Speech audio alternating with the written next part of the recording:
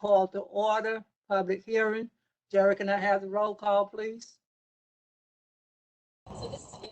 Gina Argento, Here. Bogdan Bakarowski, Lisa Bamonte, Gina Barros, Here. Tian Brooks, Eric Brusadas, Thomas Burrows, Iris Cabrera, Phil Caponegro, Here. Frank Carbone, Stephen Chesler, Here. Michael Chirichella, Here. Teresa Cinciata, Get out, right? Yeah. Completely. Giovanni D'Amato, Erin Drinkwater, Here. Arthur Dubinowski, Disconnect the camera. T. Willis Elkins, Julia Amanda Foster, Chairperson Fuller, Here. Joel Goldstein, Here. Joel Gross, Katie Denny Horowitz, Sonia Iglesia, Moisha Indig, Here. Sonia's here. Moisha Indig, Rosina Kaminsky, Ryan Coonan, Yoel Landau, Marie Leanza, Here. Abraham Leibovitz, Yoel Lowe, Trina McKeever, I'm here. Sante Maselli, I'm here. Toby Moskovitz, Martin Needleman, Rabbi Niederman, Karen Nieves, Here. Mario Dommerk, Janice Peterson, Dana Racklin, I'm here. Bella Sable, Isaac Sofer, Robert Solano, Here. Del Teague,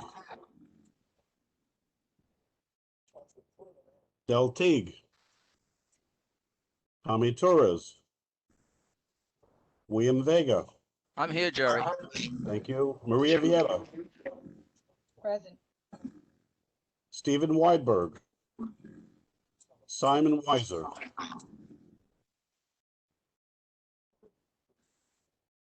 Sorry, Gary, Tion Brooks just arrived. 18 including Mr. Brooks, Denny Horowitz is also here. 19, Jerry, you got me? Sonia Iglesia? yes, Terry Arta Dabanowski is present. thank you. Thank you. Thank you, Jerry.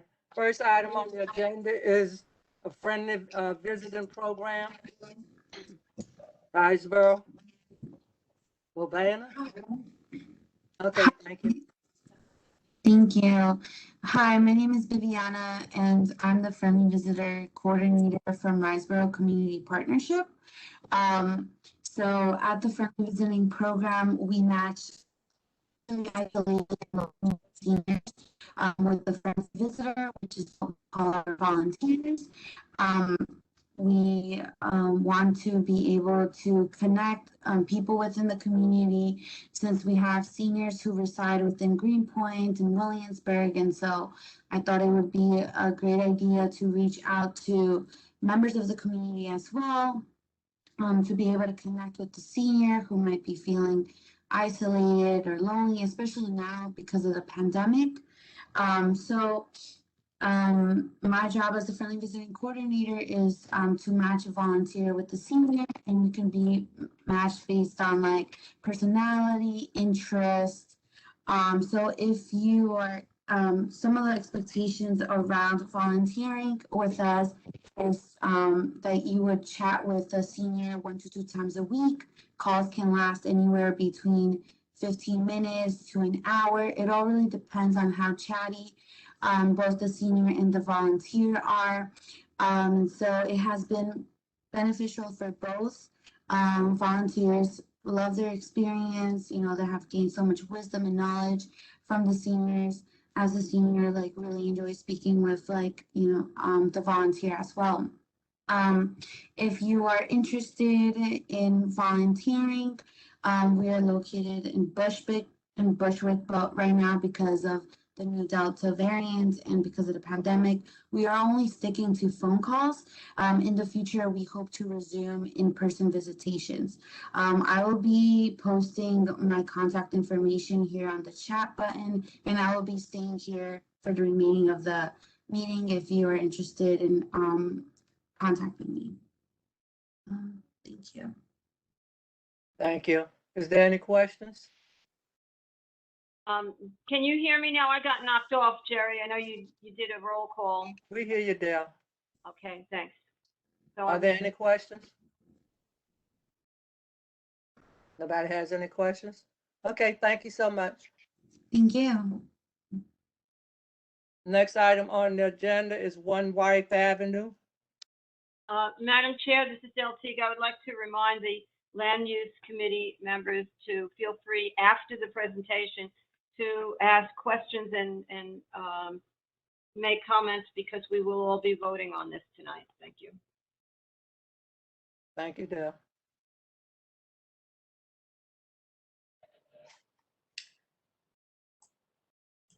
Is anyone here to present on that item? Yes, good evening, Richard. Sorry, Richard Lobel of Sheldon Lobel PC for the applicant. As well as Faye Baton from Sheldon Lobel PC for the applicant. We request that Kevin Williams and Nick Labaris and Lewis Handler, who are attendees, if they could be made panelists as well as they're part of the applicant team. Just give me the names again, please. Kevin Williams. Okay, let me find him.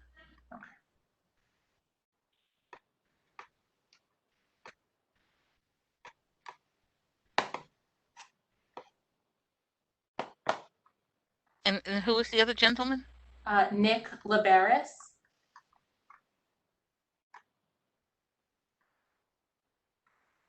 They're on. And Lewis Handler. Lewis.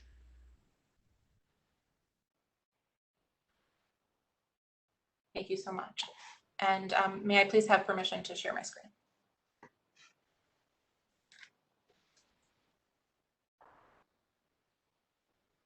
I'm sorry, was there another person? I think that's all for now. Okay. Thank you. Can I just share my screen? I don't have permission yet.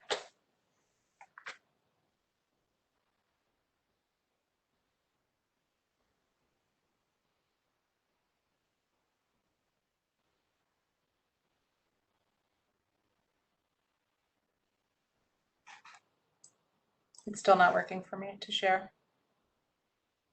Oh, there we go. Perfect. Okay, good evening. Once again, Richard Lobel from Sheldon Lobel PC for the applicant. We're here today to discuss the One Wythe Avenue special permit and text amendment. Fan will be sharing her screen. I'm joined by Lewis Handler from the applicant team, as well as Nick Labaris, who is the project architect, and Kevin Williams from Equity Environmental, who can discuss environmental aspects. We understand that the board has a lengthy agenda. We will go as quickly as possible, giving the key points of the special permit. And then, of course, we'll be happy to answer any questions prior to the board's vote. So you can see the One Wythe Avenue special permit and text amendment. Next page. This is a zoning text amendment to modify ZR section 7496 to include 3 new lots within the IBIA. Of course, this special permit process was done with regards to specific properties within this M12 IBIA area. The board is well aware that these are now brought to the board as special permits, not rezonings, with the very specific purpose of allowing for building type, layouts, and uses to be laid out in the building. So unlike a rezoning, owners and operators do not have unfettered discretion to put up a building that they want to put up with uses that they want. Rather, this is a specific building with floor plans, loading plans, etc., which is put up and approved by the board, eventually by city planning. So here, the special permit under 7496 allows for a greater percentage of floor area to be used for commercial uses, permits minor height and setback adjustments, and modifies off-street parking requirements. This is much like other special permits which have come before the board since 2016. The next slide demonstrates the tax map and shows these 3 contiguous lots, which themselves constitute one zoning lot, which would be the entirement of the development site. You can notice that the property is located between Banker and Wythe Avenue.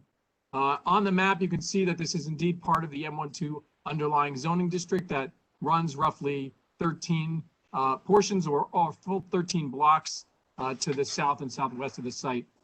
As the board is aware, this was originally contemplated the IBIA for the entirety of the 13 blocks located within the M12, and subsequent to board and council review was reduced such that every applicant needs to come in, amend the IBIA to include the lots within the IBIA area, which we are doing, and then separately apply for the special permits. So as we briefly go through these special permits, we note that, and Fan can page through some of the pictures and such, we note the development in the area. This is, of course, in an effort to allow for greater walk to work opportunities. This is in an effort to allow for greater and more high quality industrial space. So you can see the zoning map, or really more the text amendment to the special permit map, would now, instead of including these 3 blocks or parts of blocks, include the 4th block to the upper right. With that, I think we include a rendering of the proposed building, and then after that have a square footage breakdown of the proposed building itself.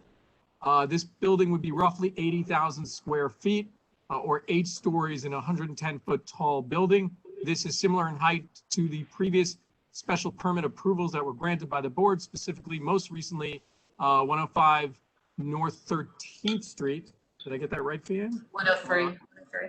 Sorry, 103, which was handled by our office, and indeed went to a height of 110 feet as well. So here, the 80,000 square feet would result in roughly 33,000 square feet of permitted commercial uses in terms of office space and such, 13,000 square feet of required industrial uses, and 33,000 square feet of incentive uses, which would also be office and similar use. This would be, as we said, a 110-foot tall building. There would be a loading berth for the manufacturing spaces. There would be no parking spaces, and we could talk a little bit about that when Nick rolls through the plans. Also importantly, and something that is really critical to note with regards to the underlying M12 zoning district. So this zoning district permits a 4.8 FAR as of right. Were any owner or operator desirous of doing so, they could walk into the Department of Buildings and file plans for a 4.8 FAR building with an entirety of commercial and community facility or doctor's office uses.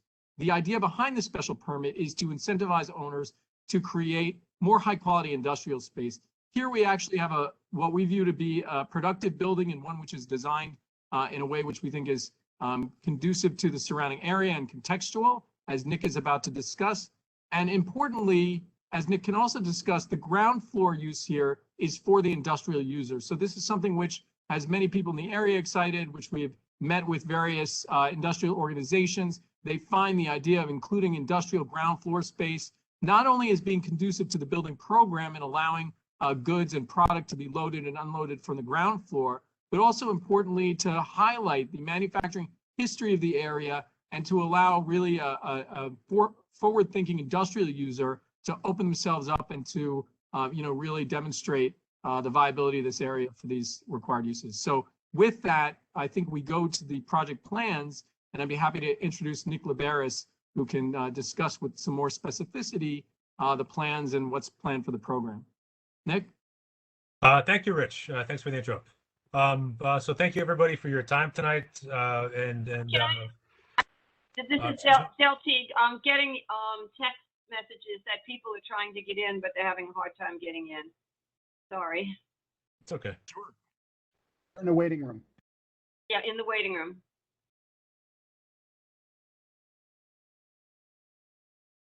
I'm sorry. Please continue. I want to mention it. That's fine.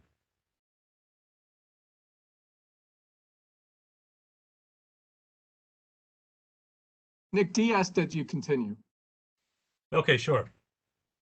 So this site, it's a very unique site. You have a very interestingly shaped site over here, which it comes to this very narrow point at one end. And I'm sure that, we're all familiar with it. As you walk up Berry Street and you look west, this is right where Lot Radio is currently located. And looking down here, I'm sure we've all had the same thought. Why doesn't somebody do something with that lot? Because it looks like there could be something very interesting that's done at the end over here. So this is something that when Lewis came to us with this site, we thought, okay, great, finally, we have an opportunity with this site to do something, because it's kind of the nexus between these two neighborhoods. To the north, you have this manufacturing fabric, which kind of dissolves into the more R6B lower lying residential fabric, and then to the south, you have this. You have all of the ex manufacturing facilities that are now slated, as Rich laid out, to be future developments that could encourage boutique office, different types of commercial use, as a way to kind of set this up as a kind of a smaller downtown node, in the way that city planning has intended with how the zoning text has been authored. So, this site is kind of it's like a gateway into this commercial district from coming from the north, and coming from the west. It's also it's this interesting entry point as you head further west towards the future parks. So when we first started to consider this, what we quickly found was that we were very hamstrung because of the shape of the site, and because of the zoning restrictions from the special permit, and we were locked into a single massing from the very beginning. What the special permit offers you is extra commercial space. It doesn't offer you any more bulk. This is the same bulk that you would get if you came with an as-of-right building.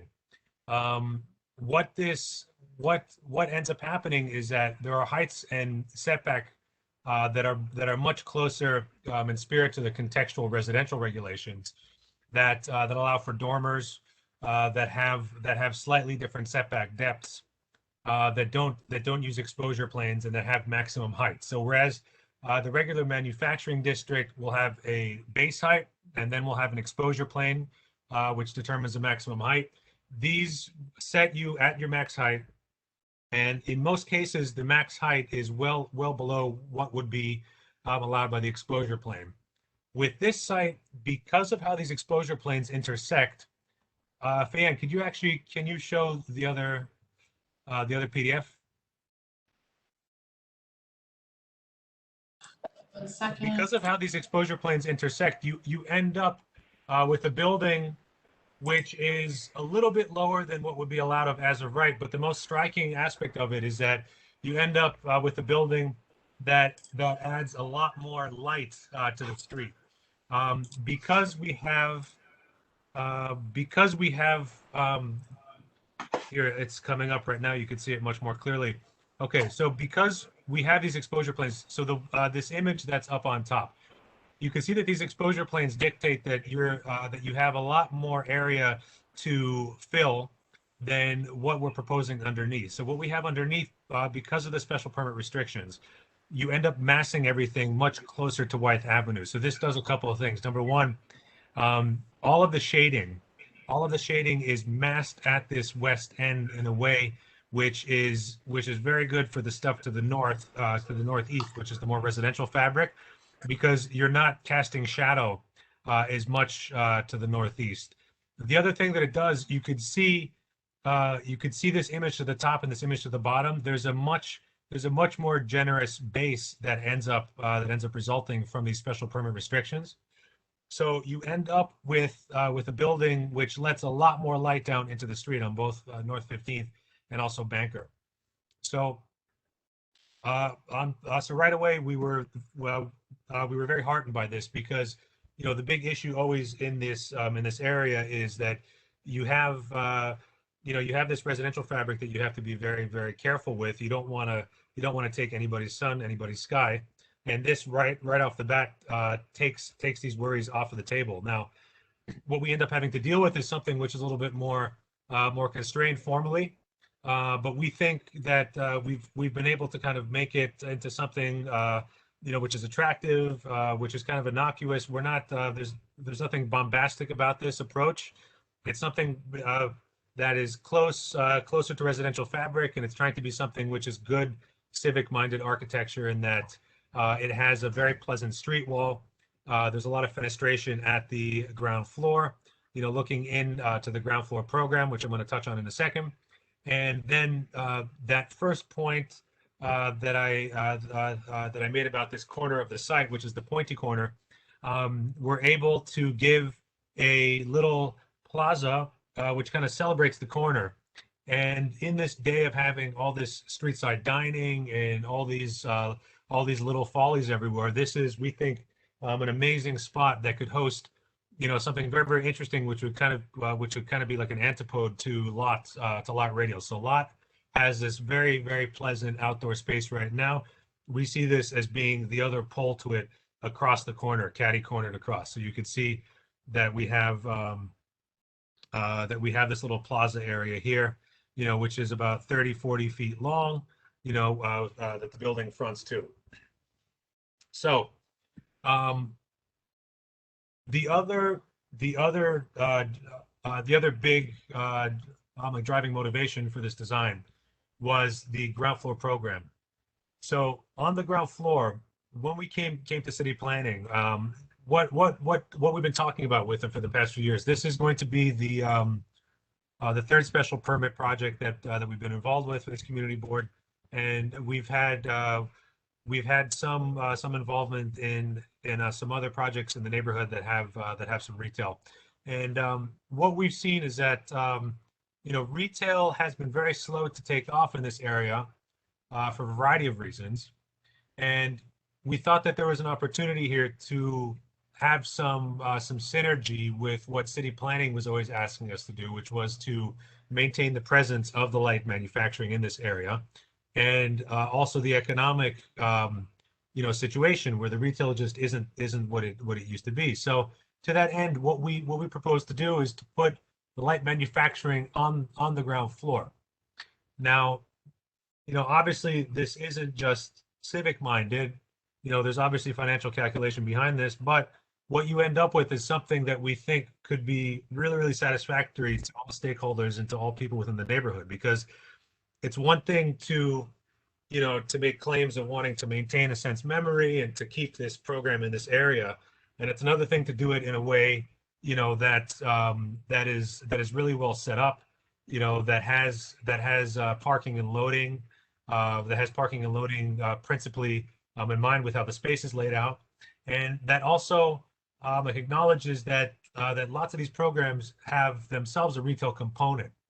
So, for example, you have Brooklyn Brewers on 12th Street, and there's a tasting room actually not on, is it on 12th? It's on 12th, yeah, and then on 11th there's another entry. So the tasting room is off of 11th there.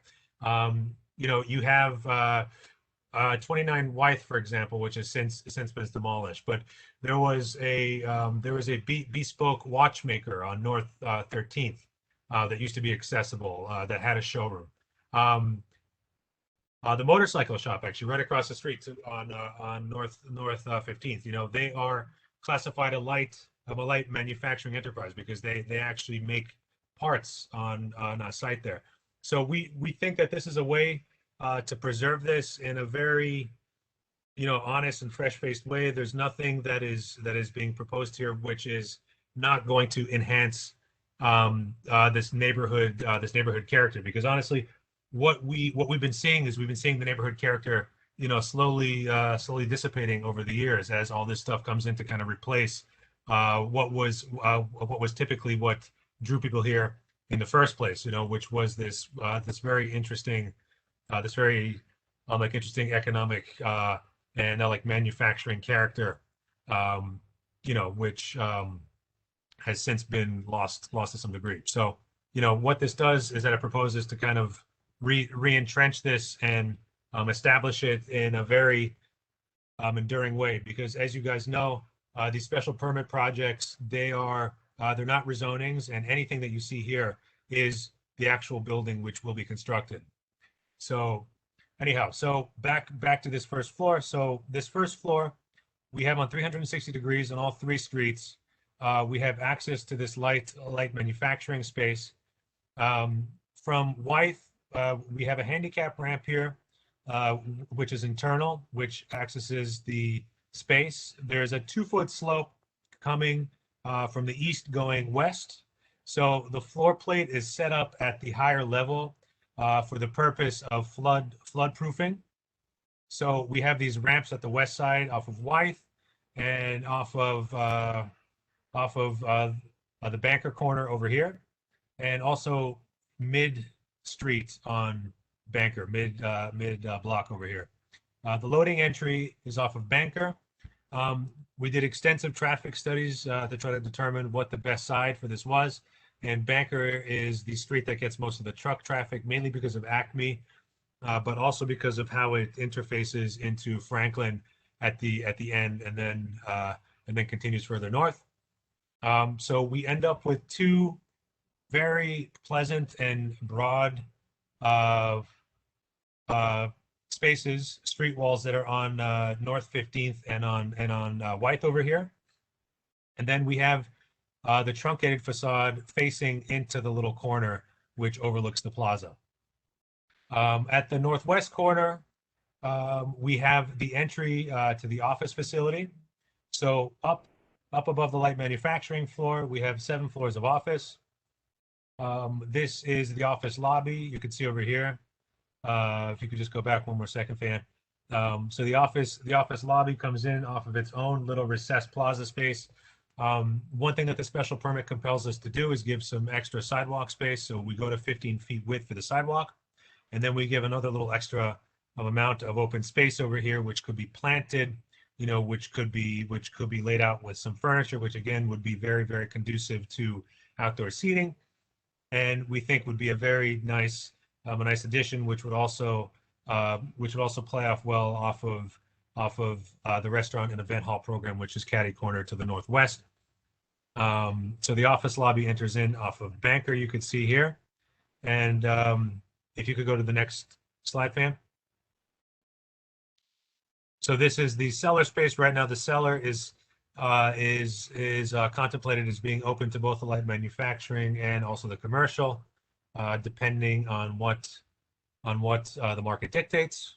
The next slide, please. So this is in the base. This is the base of the building. So we have a few floors of this larger floor plate. One good thing about the shape of the site is that the windows are never far from the center. So we have very, very well lit office space, which will be very, very desirable. Because of the restrictions that city planning places on us with how we set up the light manufacturing area for the ground floor, we end up with a very wide column spacing, which is also very, very desirable for office space. So we have office space, which is largely column free. We have columns at the perimeters, and then you can see that there are, you know, very large areas that don't have any columns at all. And then, Fan, could you go to the next floor, please? So this is the first setback floor at the 4th floor. So we have a large outdoor terrace, which is the roof of the 3rd floor, which is the 4th floor, which is currently contemplating as being amenity for the office space. So from here on up, it's largely the same floor plate. There's another setback, another couple of floors up. Can you go to okay, so go back, sorry, to the 6th and the 7th.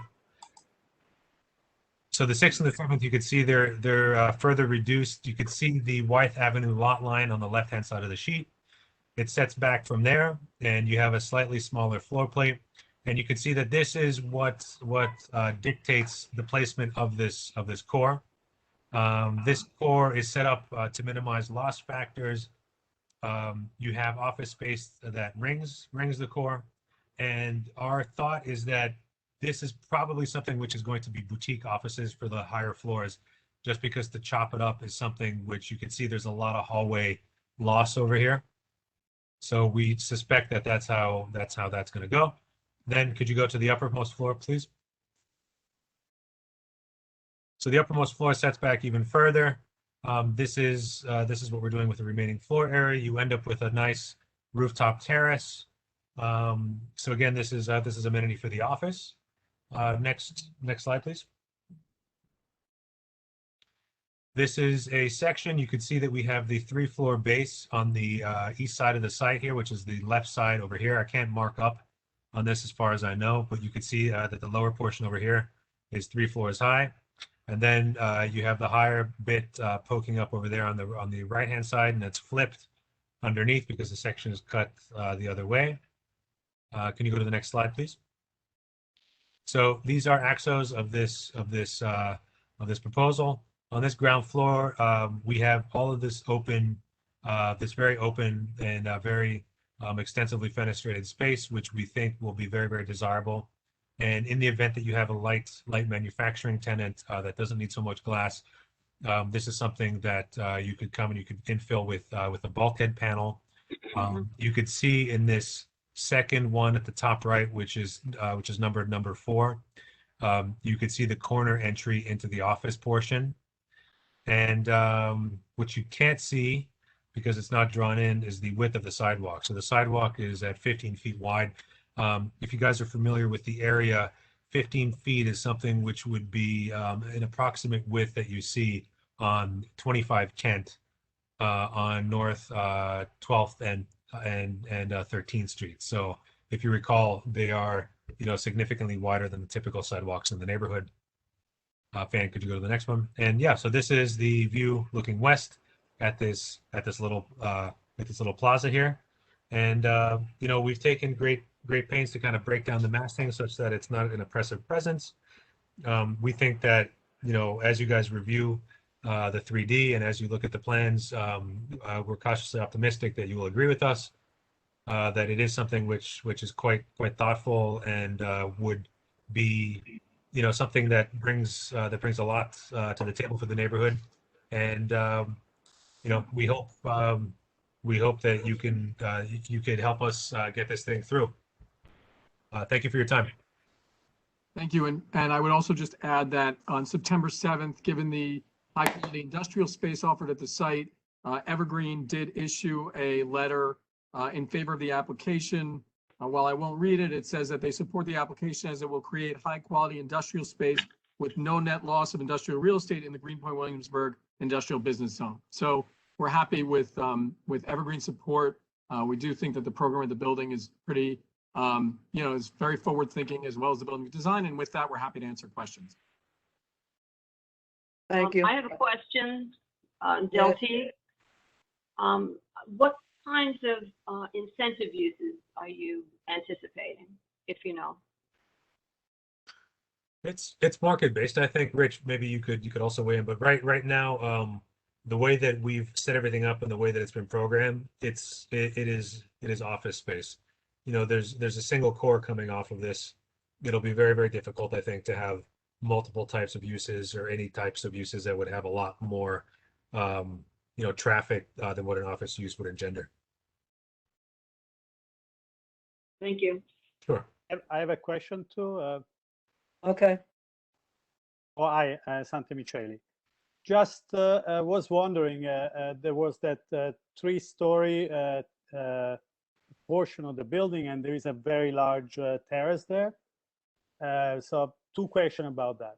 One, I know it's not pertinent. Probably you said you could do whatever you want, but I don't see really green there.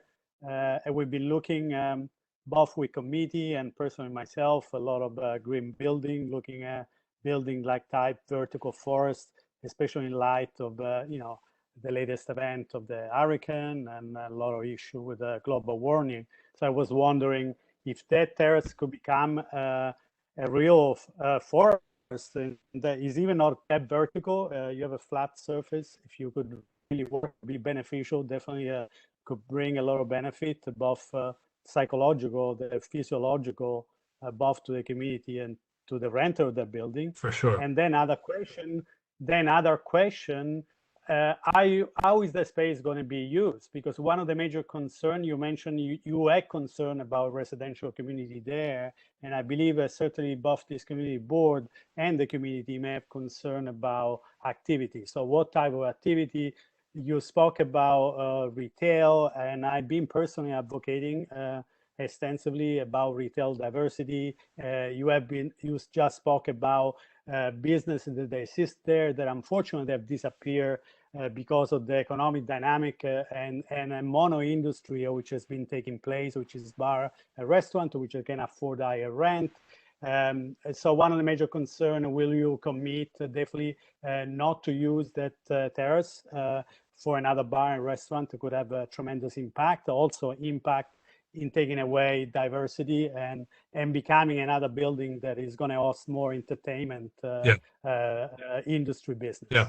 Look, so I could speak to this because we're doing quite. Look, we came out of COVID and we've been overrun with office projects, which is very strange. It's not something that I had anticipated. And every single one, what we've been pushing is a significant outdoor space. We did a bunch of studies during COVID about what we thought would be stuff that would bring people back to the office market. And now it's less germane because I think everybody now hates working from home after 18 months and just wants to get back into the office anyway. But what we've been pushing is significant outdoor space. So the way that this has been contemplated is that this is going to be an amenity, which is going to make it that much more attractive for people to come out of their work from home cocoon and to get back into the office. So I myself can't speak to what the owner will ultimately do, except that I have had many conversations with him about this, and we both agree that it's something which is going to be a significantly attractive piece of the building for somebody looking to rent an office, to be able to have this outdoor park. And I hear you referencing like the Bosco Verticale project. Yeah. And so this is we've done a lot of trees on roofs. We were also the architects for the William Vale. So we have extensive experience with doing green roofs. We've done green roofs all over the city. So this is something that we'll be pushing strongly for. And I think once what we've seen with these other office projects is once you get the brokers in, what the brokers seem to uniformly say is that this outdoor space is something which is making the office product move very quickly. So honestly, I don't think, in light of how like limited we've made the access because of the vertical transportation infrastructure, in light of what the owner has been saying this entire time, and in light of what the market forces dictate, I don't see how this thing is anything except something which is an amenity to the office. I can't speak to how much to how many trees will be up there, but we both know, because of all of this green roof stuff coming in with all the local laws, that we're going to be compelled to do something which it's not that much of a pull to do something very nice green roof wise otherwise. So I think yeah. No, I want to take opportunity to say, because probably we're going to re-mention again, and the idea of vertical forest, of course, every architect, and I believe even Stefano Boeri, the architect designed it, is not really the ones to own proprietorship, is probably more advocating. It's an invitation for the architect to even use the technology they have developed in order to realize it. But I believe a very important concept is how many trees we're going to put there, because that's what they control CO2. It literally, there is data they'll tell us, if you have that roof, you could be the equivalent of a park. A vertical building of 30 stories can be the equivalent of a 10 acres park, which in a city that builds. Okay, Santo, do you have a question? No, it was an invitation, and definitely he answered, I hope. And the retail diversity, smaller space, smaller office, smaller retail will definitely give an opportunity, to our neighbor to regain that aspect. Thank you. Steve Chesler. Thank you. Thank you. Madam Chair, I'm so sorry. Steve Madam Chair, Chesler. Yes, Sonia. I have someone from Katie from the Land Use Committee. She wants to ask a question. I have her hands raised. Steve Chesler. Yes. Yeah, and just know, but she's a non-board member of the committee. So whatever. Yes, Katie. Is that Katie, Steve? Yes, Katie Apatarsky, yep. Yes. But yeah, regarding the project, um, is Shlomo Karpin the owner and developer of the project? Shlomo Carpin is one of the partners. Yeah. Okay. Um, I mean, I generally, I like the project and I like these projects in general in the IPIA. But if you do a research on Mr. Carpin, some problematic history comes up regarding having condo tenants suing him over poor workmanship in a building, in a residential building, converting it into a hotel, and degrading the quality of life in the tenants, and pushing out rent stabilized tenants to make room for one of his children to live in the building where they're only able to get one. And so I'm just worried, number one, the quality of construction of the building, and number two, how the tenants will be treated in the building, and how the community will be respected in terms of this as the owner interacts with us. Yeah, I'm just going to start and we appreciate the comments, Steve, and want to respond. So I'm just going to start by saying that the special permit offers protections with regards to the industrial tenants and reporting requirements. One of the reasons that Evergreen felt comfortable going forward with a consent and approval of this project is simply because, as you know, the IBIA and the resulting special permits keep you on the hook as an owner. They do require that you report any vacancies, that you're using best efforts. And so it's like you don't have unfettered use. We know that there's many rezonings that have gone through the committee and through the community board. That's not this. The second thing, importantly, is not so much with regards to construction material, which maybe is a better topic for Nick to discuss, but with regard to layouts, plans, and everything, we're also fixed here. So it's not like we can, go out and make representations and then not follow those. In the event that the community board and eventually city planning approves this building with these plans, this is what has to get built. I don't really personally know Mr. Carvin. He's not someone who I've dealt with on the application. Louis Handler, who is the representative of the ownership group, is on the call with us. But I will say that that we're sensitive to that. We get it. I'm sorry that there's this bad history on some other projects, but as far as like the piece that we can control and provide compliance for, we know that we're tied to that. And in the event that there's non-compliance, the special permit and provisions in zoning are clear that they can yank the special permit and they can basically, they can ruin your building and mess up your C of O. So Nick, I don't know if you had anything to add. Yeah, well, look, we're very careful about any project that we take on, and we're very clear with everybody at the beginning that they have to be very, very honest with us about what their budget is, because we don't want to be drawing up plans and making designs that people can't build. So, we've worked with Louis in the past. We found him to be a very upstanding guy, and he very clearly told me what the budget was, and we have made a design which is responsive to that. So I am confident that it's going to look as we have penned it up. Will there be value engineering? Yes, inevitably, right? So we're going to have panels that maybe aren't the same material, but the general look of it will be exactly the same. And where we can control for the materials more, where there's haptic feedback, where there's where people will be having street side experience, that's stuff that is not negotiable. So you don't have to worry about how this thing will look and feel from any like appreciable distance. Thank you. Yeah, we're really going to watch out for it. This neighborhood, we look out for one another, and if we start hearing problems, they're And actually making it more. Yeah. One other question I had was, if I heard correctly, that it will be tenanting the cellar of the building, and if that's true, why would you be doing that in a flood zone? And just the recent, catastrophic failure of our combined sewer system with, just biblical flooding throughout, the 5 boroughs especially, and in our neighborhood, got hit really badly. I can speak to that.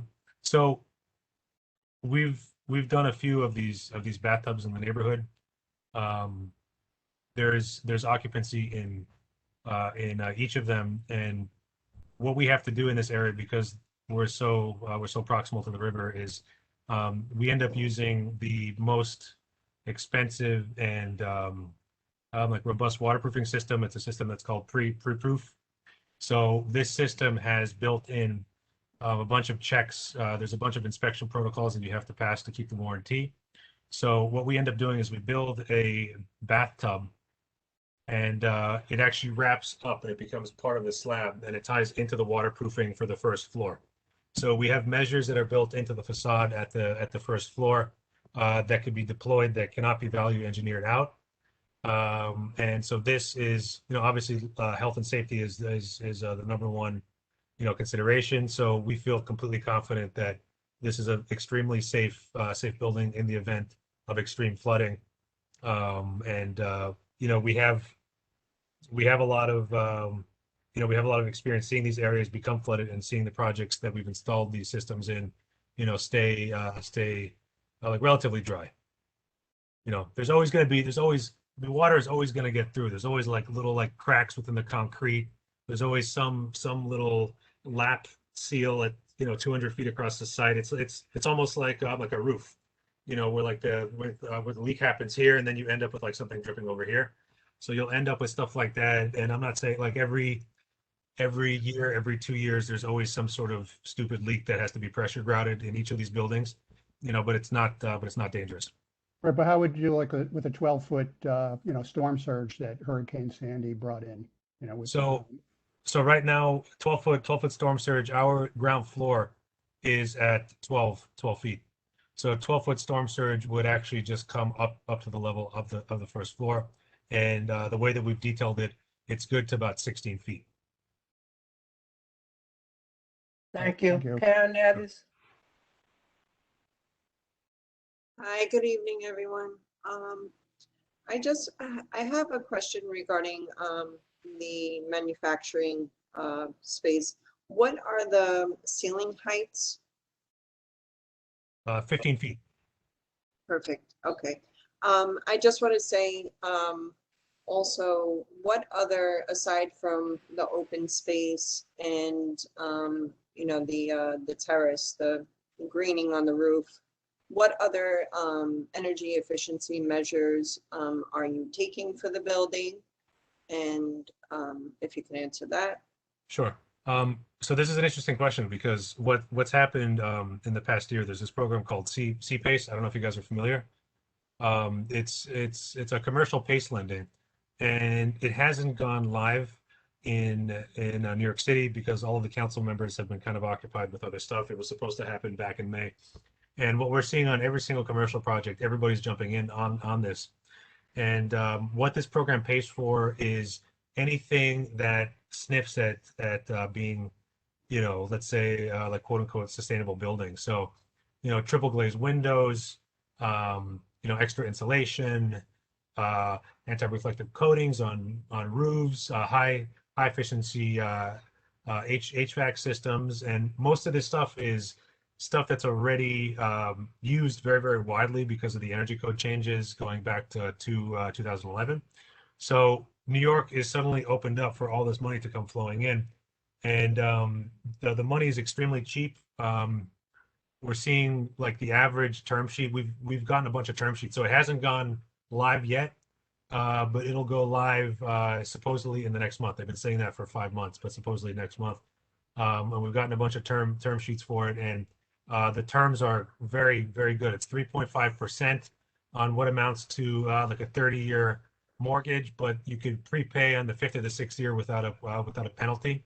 So it's like really set up for people to use this, and the only way that they can access it is by using better quality materials. So on literally every single commercial project, we see everybody beating down the door to get this money, and it's the best financing tool I've seen in my life. I mean, it really almost started crying when I saw it, because usually you have to fight you have to fight banks, you have to fight funds, when you put these requisitions in, and these people are just giving you money with the expectation that you'll be spending it on this good stuff. And obviously you do have to spend it on this stuff. There's checks and balances, but I think like as of right now, we're only showing double glazed.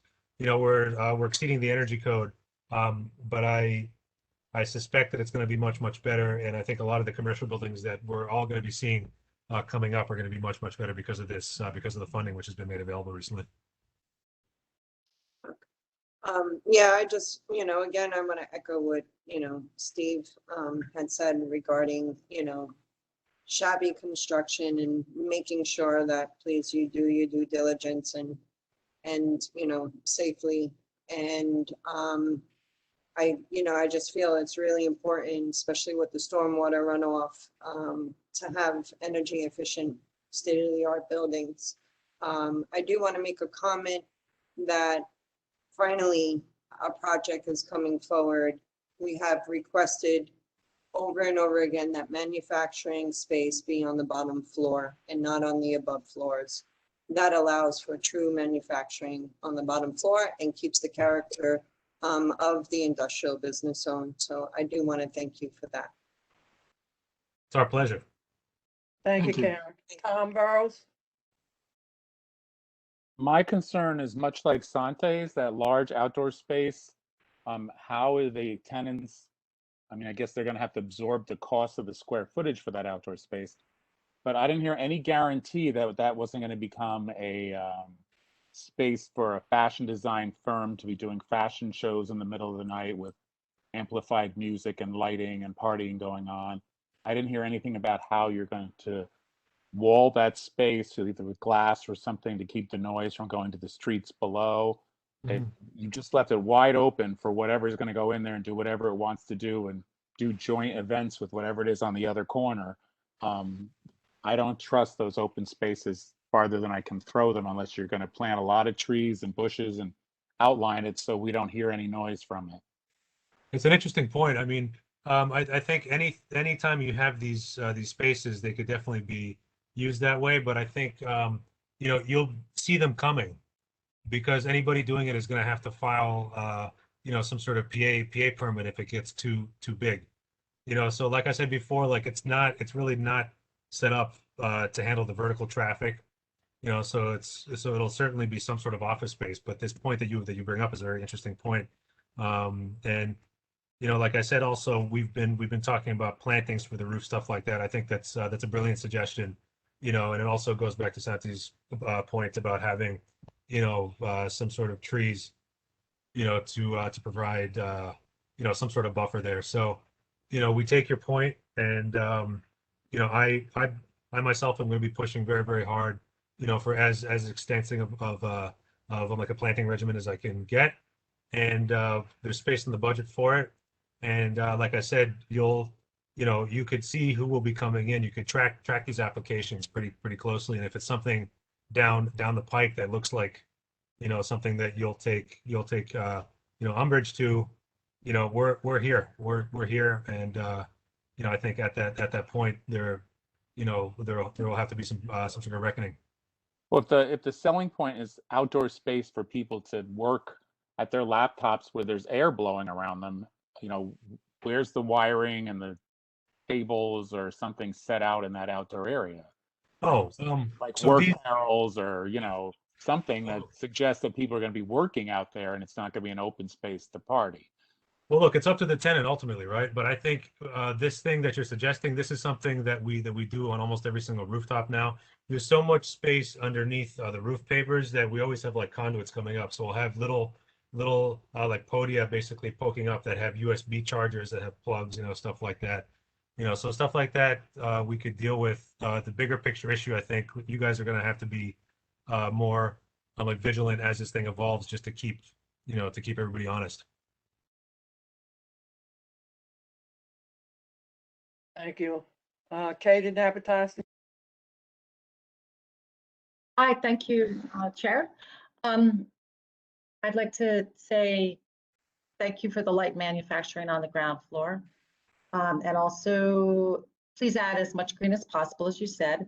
I do have two questions that I'd like to recommend that you look for local entrepreneurs that are already in the neighborhood to make it creative and vital, and that you maybe forfeit profit to at least some extent in order to have that creativity. I'd also like to recommend that the architecture not just be cookie cutter. A lot of the older manufacturing in the neighborhood is very interesting. The pencil factory is an old building that's really pretty interesting and attractive, I think. My question is, oh, and also I just like to put in a plug, I don't know if this makes sense, but for Brooklyn Bazaar, that used to be a block away, their original place. And they had a really interesting operation going on there. I loved it. Maybe they're very creative. Maybe there'd be somebody to talk to. And my question is, 25 Kent, it seems, is not rented. And what would you do different to ensure that your spaces were rented, are rented? So 25 Kent, they overvalued their land when they took on partners, and as a result, the loans that they get require that they show a certain return. So yeah, so they're basically asking too much rent, and that's why they're empty. So everybody else saw this, and nobody has made the same mistake since. So it won't. Okay. Yeah, it'll be more. Look, our office, we've been at 67 West Street for years. We just moved to 42 West Street across the street. You know, I think offices will probably be priced more in line with that space and like the pencil factory, like you say. You know, so I don't think there's so much demand over there. Like even at the tail end of the pandemic, I called up the leasing office because we actually moved out. We moved to South Williamsburg during the pandemic because everybody's working from home. So we had a project, and we were working out of a side office for the past year and a half. So I've always been in touch with the leasing office at 67 West Street because we always wanted to go back there. And they told me that at the end of last year, things really started to pick up, and they've been, you know, they're quite full now. You know, 42 West Street is also quite full. All these areas are quite full. And there's a demand, I think, that you could clearly see when you look at even like Craigslist listings, because there's an artificially high price for all this office space because there's so little supply. You know, so the intent for this, and also for 103 North 13th and you know, 29 Wythe and all of these other boutique office projects, is that, you know, there's a demonstrable demand at this lower price point. So this is what these projects are built to, you know, to address. Great. Chair, I just wanted to, oh, I'm sorry. Chair, I'm actually going to be leaving the call. I have to join another Euler hearing. I did want to, before I leave, thank Katie for her comment. In addition to having a lot of internal discussion around local business and local offices, you know, I appreciate the plug for Brooklyn Bazaar as being a fan as well. And so I think it's a neat idea. But I'm going to be leaving the call. I know that Fan and Nick are staying on. So, you know, happy to talk further, but I have to go join another meeting. Thank you, Mr. LaBelle. Have a good evening. Thank you as well. Thanks to the committee and to the community board. Thank you. Joanna, M-A-R-G, I don't have your whole name. Joanna?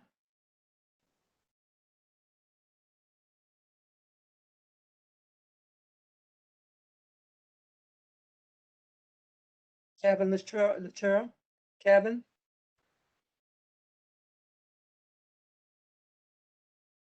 Kevin? Are you trying to get We can't Joanna hear you, Marquez Kevin. to speak? Kevin's in the chat. He needs to be unmuted. So is Joanna Marquez. Hi. Joanna's on. Okay, good. Okay, Joanna.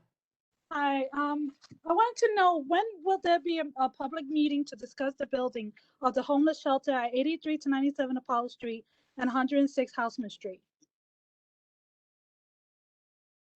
Should we wrap this up? No, there are still people who have questions. Oh, okay. I just thought that that was going to the next one. Okay, we have that was some totally off speakers. topic. We have some speakers on this issue. Marie, can you call all the speakers that want to speak on this topic? I want to know how come Brooklyn Community Board, #1, and elected officials didn't immediately notify the Greenpoint resident of this? We elected their positions and they are supposed to answer to their voters. What was your question? How come Brooklyn Community Board, #1, and elected officials didn't immediately notify the Greenpoint residents? We elected to their positions and they are supposed to answer to their voters. Notify you on what? About the homeless shelter at 83 to 97 Apollo Street and 106 Houseman Street. That's being built. Would you like to speak on that?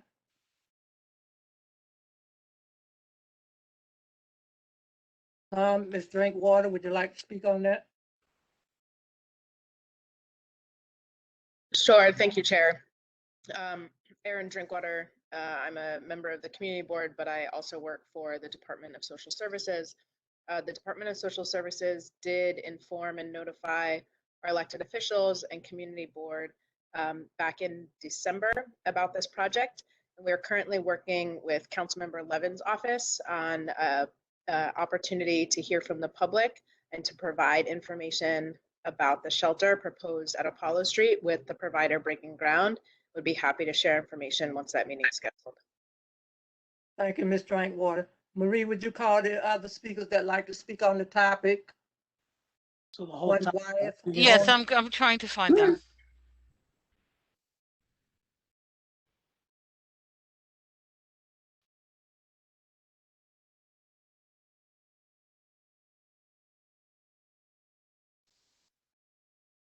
Madam Chair, would it be possible for me to ask a question on One Wife? It's Trina. Yes. My question has to, it was probably more for Richard LaBelle, who's not here, but wasn't a special permit and text amendment granted to 12 Franklin Street? I know that in this case, we've been told that the building will be built as planned and as whatever is being shown to us. But 12 Franklin, I think, got the same kind of treatment. It got approved, and then the owner, it's for sale. What's to keep this building from the same problem, same thing happening? Yeah, the only thing that I could say is that I am right now negotiating a contract for the architectural scope, so it looks like stuff is moving forward. But beyond that, I mean, that's an excellent question. Louis, can you please answer that? Louis, are you here? This is Fan, just in the meantime, regarding that. So it's either, if these plans get approved, this would be the building that was built, or if not, it could go back to an as of right 4.8 community facility. This is not. So it loses the text amendment if the building as presented is not built, it loses the text amendment and special permit? It would have to go, if there are any changes to this plan, it would have to go back through Euler. Okay. Yeah. Because that building, it went from, he bought it 25 million and now it's on the market for 50, but I guess it's on the market without the special permit is what you're saying. So if they needed to rebuild, if they wanted to take advantage of the IVIA special permit, if they're not building as approved plans from city planning, they would have to go through the Euler process again. Okay. Thank you. No problem. Thank you. Marie, would you open cabinet's mic and then I all the have, speakers? yeah, I have Francoise Valaxari. She was the next person, and then Kevin. Thank you. Hello, I'm Francois Vaxeler. I'm the owner of the lot radio that's just adjacent to one of the project. So I just wanted to overall raise a little bit of concern to the fact that the project is put forward as like listening to the community and being aware of the community, etc. Whereas we're the direct neighbor and the most active neighbor next to that building and project, and we never ever heard about the whole idea and the whole project until recently when a friend stumbled upon it on a blog of architecture, and that's when we discovered the whole scope of the project. And we then did a little bit of research to try to understand better who was behind it. And that's when we end up finding the kind of the bad history of one of the person who was involved in the project. And all the rest of the information that we found felt a bit flimsy and not really solid. And so we're just over concerned about like the seriousness of the project. But I'm not an expert, and it's just my overall feeling about this. And I just wanted to raise that.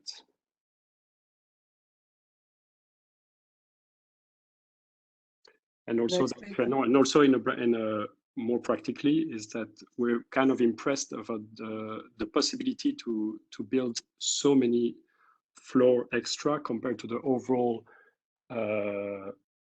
that whole industrial little length where everybody's at the same height and everybody's fine. And as we can see, like it doesn't seem like we need a building of 8 floors right in the middle of that little street. It seems completely out of proportions to us.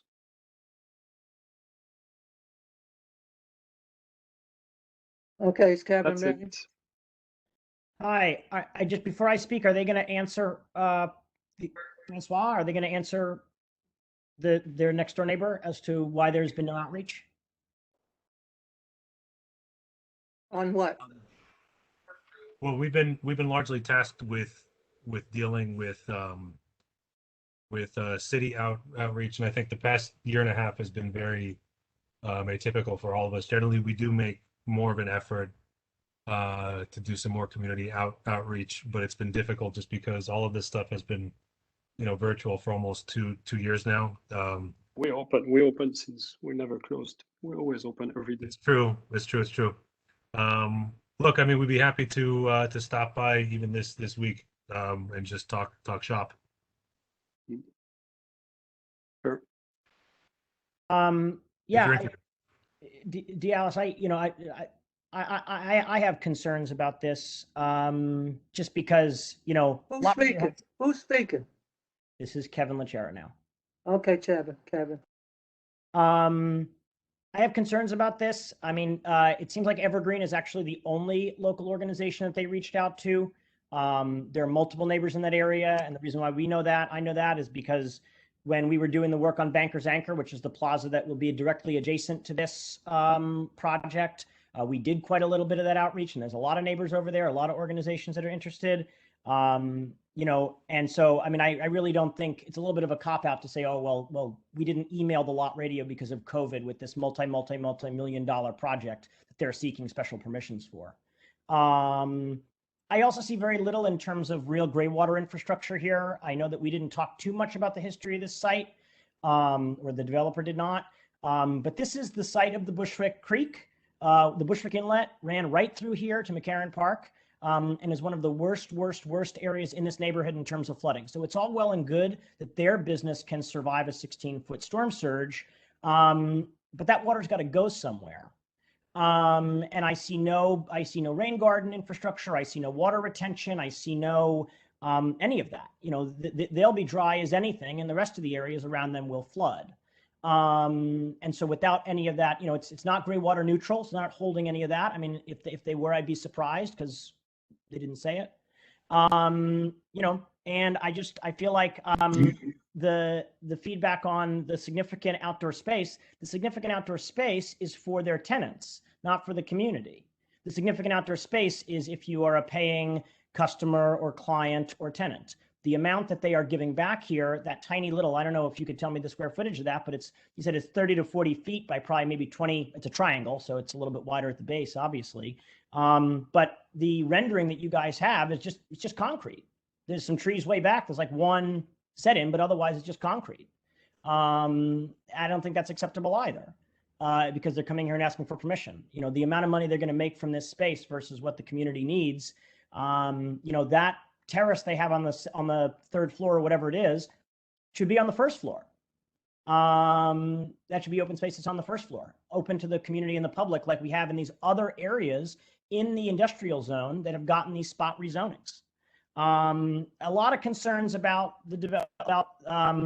the developers themselves. The architecture firm that was talked about here, I'm going to pop it in the chat, is just basically a placeholder.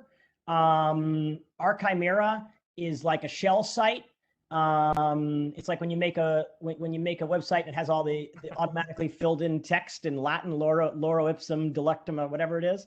So, you know, I don't think that this is above board. I mean, I think that there's some.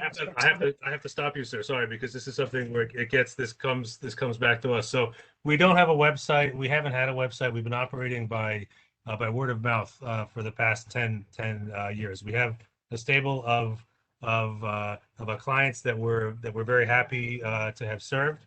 And you know, so sorry about that. We get this comment often that it looks like it's a very fly-by-night thing, but I myself have been very, very resistant to this.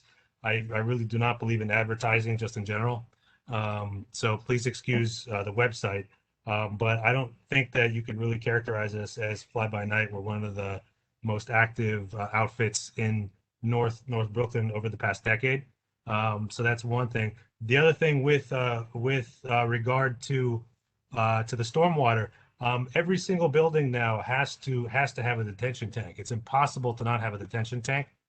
So we have, you know, even though it's not shown, we will have, when we go to the DOB, we have to have a sizable detention tank. There's going to be something which is thousands of cubic feet in the cellar. And on top of that, all of those green roofs themselves function as roof detention. So while I mean, I'm sure that you're familiar with these gray the gray water issues in the city, and you know that you can't really reuse gray water in any kind of significant way. But I think what this building will be doing, because of this green roof and also because of the detention tank, is actually it'll be pulling more than its weight in this area in terms of having a delay of this stormwater back into the system, such that it would, you know, it would reduce the impact of this flooding. With regard to the Bushwick Inlet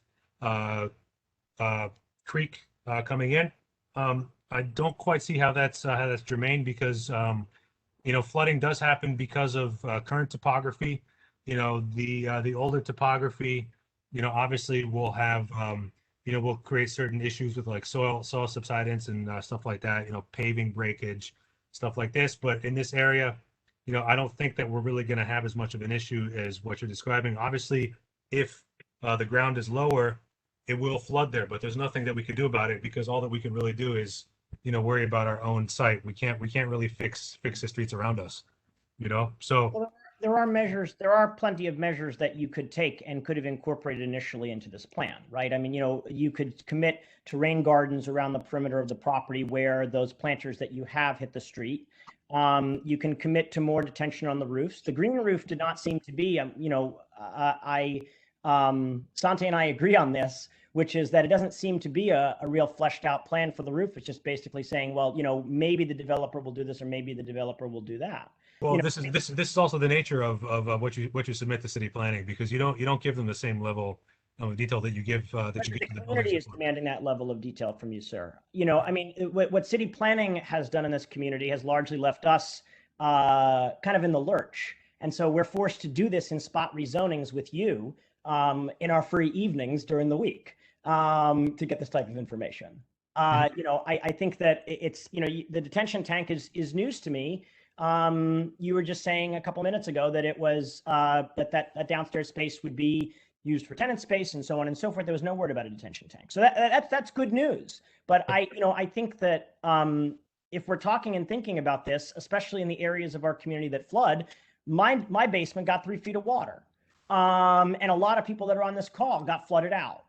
So I think that, you know, the idea that any person that comes to this board going forward into the future has to answer for that, you know, and come up with a plan for this. I don't think this should be voted. Okay, Kevin, do you have a question? We have other speakers on this topic and we have to wrap it up. Yeah. Wait, let me just say one more thing. I don't think that what you're saying is at all controversial. And I think that this is something which is very well taken in hand, not by city planning, but by the building code now, because all of these measures, you have to have this detention, because you have to delay the water getting back to the combined sewer, because there's just too much. There's too much here. So I think, you know, there's always going to be these problems until every single building has been rebuilt in the way that we're proposing to do with this building, just because we have to by code, you know. So I think that what we would be replacing on the site with this new construction is actually much better than what's there right now, because what's there right now, everything just runs off unabated, you know. So we would be delaying it. So it is going to be a net gain in that sense, you know. So, you know, I'm sorry to hear about the basement, and we take it very seriously, you know, that this has to be like adhered to, because this is a huge worldwide problem. You know, this isn't just here. This is every single place on Earth that has replaced all this, you know, natural landscape with all the hardscape, and it's a huge problem. And Nick, this is Kevin. I also, you know, just a moment to respond to. I think those are, you know, obviously people have a lot of considerations about ambient, you know, concerns in this environment, and we completely understand with the elements and the dramatic growth that's happened in the area. But I do want to kind of stick up for Nick. He's a local architect. I've worked with him throughout the entire city on complex projects, and the quality of work that he has done, and you can see a lot of these throughout many boroughs and many parts of Brooklyn, you know. So I just want to attest the fact that he is a real live active architect that provides quality architecture, as I believe this building is. And I would hope that members of this board would look at the site and understand what it takes to improve a long existing manufacturing location. As Nick Nolo indicated, the site is basically a mishmash assemblage of buildings right now that is completely impervious surface. You know, this building would modernize its connections to the local storm sewer infrastructure, you know, reset catch basins, you know, so there are real tangible improvements. And the other notion on this is, you know, this long storied history of this portion of Greenpoint is, you know, a remnant of the you know, industrial era of this portion of Brooklyn, and every one of these sites has significant contamination. This project would remediate the project through the brownfield cleanup program. And so I think you should weigh, you know, some of those concerns that you do have, you know, with related to every type of development in the area, and understand that this could be a 2.4 FAR site as of right. So in terms of bulk, in terms of redevelopment, it would be quite similar in terms of bulk and density that this IBIA is effectuating. And what this IBIA is doing is it's assuring, rather than putting in an office building or something allowable under M1 that is not light industrial, that the IBIA is meant to assist and foster redevelopment of sites with a program that city planning, you know, in coordination with referral to community board, determines as something that, given the considerations at the site, allows it to productively redevelop, clean up the site, make a modern building, put modern reconnections to the local infrastructure network. You're going to be improving a sidewalk that is, you know, a disaster around here, so that, you know, an improved walkability. The presence of the office uses also support the local retail that rings around portions of this site. And so I just ask that you weigh some of those very, we all get it, understandable concerns versus the redevelopment challenges associated with a site like this. And the fact that we're going to be maintaining basically the same level of light industrial that's present there all the time, while remediating the site and while not, you know, exacerbating the impervious surface that's present currently on the site, and the mishmash of buildings that are present there. Thank you. Are there any other speakers on this topic, Marie? No, that was the last speaker. Okay. Dale, do you have any other comments to make to your committee? I believe Catherine Thompson signed up to speak on this issue. We don't have her listed, then she didn't sign up.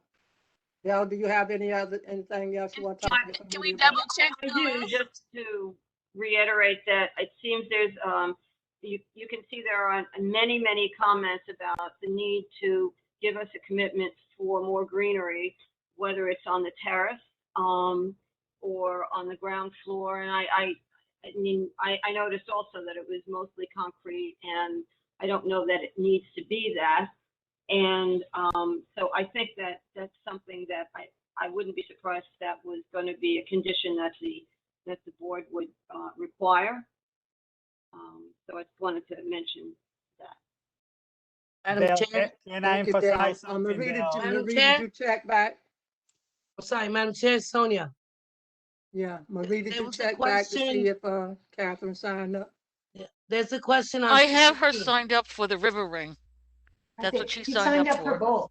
She signed up for both. But she's not listed under this, no. We're gonna be here all night. We got over 100 should people be that want to speak. public So and people. Sonia, somebody has a question in the chat, or you want to make Yeah, a there was in comment? the chat question about the parking. I'm trying to see where did it go. So there's a question that they didn't touch on the topic. What is being contemplated regarding parking, given there's a significant increase in occupancy for the space? By Katie. Is it no, Dana? Sorry, Dana.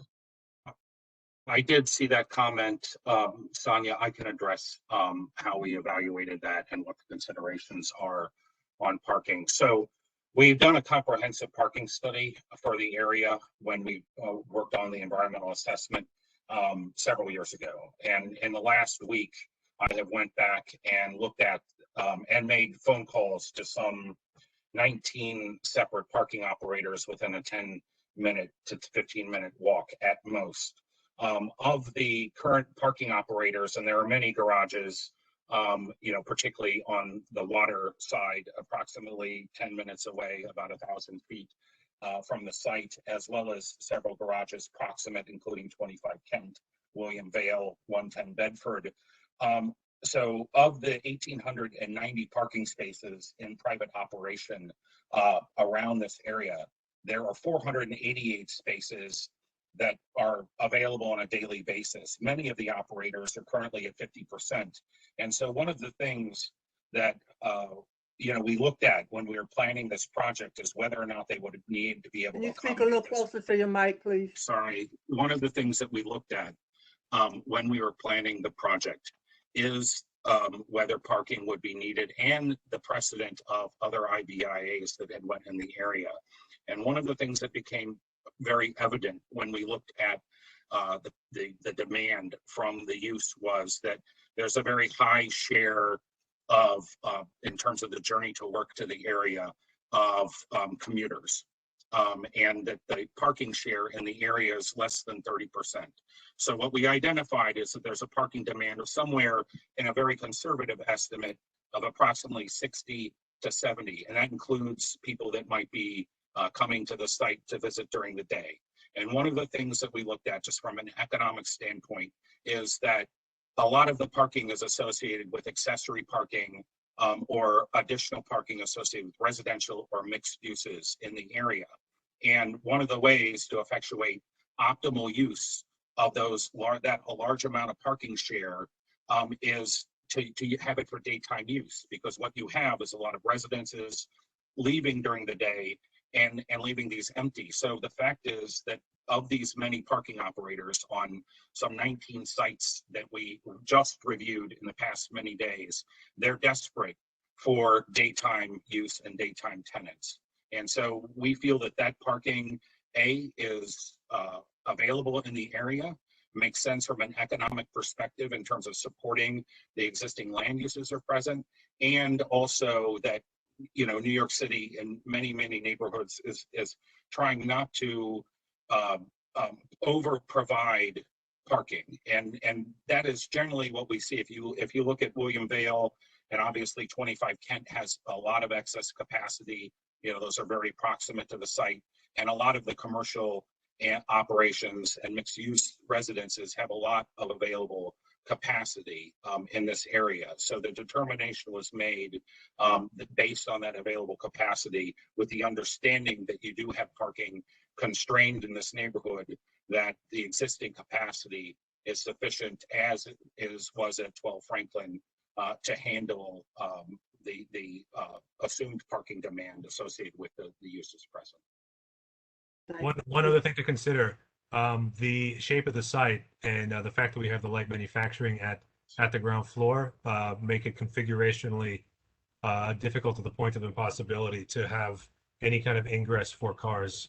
If you come in from the skinny side, you just end up chopping up the whole back half, and city planning wouldn't even let us consider it because of the traffic patterns. If you come in off of Wythe, you end up taking up basically all of that front retail area because of how the ramp would have to snake in. So it just kills all of the first floor manufacturing. So, in light of what Kevin said about the small number of spaces and the fact that we can't fit access on this site. It's just a very, very constrained site. That's what also drove it as well. Okay, Catherine, do you have a question or you have a statement or comment? Catherine? Which Catherine? Williams, the one that said she signed up to speak? Catherine Thompson. Thompson? Is she on? I'm looking for her. Katie Denny Horowitz? Is that who we're talking about? No. Kathleen No. Thompson. Kathleen Thompson. She's muted. She's in the chat. She just chatted. I have to find her to unmute her. She's not showing up. She's in the chat. I know, but that doesn't give me the control if she's in the chat. Okay. Is there any other questions in the meantime? Madam Chair, what I want to emphasize in regard to what Dell was saying and what we're hearing from the community, from the committee member, that there is something is missing, is very cohesive about the building. We're looking in terms of resilience, sustainability, about a system. We don't need a roof. We don't need isolated components. This was been happening. We need the building to be a system able to sustain the need which have changed. And we had a flood, we had an hurricane. The community is very sensitive, and the Department of Building may not even have rules that are sufficient enough to satisfy, and the study that support all the things that Tombaro was commenting, the water, the river. We need a building conceived as a system to be sustainable and to be energy efficient, and not to have plan to decorate, not to have roof because we say there are roofs, and okay, to serve the community and fulfill the park. Yes. Okay, Marie. Catherine?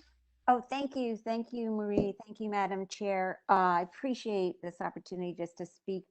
I want to talk about the fact that our neighborhood doesn't really have a cohesive plan for, to deal with all these spot rezonings. And this area is especially a very unique area. And I appreciate the architects and developers wanting to keep the ground floor industrial use. I think that's great.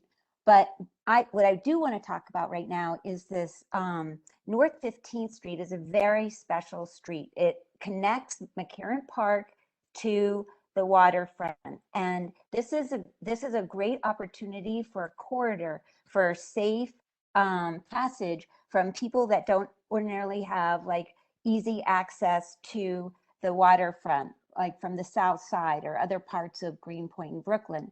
And it's also unique because it's, as Kevin mentioned and others, that it is actually a running creek. If you look down the manhole in the middle of North 15th, you will see a running river. It is an active creek, and it's running into the Bushwick Inlet as it's always done, and that's why it's called Bushwick Inlet, because of the Bushwick Creek.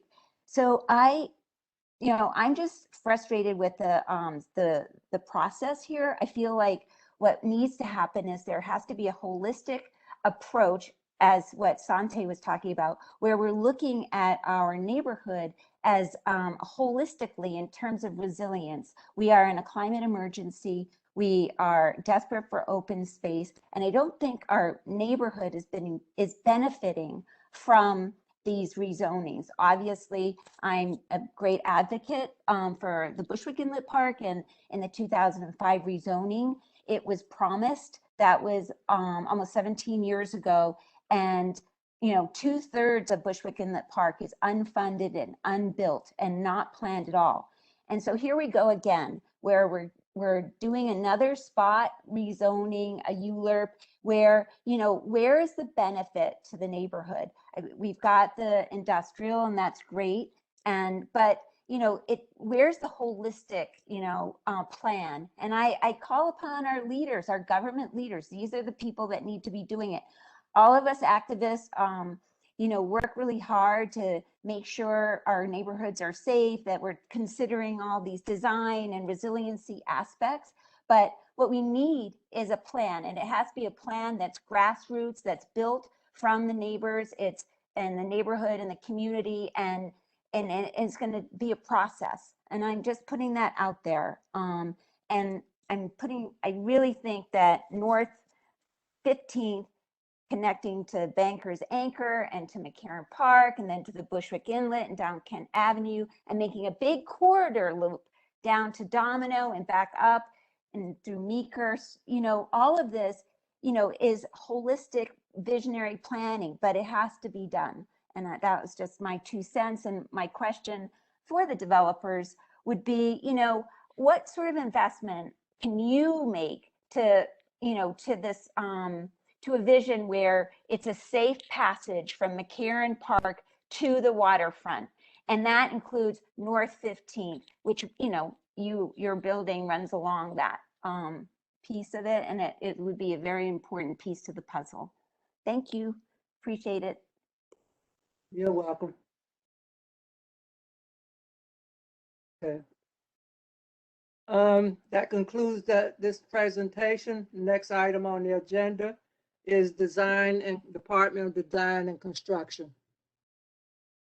Excuse me, but Chair, she did ask a question.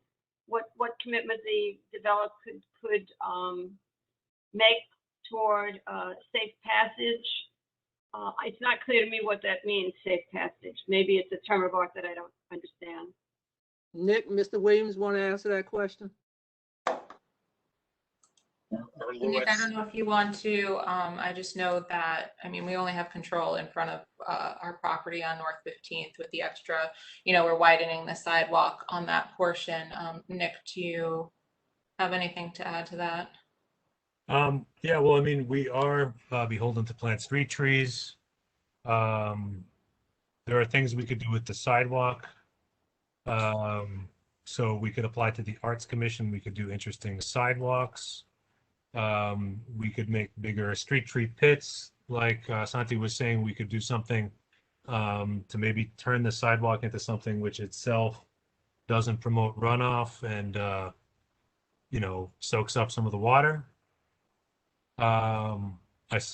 We could do swales we could turn that little plaza into a little swale. I mean, there's a few things that we could do, and they're not really a big ask. You know, these are things that could be achieved very straightforwardly. So, you know, I'm very happy to bring them up with Louis, and you know, I don't see why he wouldn't be opposed to them, because they're not really going to increase the cost much. Yeah, and I do just quickly, I know you have to move on, but to note that if you do look at the current sidewalk, you know, it's erupted, it's not in bad shape, it's being widened, street trees could be added, you know, and I really empathize as an urban planner that's worked all over the world about the necessity of community-based comprehensive planning, particularly for a beautiful area like Williamsburg. And the corridor that you're talking about absolutely support the concept. But in lieu of that, you know, which there seems to be nothing in the cards, you know, except talk at the city, you have to take it piece by piece. And one of the critical pieces is this is a perfect, you know, sort of signature site, you know, a gateway to the waterfront. And insofar as we can improve that travel network by improving the sidewalk, provide tree shading, provide potentially swales that do assist with catching some water, you know, that's a vast improvement over what you currently have. And insofar as you're currently beset with having incrementally, you know, I believe that this this is a way to. We can't hear you, Kevin. Over time. So I just wanted to follow up with Nick. So that's all I wanted to say. Thank you. Excuse me, when will we be voting on this item? Tonight. Tonight, Yeah, but when, like during the committee reports or? committee reports. Thank Madam you. Chair, may I Next- ask a quick question? Yes. Just to clarify what Kevin was talking about, and to piggyback off of Catherine's comment about a corridor. So does that mean if North 15th was actually closed to traffic to green the entire street, that's something that you would be supportive of as a potential future vision for that street to connect Bushwick Inlet Park with McCarran? Nick, I think since I think you have an access point to the site on that. I mean, it could be limited access. It would limit access, but I think the preponderance of the street traffic and the foot traffic is actually off of Banker. So that sounds lovely. I don't know that it's something that it wouldn't affect us at all. I think it would only benefit us. And I think it's something. Well, look, I don't want to speak for Louis. So Louis, should be the one, chiming in now. But I think it's something he would get behind, and it's something else that we could definitely broach with him, because I don't see any way that it would do anything other than benefit us and obviously the neighborhood.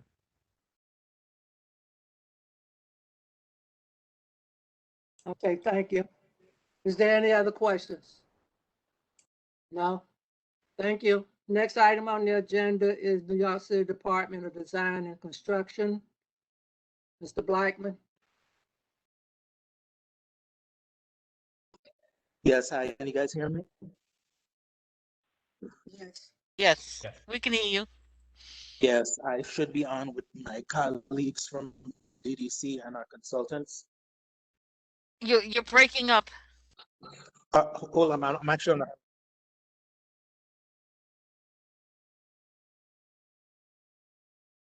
I apologize. Can you guys hear me now? I was driving. Yes. Yes. Yeah. We can hear you. Yes. We're before you to present the roof for the conservative measures that we're doing for energy. And Tatiana, are you on the line? Yes, Tatiana is on the line. She's on the attendees list. Oh, okay. She should have been on as the panelist as our consultant on. Enrico? Yes. Yes. My name Oh, is Enrico. Hi, Enrico. Hey, we haven't met. I'm sorry. Hi, Jomo. Sam Chula is also on from WSP. Oh, okay, perfect. Can you give me the name of the person who's still on the attendee list? It's Tatiana. Tatiana? Okay. Sovskoska. Sovskoska. Tatjana. I have that, yes. Yeah.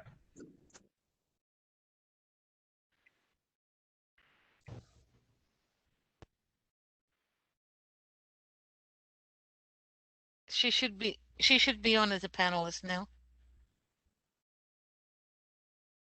Okay. Tatiana, are you there? She has to mute herself. She has control over her microphone. Hello. Hey, Tatiana, this is Jomo. Hi, everybody. I'm sorry, I have some technical issues here. We can hear you now, Tatiana. Can you hear me now? Yes. Hi, as I said, my name is Jomo Blackman. I'm with DDC, Department of Design and Construction's Community Outreach and Notification Unit. And we're presenting tonight on our renovation, actually not so much renovation, but we're building up on the structure, making it energy efficient, making some other mechanical upgrades as well that our consultants will speak more about. Thanks, Jomo. If someone could give me sharing rights, I could share our Public Design Commission presentation. That might be the best document to look at for this conversation.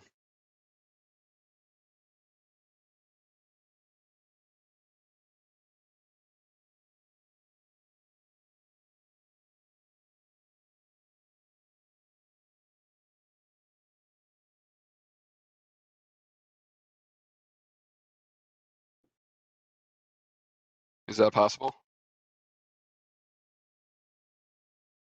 It just takes a little bit of time for it to go through.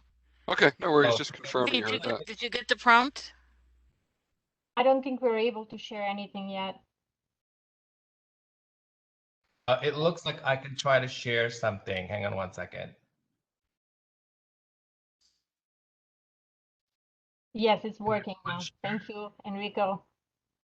Okay. So, hi everyone. My name is Enrico Corniawan. Again, I'm from RKTV Architects. I am we're the architect of record for this project that we're doing for the Department of Design and Construction, and they're doing it for the Department of Sanitation. Sam Chula from WSP Engineers also here. So this is a project that we're doing for the Brooklyn North 1 and 4 district garages. It's an energy efficiency measure. This facility is located at 161 Varick Avenue in Bushwick in Brooklyn. This is the aerial picture of the site. You have the Newtown Creek right here. This is Varick Avenue, and this is the facility as shown by the dash red line. It's on the intersection of Varick Avenue and School Street. I don't know if you're supposed to pronounce it Shoal Street or School Street, but School Street becomes this private street that's located in between the two garages for the Department of Sanitation, this Department of Sanitation facility. So this project has been approved by Public Design Commission. What we're presenting to you is basically that the Department of Sanitation needs these what's called the rapid overhead coiling doors installed at some of the existing garage door openings. As a facility, the Department of Sanitation has assigned what's called priorities as for these doors. It depends on their operation and how often these garage doors are used on a day-to-day basis for access to all their sanitation vehicles. And these existing garage doors are regular, the existing ones are regular metal garage doors that open and close very slowly. So we are proposing additional garage doors that are going to be installed on the exterior side of the building. These garage doors are going to be made of rubber. They are coiling really fast, which in turn provide energy efficiency for the facility because the garage doors don't need to be open for a long time. So I'm going to show you pictures of the existing facade. These are photo number 1 and photo number 2 are taken from these two corners, which is showing the main facade of the facility that's facing Varick Avenue. This is the center part of the facility where School Street becomes a private street. The two garages are linked by this bridge, quote unquote bridge, that's occupied by the administrative offices. And then photo number 5 is taken from this corner, also Varick Avenue. And photo number 6 is taken from the back, which is basically taken from their own private parking lot. So it is not visible to the public. It is not visible to Varick Avenue. Same thing with photo number 7 and photo number 8 is taken to show the back of the facility. Photo number 9 and number 10 are within their private street, which is School Street right here. It's showing the area right here, which is part of their what's called their fueling zone. And these are, I'm going to show you the site plan. So basically, this is Varick Avenue again. This is this is Brooklyn 4, and this is Brooklyn 1, and this is administrative bridge that houses all the offices And this is the back parking area that looks into like those garage door openings that's not visible from the public. So the idea for this project is we're very aware that the front of the building, this is the existing front elevation, right? It has this, this building is relatively new, it's designed in 2001, completed in 2005. And there is this feature of this undulating canopy. That's a very interesting feature, right? So we want to be respectful to the quote unquote public face of this facility. So throughout the design process, basically, we looked at the possibility of installing the additional garage doors here, and we decided that that would not be a wise decision, because it would mean that we have to tamper with the design of the existing canopies, because essentially there is no space to add exterior garage doors here along the front facade. So we then are proposing all these additional garage doors we're installing are sort of like in the private, in locations that are not visible to the public. This is the existing rear elevation. And so what I want to show you here is basically, so this is the proposed rear elevation. So these are the three garage doors where we're installing the extra doors, also over here. And this is a rendering of the existing elevation looked from that private street, from School Street. And this is the that fueling area. So we're proposing to install 1, 2, 3 on each side. So effectively, we're installing a total of 12 new garage doors on 6 on each side of the facility. And this is, if you look at if you would like to know what the garage door looks like, it's going to be made of, again, rubber. It's going to be installed on the exterior because the Department of Sanitation still needs the existing metal garage doors to be there to keep, so that at night, essentially when the facility is not being used, or whenever the facility is not being used, garage doors will be closed. But when there are constant movement of the vehicles, the metal garage doors will remain open, but this garage door just installed on the exterior would be the one that opens and closes very often. But because they're operating at up to 48 inches per second, that's the coiling speed, so it's really fast. So that's how the energy efficiency will be achieved.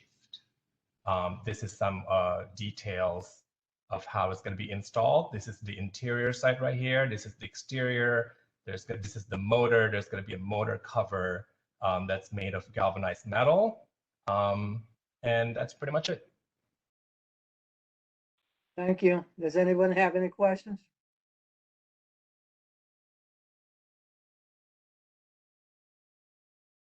Does anybody have any questions? No? Okay, thank you so much. Thank you. I'm going to stop sharing. Next item on the agenda is the preliminary budget for the fiscal year 2023. Does anybody have any comments on the budget? We didn't receive any requests to speak. Okay, thank you. Next item on the agenda is the Department of Transportation, the Grand Street Bridge. Ms. Ketter.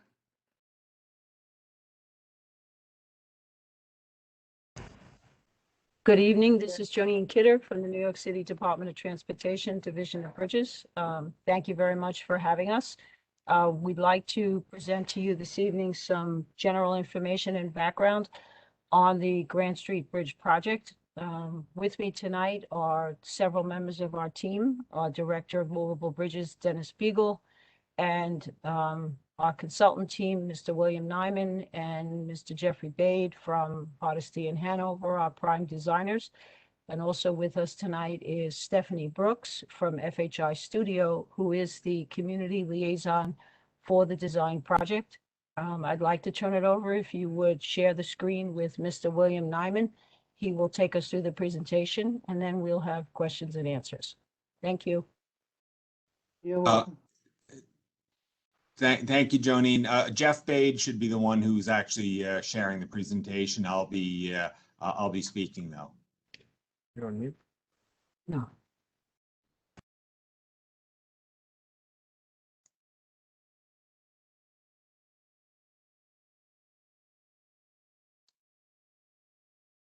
Okay.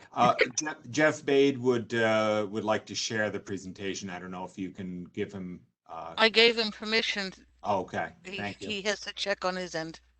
I know it takes a minute. Okay.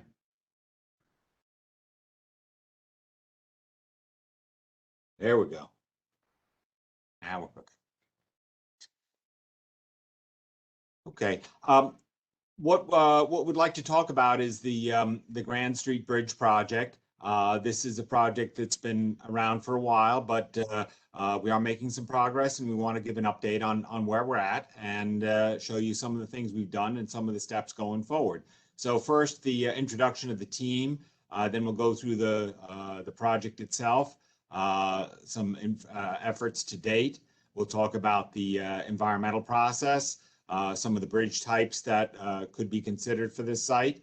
And one of the important topics is the maintenance of traffic during construction. Where do we put traffic when we're replacing the bridge? And then the schedule and a Q&A at the end.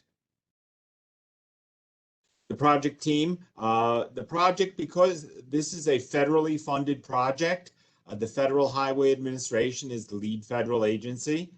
And on those projects, New York State Department of Transportation is a joint lead agency. So between those two agencies, we've got our federal approvals covered. City DOT is the project sponsor and the joint lead agency. Hardesty and Hanover. I'm Bill Nyman with Hardesty and Hanover. We're a bridge design firm, and FHI Studio is our outreach consultant. They're on the line as well. The project itself is crosses between two boroughs, between Brooklyn and Queens. So we're speaking with Brooklyn Community Board 1 today, and we'll be speaking with Queens Board 5 in 2 weeks. So similar presentations to both. The project itself is, go back one, Jeff, sorry. The project itself crosses Newtown Creek between the two boroughs. It's known as Grand Street in Brooklyn and changes over to Grand Avenue in Queens. The project limits are outlined in red. They're shown in that yellow area in the center there. The main reason we're doing this project is to replace the bridge, but there are some approach roadway areas that need to be replaced as part of the project as well. It's not a full street reconstruction between, for any great length, so it is focused on the bridge, but it does have some adjoining areas, largely between 47th Street in Queens and the midpoint of the YRC Freight property in Brooklyn. What you can see also is those red triangles. Those represent the entrances to various businesses in the area. So it's very important that while we're working on this project, we keep access to all of the businesses, and not only that, but also keep traffic flowing through the area. So those are some of the challenges we have.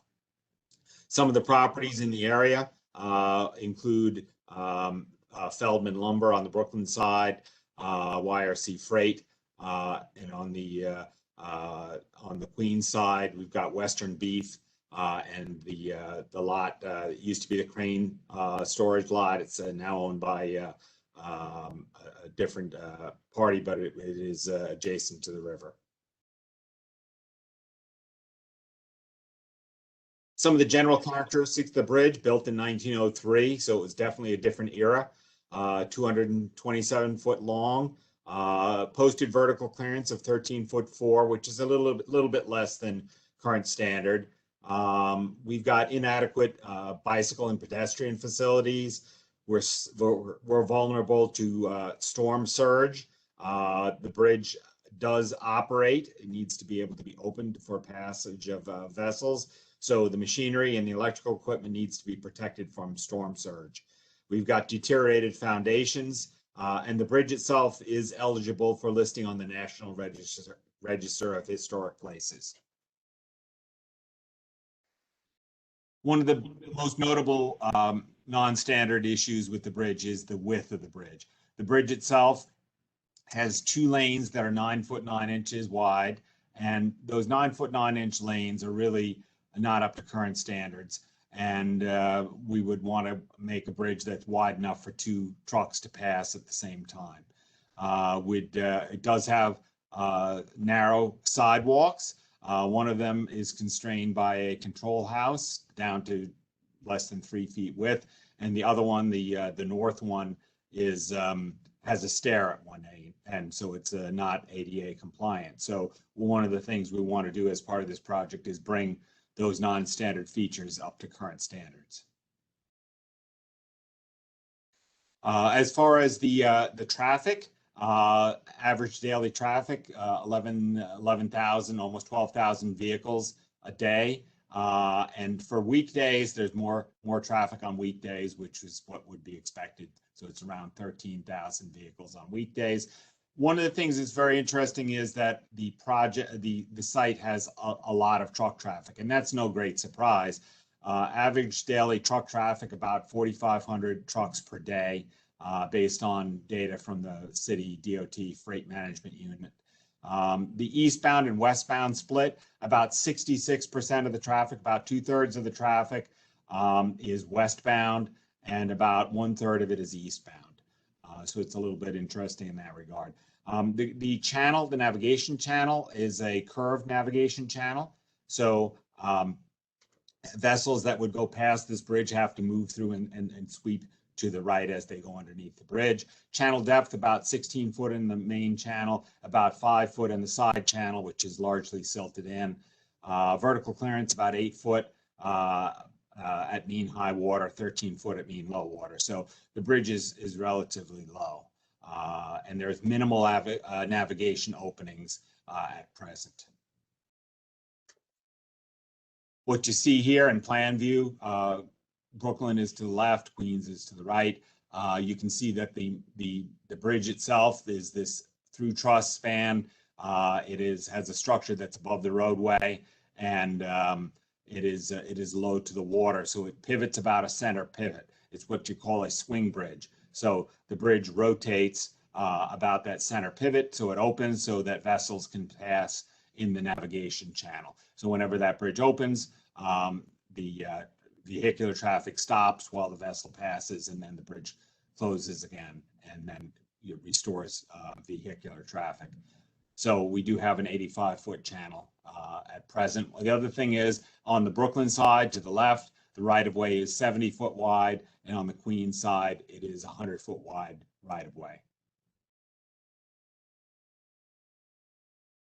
Looking kind of zooming out a bit, the Grand Street Bridge is highlighted in red, and there are some features in the area that are of note that are in particular the Metropolitan Avenue Bridge, which is another movable bridge. It's a bridge that is called a bascule bridge, which opens for navigation, and that opens a lot more. That opens for the barges destined for the Bayside oil facility. And there's also other dock facilities in the area that are serviced via Newtown Creek. There's less use of the Grand Street Bridge because a lot of the facilities upstream are just no longer using navigation. Looking at the number of vessels that pass through, you can see back in the early days or earlier days, in the early 2000s, there were more vessels using the bridge. Over the last 4 years, there are less vessel openings. However, A bridge is required to open for navigation by federal regulation. So if it is a navigable waterway, it does need to open for navigation. Efforts to date, things we've done as part of this project, we've done a lot of data collection, including traffic, navigation, utility information, subsurface information. That means soil borings and that type of thing. Surveys, including topographic survey, bathymetric survey, which is basically water depths. We've done bridge inspection, hazardous material surveys in the area. Preliminary reports include load ratings, geotechnical data report, abutment core condition summary. We've looked into proposed cross sections for the bridge, and we've looked at this one's pretty important, the construction period traffic analysis, which helps us decide how we're going to go about replacing the bridge. And then we're getting into the environmental process for the project.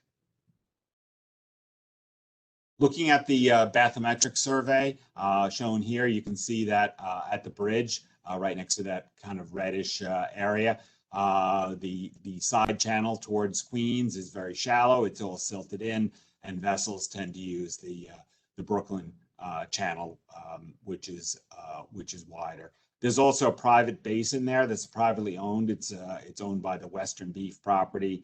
And they don't presently use it for navigation, but it is their property. What is NEPA? NEPA is the National Environmental Policy Act, and it's the act that controls how alternates are screened and selected for a project such as this, a federally aided project or project subject to federal permitting such as this, which includes the Coast Guard and the Army Corps and so on. So it's something that we're going through on this particular project. Some of the considerations that for a project like this, a federally funded or NEPA project, we have to deal with things like surface waters, navigable waters, coastal resources, cultural and historic resources. Bear in mind that the existing bridge is historic. Construction effects, parkland and recreational resources, hazardous waste and contaminated materials, visual resources, land use, traffic noise, air quality, environmental considerations that include things like property acquisition and effects on local and regional businesses, social considerations including environmental justice. With the parties that I mentioned previously, Federal Highway Administration, New York State DOT, and then New York City DOT, we're going to be completing this NEPA process. We also will work on concurrently a seeker process, the state seeker process, and then the city seeker process, seeker process with a C, and each of those has a lead agency. Some of the permits and approvals that we need to get an Army Corps permit. We also have to consult with the United States Fish and Wildlife Service, the National Marine Fishery Service, some historic preservation agencies, ACHP, SHPO, and also city planning and Department of State for coastal zone consistency. For protection of waters and tidal wetlands and speedies, we need to get state DEC permits. And then one of the biggies is the Coast Guard, which is the bridge permit that we need for this project. We'll be working on public outreach and stakeholder coordination. Obviously, there's a lot of different community input that we want to seek. We want to understand how this bridge might affect the community and work to address your needs. So we're working with local elected officials, community board meetings, public information meetings, and maintaining a contact database. We're just kind of getting into that at this point. So if you haven't heard much about the project, it's because we're just kind of getting into that process right now. But there will be newsletters and a project website as well. Design considerations, we're looking to do a 75-year service life, eliminate the non-standard features. That means, get the width of the bridge up to standards, get the clearances up to standards, improve geometry and traffic flow and operations, improve storm resiliency. In other words, basically protect the bridge from flood waters. During construction, we're going to maintain traffic, minimize community disruption, minimize navigation impacts, and then minimize environmental effects. Some of the things the types of bridges that would be considered for this site include several types of what we call vertical lift bridges, a short span one and a long span one. Also bascule spans, which are spans that open, that tilt open for navigation. And lastly, option 4, the swing spans, which is similar to what's out there today. We'll give you some pictures of these in a few seconds. As far as the cross section of the bridge, we do want to make a bridge that's wider than the existing one. So the lanes would be normal, standard 12-foot lanes, which are consistent with truck traffic, would have shoulders, bike paths on the bridge, and then separated from those bike paths would also have pedestrian ways, or basically sidewalks on each side. So we're going to make substantial improvements to the pedestrian and bike facilities, as well as the traffic lanes on the bridge, with improvements to the current design standards, as noted on this drawing. The limits of the project, we would tie in by 47th Street in Queens, and we would minimize the impacts to the YRC driveway on the Brooklyn side. So we're kind of limiting ourselves to the minimal footprint. We're not looking to build a high-level bridge here. We're looking to build something that's relatively low, that is consistent with the neighborhood. Some of the types of bridges that could be used, we could have a short span vertical lift bridge, basically a bridge that lifts open and allows vessels to pass, but in most time it is in the down position. We could go with a longer span vertical lift bridge, such as this one at Roosevelt Island. That's a more substantial bridge. It spans over the entire width of the waterway. The Metropolitan Avenue Bridge is an example of a bascule bridge. This one is a double leaf bascule. It means it has one leaf on each side of the channel. One of the problems with the Metropolitan Avenue Bridge is that it is low to the water, subject to flooding, and has these large pit piers that allow counterweights to drop below the roadway deck level. So it is a bit of a problematic type for a low-level bridge such as this. Swing bridges, the existing swing bridge is a swing bridge. There are other swing bridges within the city of New York, notably the Harlem River bridges. Typically, swing bridges have equal length arms on both sides. In other words, 2 channels that are equal width. In this particular instance, we might consider something like what they call a bobtail swing, which has one longer arm on it and one shorter arm that's counterweighted. So there are possibilities for swing bridges at this site. We go through a screening process. These are types of things that would be developed further as we get further into design, but we'd have to look at different things such as flood resiliency, right-of-way impacts, channel width, footprint in the waterway, constructability risks, and then construction costs. So there's a number of factors we'd have to do to look at when we consider different types of bridges for this site. As far as screening criteria, maintenance of traffic is a real important one. So one of the big things is how do we build the bridge, right? There's constructability concerns, safety during construction, maintaining traffic, and so on. We look at the cost of those traffic impacts, how much delay time there is for traffic, the duration of those diversions, and also the impact of bus operations. There is a bus that runs across the bridge, but there's also many buses that are brought to the bus depot for servicing. So those are important factors that we need to consider as well. Any required temporary easements during construction, and then also the effects of the channel height restriction during construction. So on the left-hand column, or on the right-hand column there are a series of different concepts that were screened for maintenance of traffic.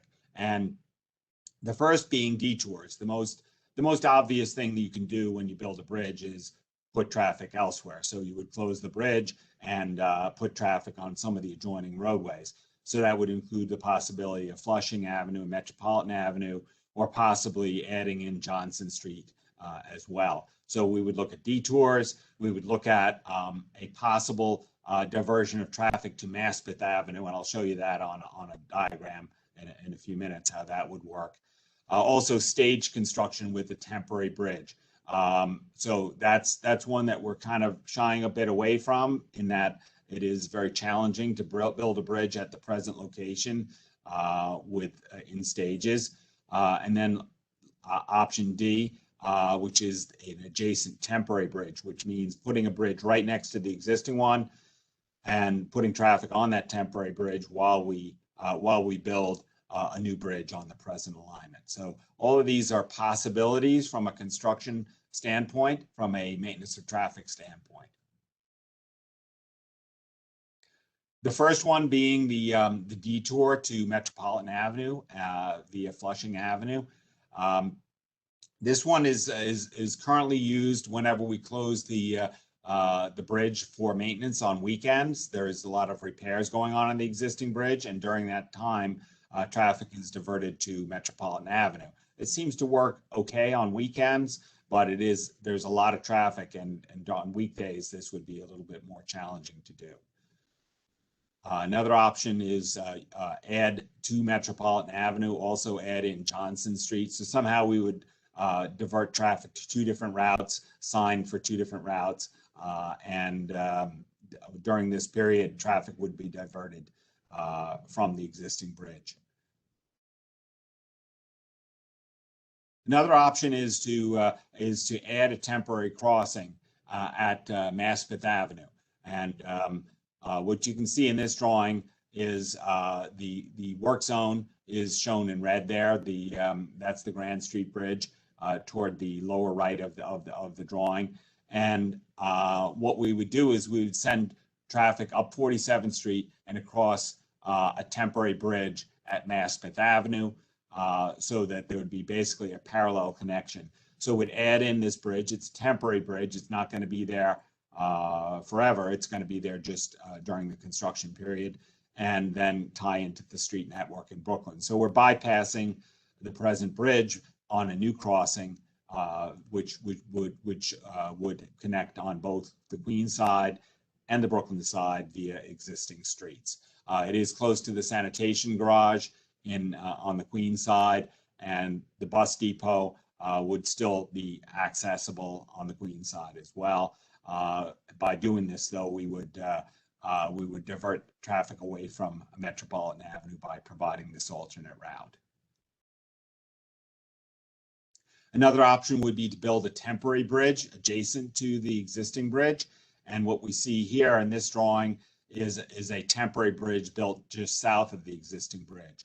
That temporary bridge would need to carry traffic during the construction period. So as soon as we built the temporary bridge, we would take the old bridge out of service, remove it, and build a new bridge at its present location, and then remove the temporary bridge. So this is something that would be in place during the construction period, probably, in the neighborhood of a 2-year period when this would be in place, and that bridge would cross over two private properties, one on the Brooklyn side and one on the Queens side, the back end of the Feldman Lumber Yard, and then the Western Beef property on the Queens side. So between those two properties, we would have temporary easements, and we would cross the river in such a way that we would have this temporary bridge in place that would have enough room for 2 lanes of traffic, one in each direction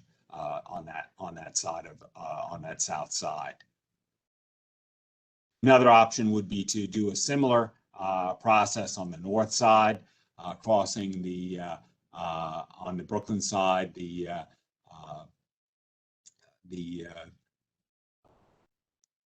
on the Brooklyn side, the YRC Freight property, and on the north northwest or northeast corner in the Queenside, the LBA property. So there's two different properties on the north side.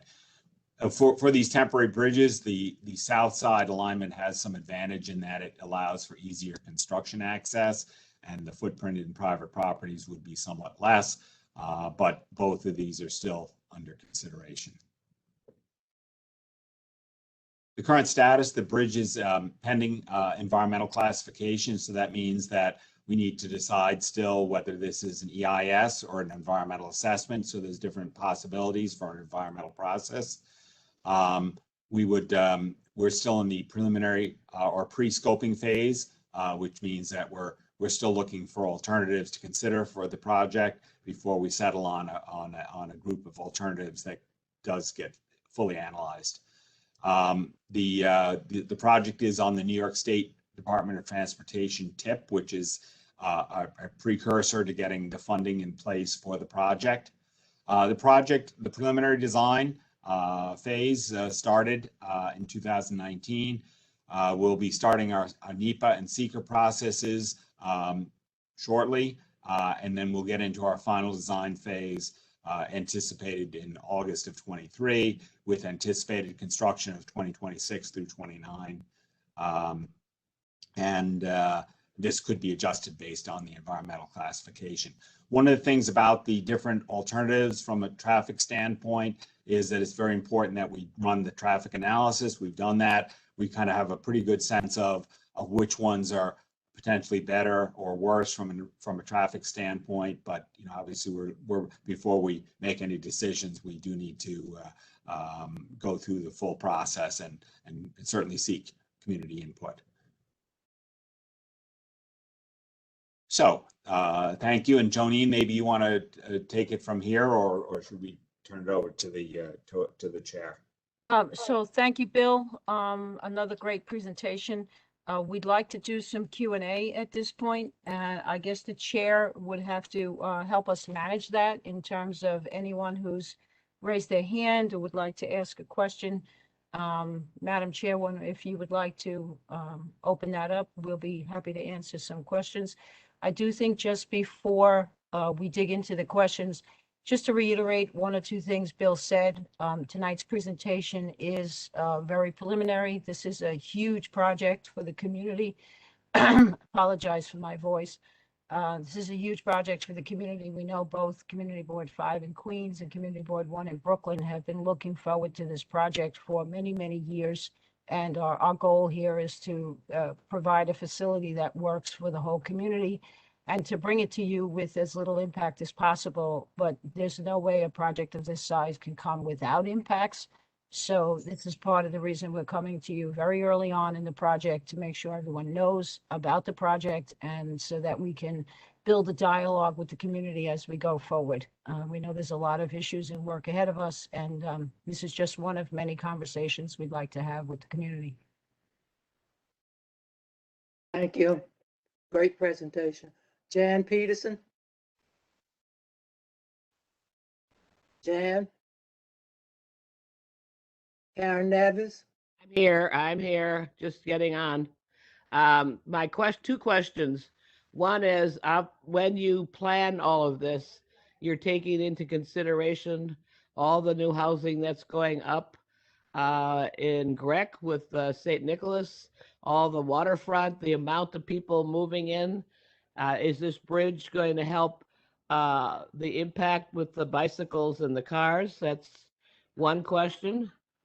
Is it being planned for that? But you also said that this was a historic preservation bridge, I thought, and it's all being torn down. So how is its value, its historic longevity, how's that being taken into consideration, or did I just hear you wrong? Thank you. Bill, do you want to just address the second first, and then I'll do the first one? Sure. As far as the historic preservation aspect, the bridge is eligible for the National Register. There are many bridges that fall in this category. In fact, pretty much all of the movable bridges, the bridges that open for navigation, fall in this category in New York State. So we've dealt with this before. The problem that you run into is one that If there are reasons to remove the bridge, you have to justify that and get approval from a number of federal agencies. There'll likely be requirements for things like recordation, where we document the characteristics of the existing bridge, put photographic documents and so on into public repositories and so on.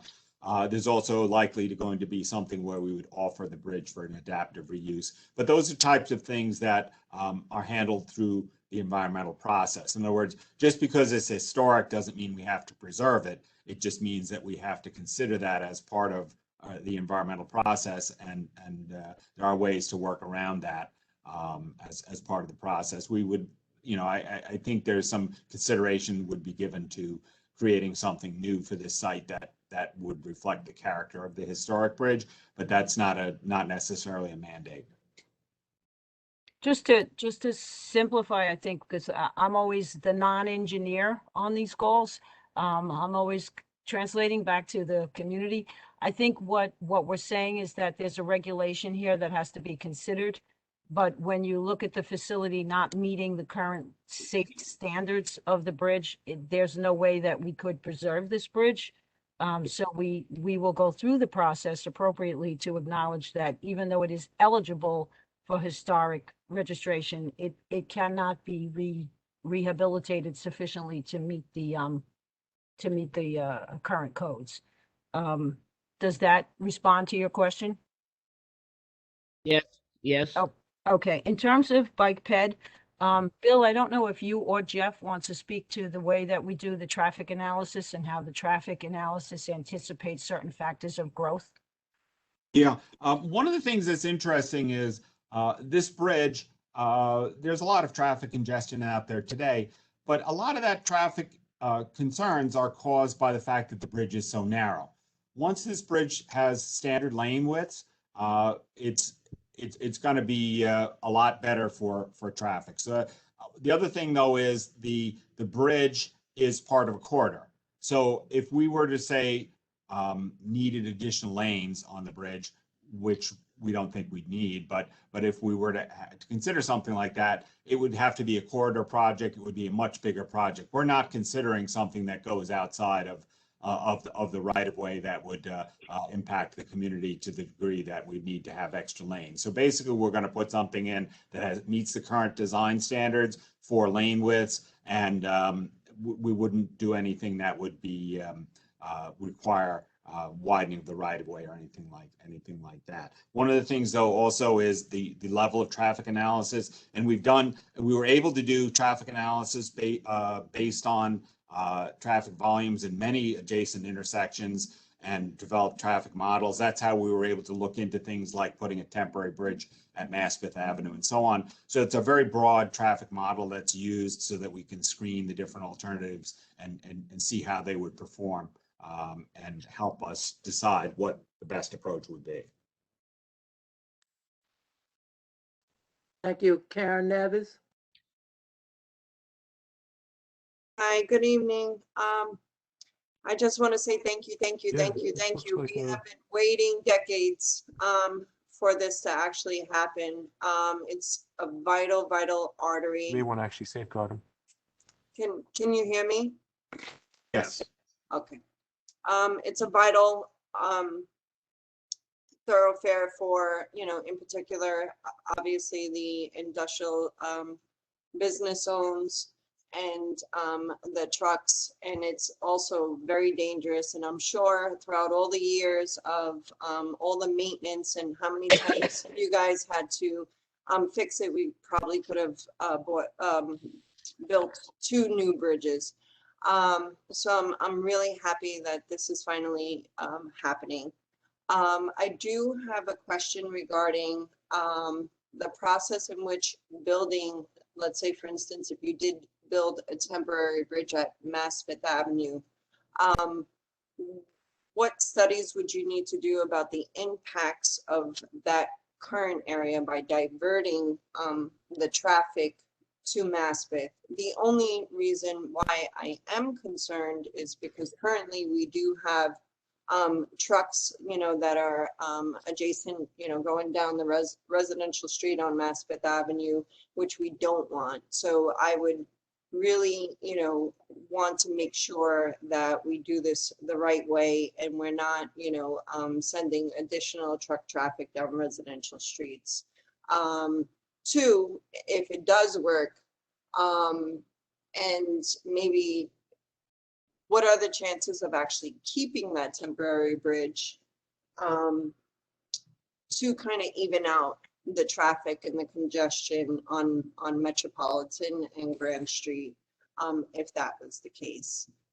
And third, what is the process of coming, I guess, back to the board? I know we have a long road ahead of us, but once you get to final design, do we have, you know, as a board, you know, the option to go over which design and to vote on the actual options? So thank you, Karen. You and I have worked together for many, many years, and I know I've said to several people, this project goes back from my first awareness of it to the late 80s and early 90s. And unfortunately, it's been cyclically caught up in, you know, budget constraints and problems we had starting, you know, in the Giuliani administration and then coming forward. And we're at a place now where we are fully funded, which is a very important takeaway from this meeting. In terms of Mass Fifth Avenue, I think all we can say tonight is that we, as Bill said, we have everything on the table at this point, which is the way this process works. But based upon, I think, Dennis, my colleague, who's our director of movable bridges, I think we can say at this point that the alternative for Mass Fifth Avenue is looking less and less likely. I know that the community is concerned about truck traffic passing Vandervoort going deeper into the residential community, but there are many, many challenges to even having a temporary bridge at that location. And I think from the traffic analysis work that our team has done, it's looking less and less likely that that's viable as an alternative. Again, we don't flush things off the analysis list this early in the game, but the traffic studies that have been done don't yield the kinds of throughput and movement through the industrial park that we think makes it a viable alternative. If you're familiar with the street network on the Queen side, which I know you are, the streets on the Queen side are fairly circuitous. They pass a number of very large buildings besides the sanitation department. There are some other infrastructure challenges to those streets. They're not actually in the best condition. It brings you out to the at-grade railroad crossing and the five-way intersection at Rust and 58th Street. So from the work I know that our team has done, the whole Mass Fifth Avenue potential will remain on the list, but so far the significant obstacles have been identified for looking at that as an alternative. Going forward in terms of the process, I think we started to speak tonight to the SECRA and NEPA process, which is very prescriptive and will be followed precisely by us because we are using federal funds. And there will be many opportunities such as tonight where we will have more informal conversations and presentations, but there will be a long series of legal public hearings and public meetings where we will have additional material for you to look at. Hopefully we'll all be back in person and we can find a nice big space where we can meet with you and show you the diagrams and boards the way we'd like to be able to do that. And it will take place over the next year and two, as Bill had said. I just wanted to kind of add to some of the stuff that Jonine was saying. One thing, should the Mass Fifth Avenue alternative come back, that would actually force us into a full environmental impact statement for this project. So that's a much more exhaustive process, and you guys are certainly going to be heavily engaged if that were to happen. And the reason for that is because there's no bridge there now, and we would be proposing to add a bridge, that tips the balance into the strictest environmental category that we would have to follow. Even though actually, I know our consultants found this out, that if you actually go back to the 1800s, there was actually a bridge at Maspeth. It was an old toll bridge, so it was an old movable bridge. But that got taken out around the turn of the last century, and nothing ever got put back there. And I guess the communities grew around the fact that there was nothing there, and we're left with where we are. So. Yeah, I think to add to that, Dennis, I think one of the risks with an EIS is not just the process, but the schedule of the process. And I think that's something that we're all wary of, is we don't want something that's going to drag on forever, that's going to keep us from getting the job done. Yeah, I mean, certainly our goal is to, like, as you pointed out, this thing's been, replacement of this bridge is been promised to you guys for decades. And I know a lot of people have probably come in front of you and talked about how to replace this bridge, and darn it, I want to do it. So we want to get you something that's the best that we can, as quickly as we can. So that's our goal. Thank you, Karen. Thank you. And I just have one more question. As far as the easements, have you been, I do know that since you've been doing the analysis, have you spoken to those businesses already about the possibility of easements to build a bridge on the side? Sorry, adjacent to? We have not yet. That's a forecast responsibility that we would have after we do some more of our homework. We wanted to alert everyone to these issues early in the game, but it's not something that we are prepared to do right now. We have contacted property owners who graciously allowed us to come onto their property to do survey elevations and some other things we needed to do on some private properties out there. But we aren't quite ready yet to have those conversations. Those will be coming. Okay, and I would just then suggest, when the time comes, and definitely we should hold a meeting with those businesses that would be impacted. Sure, we will be, because those will be, I don't quite use the word private negotiations, but those will be required legal conversations with individual private owners. We will start those conversations with them as the time is appropriate to have those initial conversations.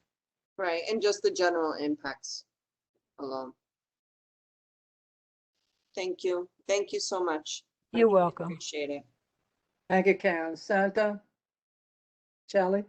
No, I believe it was in partly answered, but I still continue. I always have concern when we remove historic fabric, especially of this bridge, which they tell the history of our industrial neighborhood. They're linked to the Williamsville Bridge. I mean, even better than me, the history of what it is. And I used to travel on this bridge with a bike, which wasn't the safest one for probably almost 2 decades. And I'm wondering, because you were talking about that is not meeting regulation, but isn't about something historic, of course, his grandfather, certain characteristic, and he can never meet. Buildings don't meet certain regulation. Even other bridge in the city don't meet certain regulation because they are historic bridge. So I really value the idea of conservation. I mean, I'm European originally, Paris, Rome. If we have had this idea, I would have open street because, there were little carriage street, but we did preserve it because we recognize the fact they were built in a different time in history. So I still continue to have that concern. I know very well the road. I believe there is a way to bypass that. Metropolitan Avenue is actually not very trafficked until you meet the Metropolitan Bridge there. And so I'm wondering, if this process is rushed. We removed the Kosciuszko Bridge, which I understand was linking to some major roadway, which were the freeway. But this one, there are other option, and time is not that crowded. It is intentionally to avoid other traffic, and you are already there, and you continue to go. Santo, do you have a question? No, my comment are questions. Hopefully, it can Just trigger for other comments. questions. So thank you for that. Please understand we're respectful of the infrastructure as well. But bridges, like a lot of, all infrastructure, has a useful life. And as Karen spoke earlier, keeping this bridge open and keeping it safe has become a very inefficient process for us at DOT.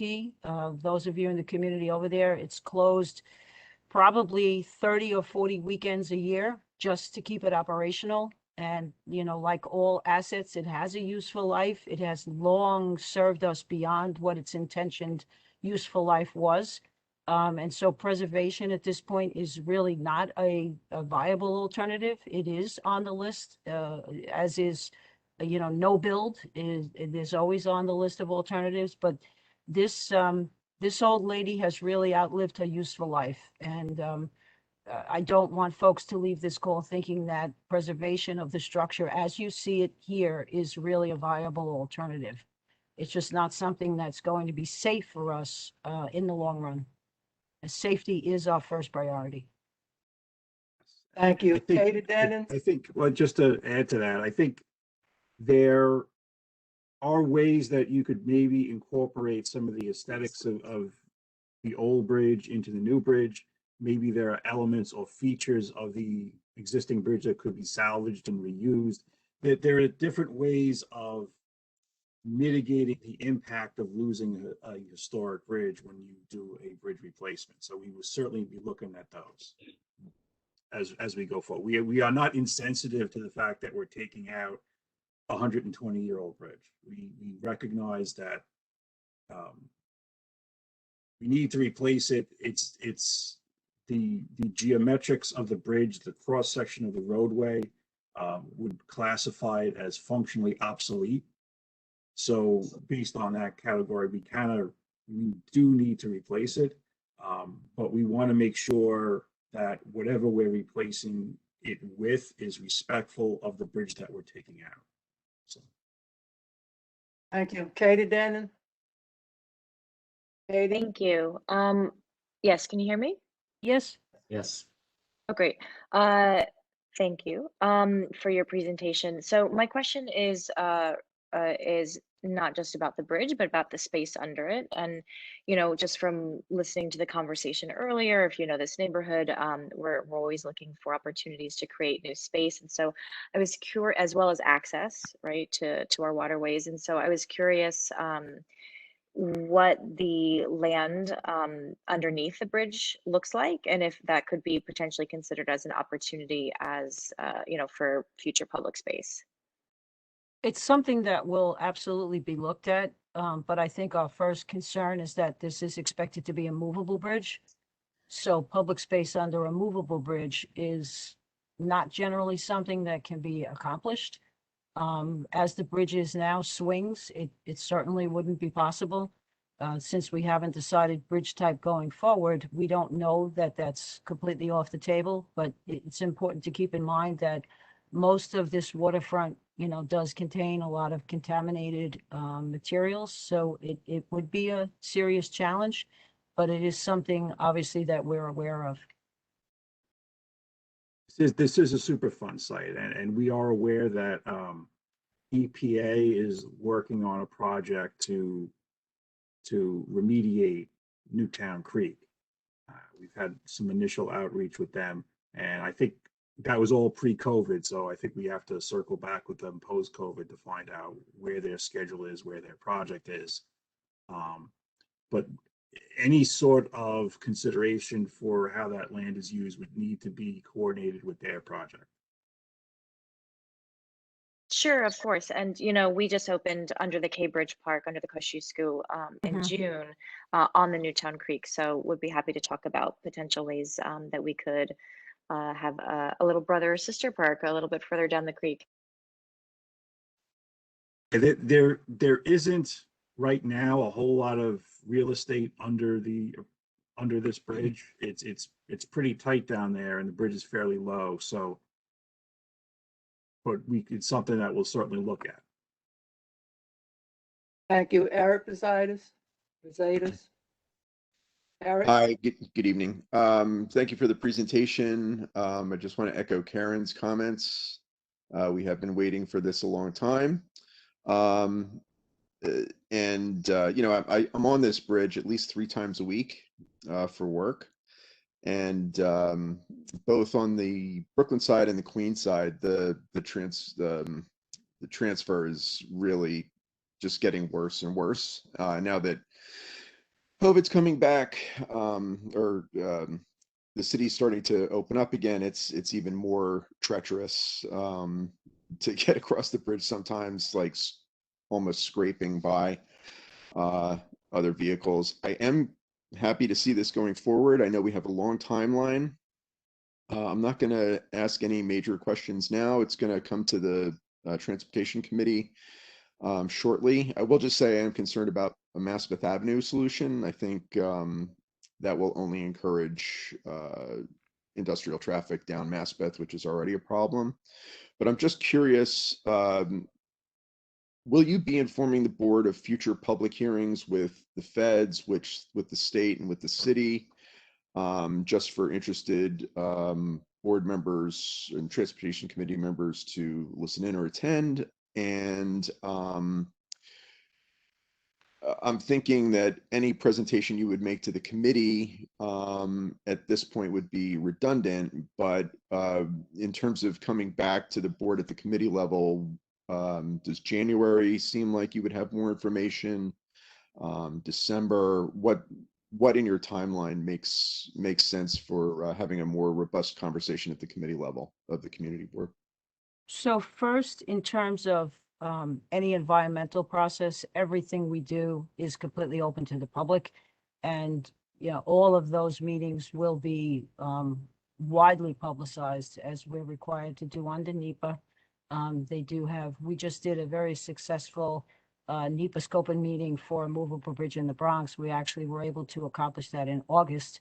Both FHWA and State DOT have authorized virtual meetings for scoping meetings. And if we are required to move ahead, continue in a virtual world, we can do that in compliance with state and FHWA.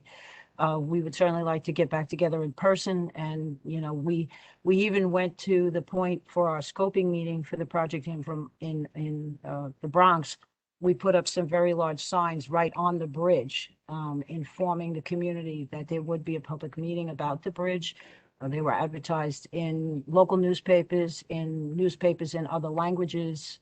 We did a very, very aggressive outreach campaign to get the public to participate. Of course, everyone in the community board is eligible to participate in all of that. But parallel to that, we do continue to have conversations with the community board in addition to those. And that's why tonight is a more informal kind of conversation, not constrained by the rules of a NEPA scoping hearing, where you would not have a dialogue, where you would not have a Q&A session. In a scoping session, you have a very constrained process for public participation. And so these meetings tend to be more dialogue based and give the opportunity for Q&A. So that's why we like to continue to do both. Going forward in the future, I've had thoughts about putting together a working group with the folks on the Queens side, perhaps a special committee that would include representatives of both transportation committees, so that if we hear divergent views or divergent concerns, you hear them as well, and that we can work together as a group going forward. It's a thought that we had about how to move forward with both community boards participating. That's the way we see this going forward. I don't think January, particularly December, is not something where we will be progressed enough to come back with you with a lot more detail.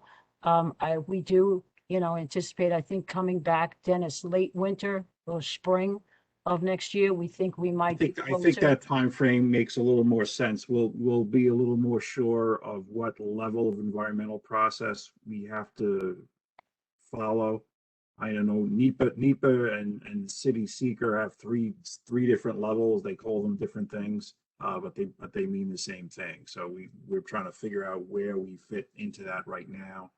And that's an internal discussion within DOT, and we'll be reaching out to the mayor's office on the City Seeker process, and based on that, we'll reach back out to the state DOT and FHWA on the NEPA process. So the state, city, and federal environmental process all kind of march together more or less in parallel. Sometimes there's a little hiccups along the way, but that's the goal.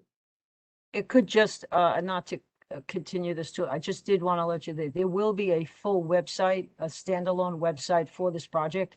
And if you have a chance, we can send the board the link for the Shore Road website.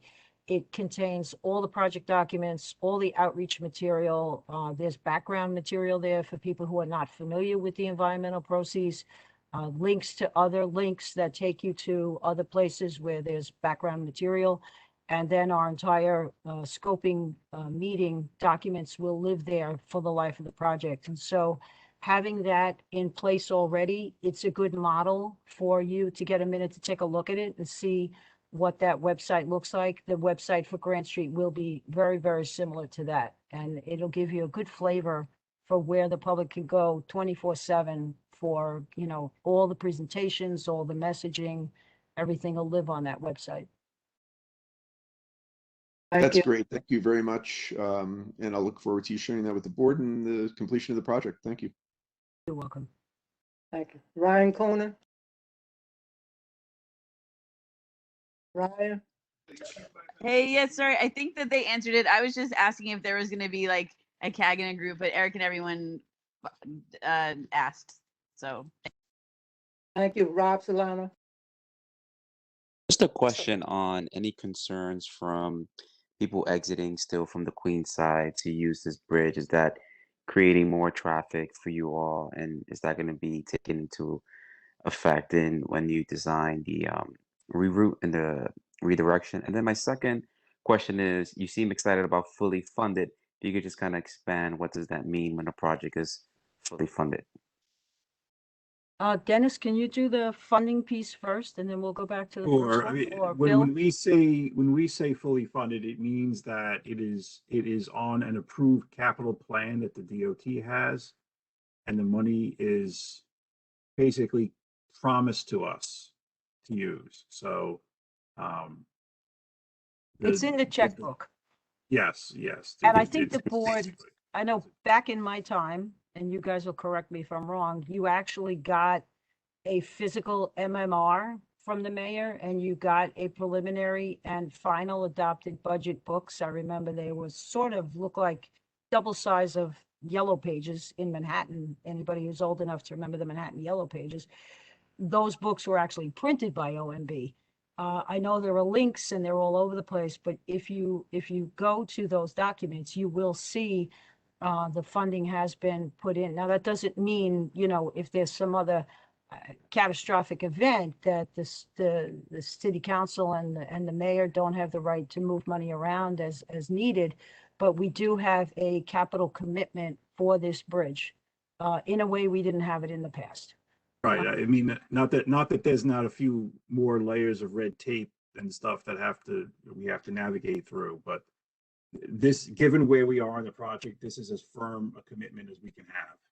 So that's very promising. And Rob, can you restate your earlier question about traffic in Queens? I'm sorry, I didn't quite understand. Yeah, sometimes folks get off at 57th Street and then they go down Ross to use this bridge. And have you noticed that, and any consideration on that, and how to ensure that people are not getting off? Because this is obviously won't be a shortcut anymore if the bridge is not in operation. Perhaps we can have a side chat on this, because I'm not understanding getting off 57th Street. I mean, I'm very familiar with the community because I was born in Ridgewood. Yeah, I'll email you, or you email me. And Thank you. Yeah, I'll show you please the do route. that. Can I just add something there, Jolene? Yeah.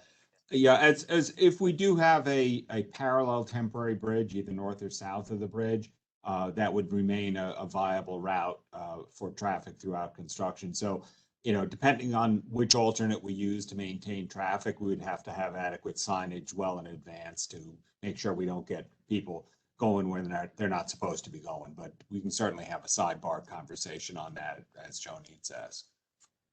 I'll Thank you, reach out to Bill. you guys. No problem. Thank you, Bill.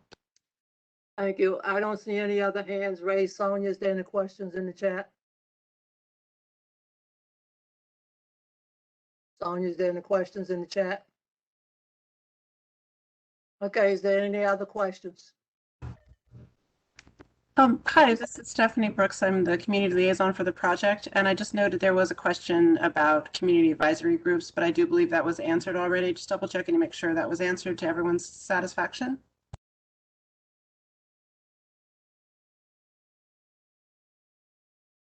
I would imagine so. I don't hear anybody. Thank you, Okay, Stephanie. thank you so much for your presentation. Have a good Thank evening. you, everybody. Thank you very much. We appreciate your time. We think we made good progress tonight. We hope you agree, and we'll look forward to seeing you in the not too distant future. Thank you so much. Okay, thank you. Next item on the agenda is liquor license. Is there any comments on the liquor license?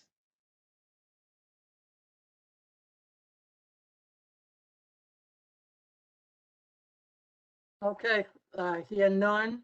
That concludes our public session. Madam Now Chair, we'll when you say legal license, excuse me, are you referring to the new license?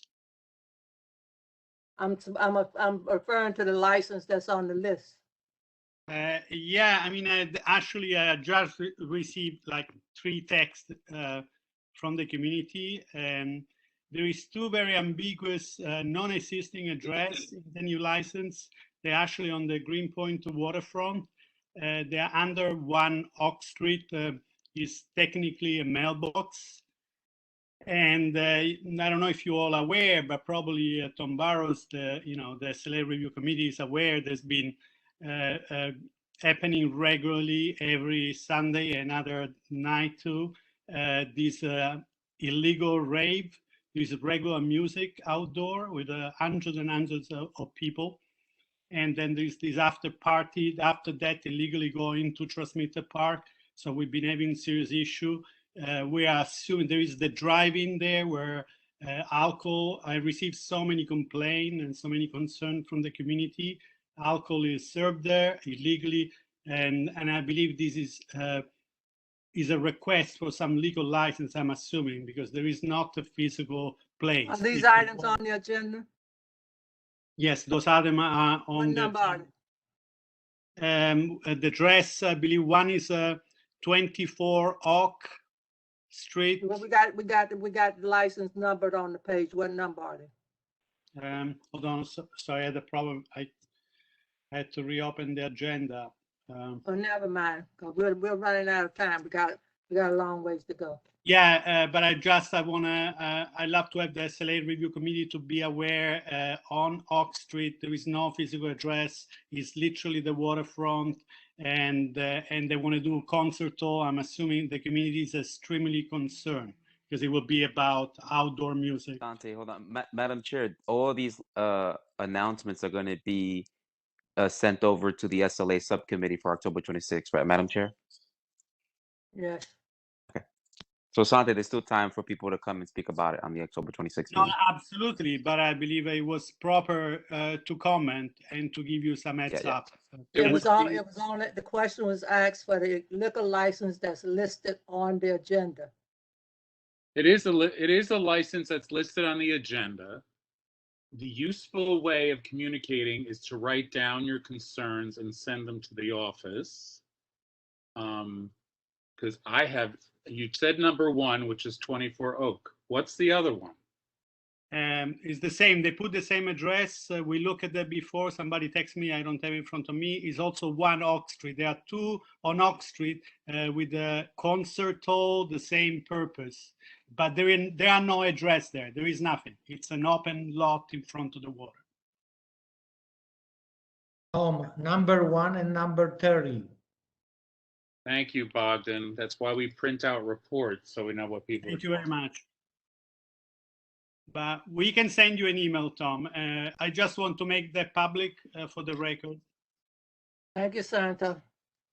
Well, the community board, there's 50 people on the community board. There's 32 new licenses on there. Everybody can look to see at the addresses that are near where they live and let us know what they know about those locations.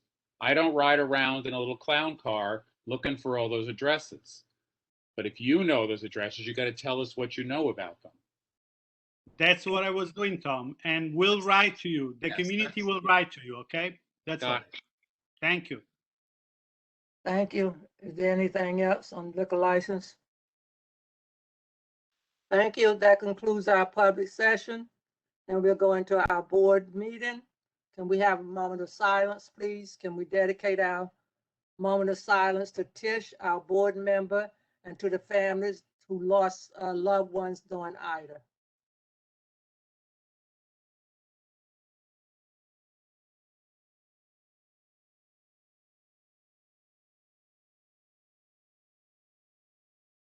Thank you. Can I have a roll call, please, Jerry?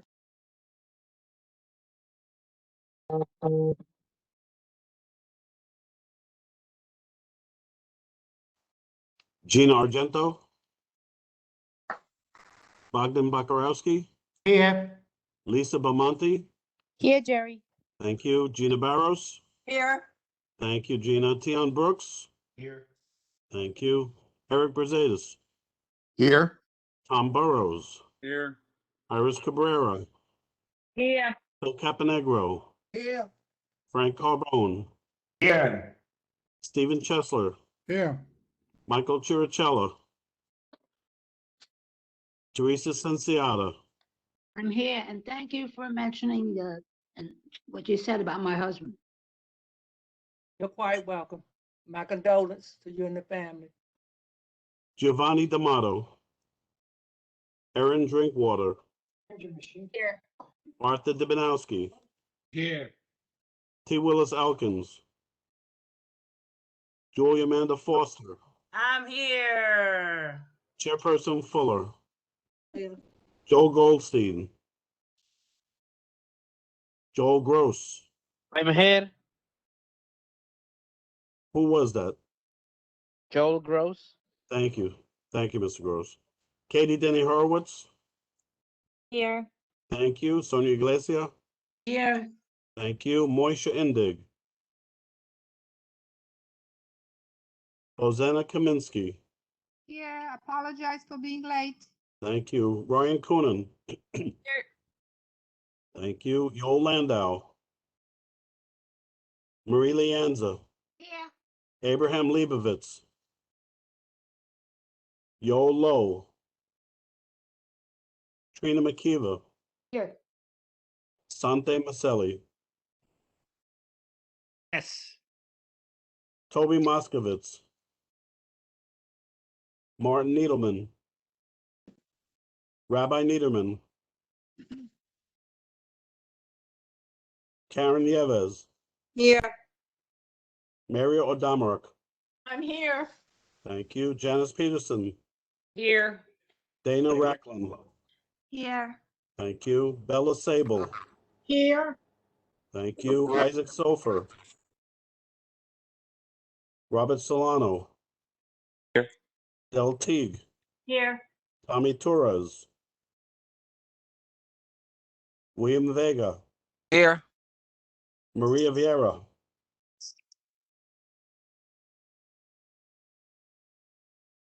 Stephen Weidberg. Here. Thank you. Simon Weiser.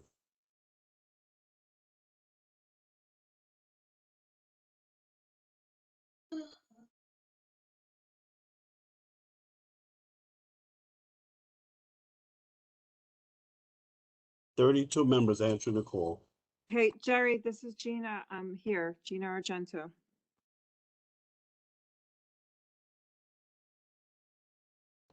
Thank you, Gina. 33 members answering the call. Thank you, Jerry. Can I have approval of the agenda? I approve, Del Teague. Second, Phil Caponegro. Motion has been all in favor? Aye. Aye. Aye. Aye. Against? Aye. Who's against? Against? Aye. Jan, Aye. abstentions? Motion carried. Can I have approval of the minutes? Make a motion to approve the minutes. I second William I Vega. second that. Who made the motion?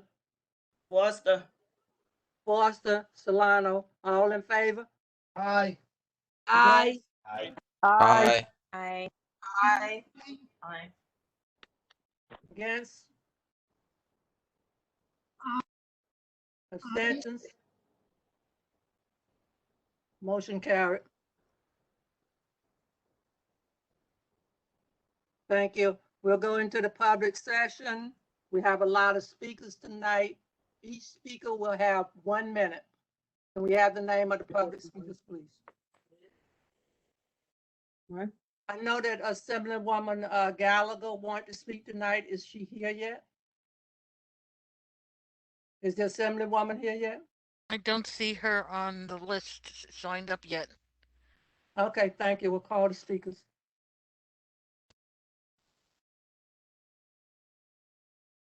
How do you want me to call them? By project?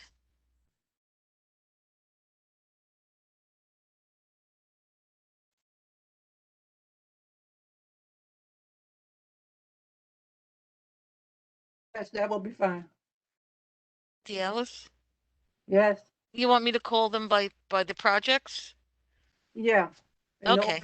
In order that they sign them. Okay.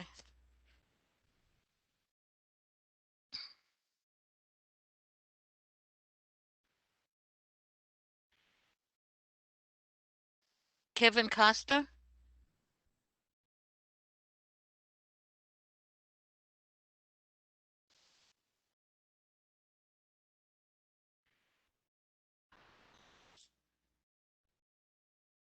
I see that Assemblywoman or Assembly Member Gallagher is here. She's muted. Oh, okay. Assemblywoman, would you like to speak now?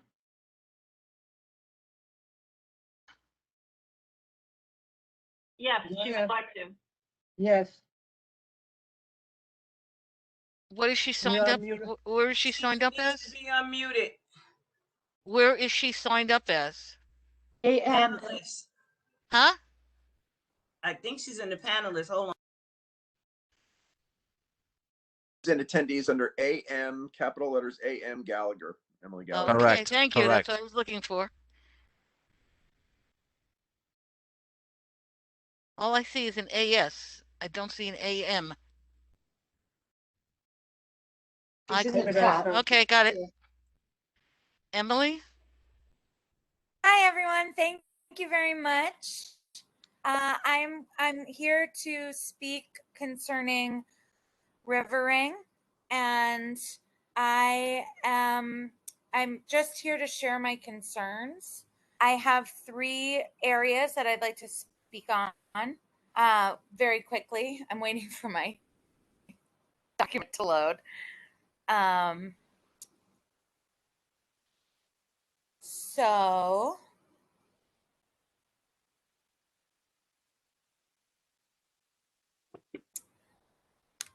okay, so thank you for the opportunity to speak.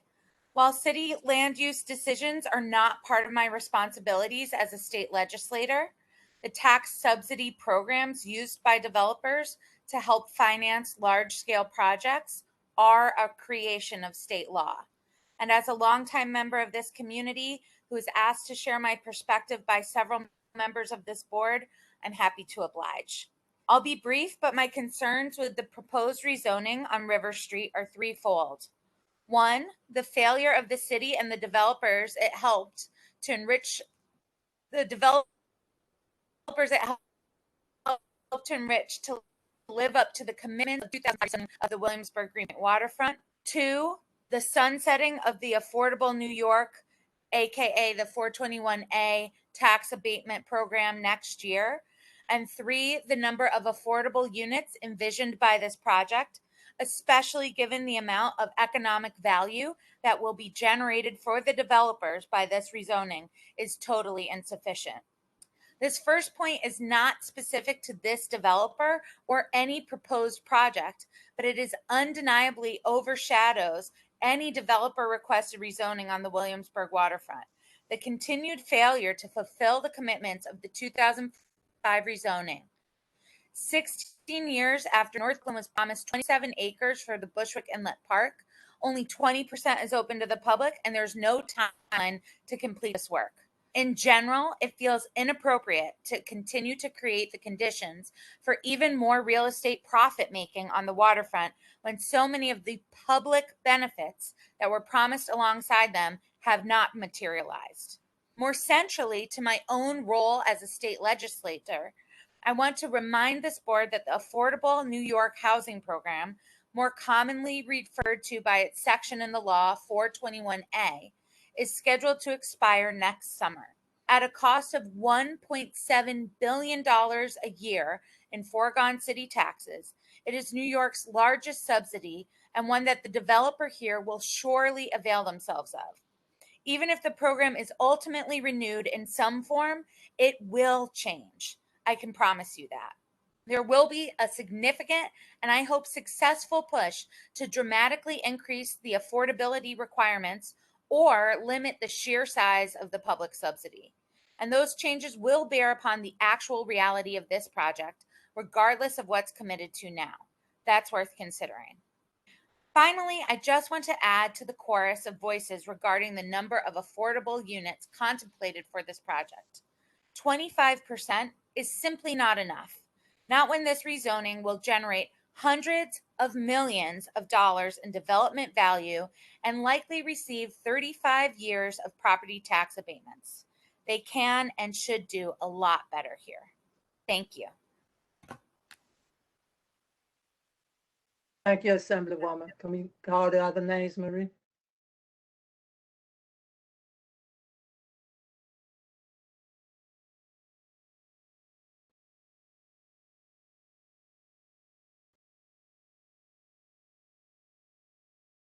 Marie? Yes, I'm sorry. I'm looking for Kevin Costa.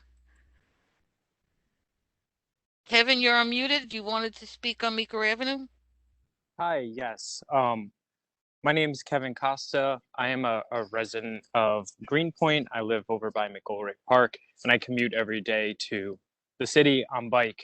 And I wanted to come out and show my support for the Meeker Ave safety improvements and say that I think that they are an amazing step forward in terms of making the community safer. And I think that they maximize an underused space.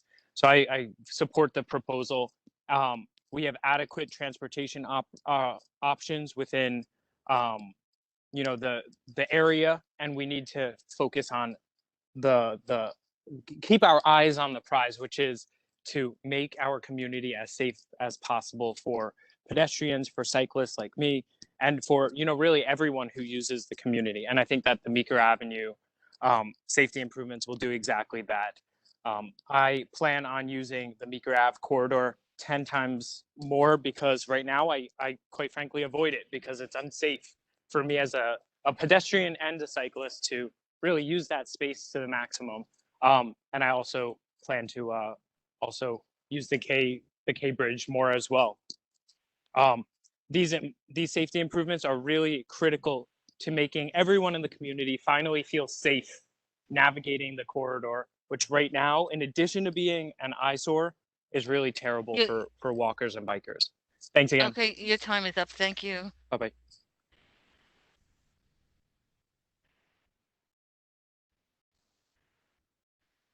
Luke Olson. I don't see you on the showing.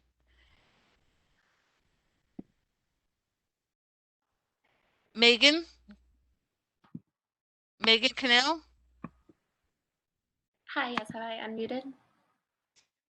No, you're not. You're unmuted.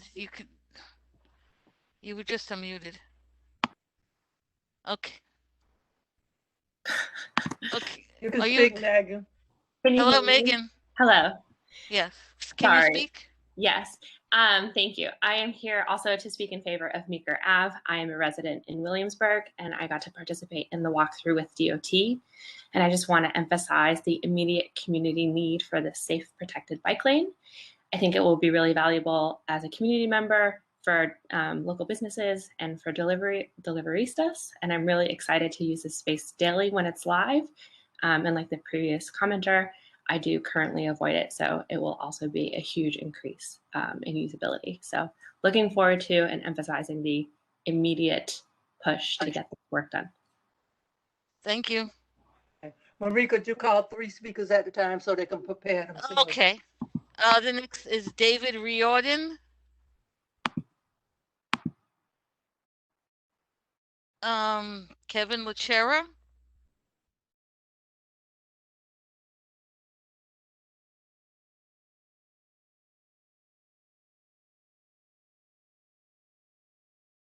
Just call the 3 and then let the first one speak.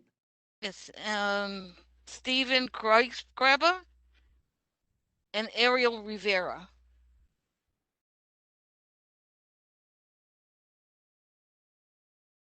David's not on the call. Yes, he is. There he is. David, you're muted. Thank you so much. So yes, I also want to speak in just like absolute praise in favor of the Meeker Ave corridor safety improvements. I live right off of North Henry, just south of the BQE and Meeker.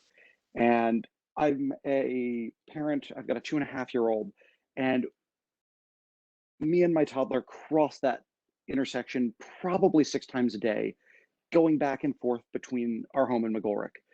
He's pretty much grown up there, and that's been his refuge throughout the entire pandemic. And I cannot tell you the number of times that traffic cutting across there, coming out of the space under the BQE, and folks trying to get from side to side have nearly nicked us. We've been bumped into on a number of occasions, just walking across that area, and just starting to see the construction on those pedestrian islands is so welcome, so welcome. The other thing is, I too am a cyclist, and I ride with my kid on the back of my bike, and I am scared out of my mind every time we have to ride in that direction. Just to reach the Driggs Ave bike corridor, I have to cut through traffic on Meeker and ride a block on Meeker, normally weaving through traffic. With a 2.5-year-old, that's really scary on the back of that bike. And simply being able to have that access, have that corridor, will keep the cyclists off of Meeker, will keep Can you them. summarize, please? I am extraordinarily excited and thankful for this community board's support so far for this work to make our community safer and bring together the north and south parts of our community across Meeker.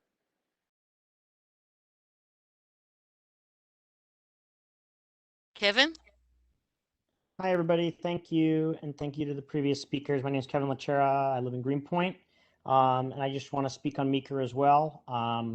I know there was a couple of folks in the community that were concerned about it. And I think I just really want to emphasize the length and time of the community process. There's been organizing in the community around this project for the past 6 years, nearly 7 years. Nearly 4,000 people have signed a petition in support. The work is ongoing now. Support from 80 community businesses, every sitting elected official, nearly a dozen organizations that work in open space and environmental justice in our community. And also just to highlight that this is a deeply, deeply, deeply needed project. Meeker is one of our main corridors, our main thoroughfares in the community, and the addition of a safe cycling path and pedestrian path through it, connecting the Kosciuszko Bridge, the Williamsburg Bridge, connecting east and west is sorely, sorely, sorely needed. And just I'm in full support of what has happened. It's been discussed exhaustively in the Transportation Committee and was voted up. It's been discussed in the main community board here, I know a number of times over the years. And, you know, this community deserves protected cycling lanes, safe pedestrian intersections, quality open space, and environmental justice. The BQE corridor has done so much to impact asthma rates in this neighborhood, as well as traffic deaths and fatalities. in the past 5 years alone, there have been 1,301 crashes along the corridor, 5 fatalities, and nearly 1,900 injuries. So this Can you summarize, please? absolutely this investment from DOT is absolutely needed, and I'm in full support, and so many other folks in this community are as well. And just wanted to state my support. Thank you, everybody. Okay. Stephen Greisberger? Greisgraber. Stephen, you're unmuted.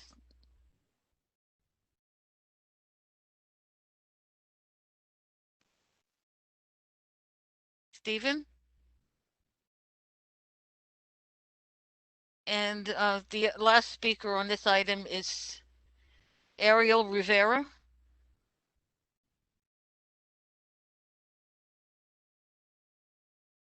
Okay, that's concludes those speakers.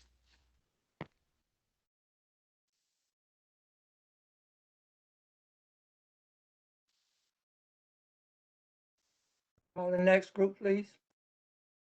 That's on that item. Now the next item that we have is the public session for the people who wanted to speak on a homeless shelter in Apollo. I'm going to go through the list.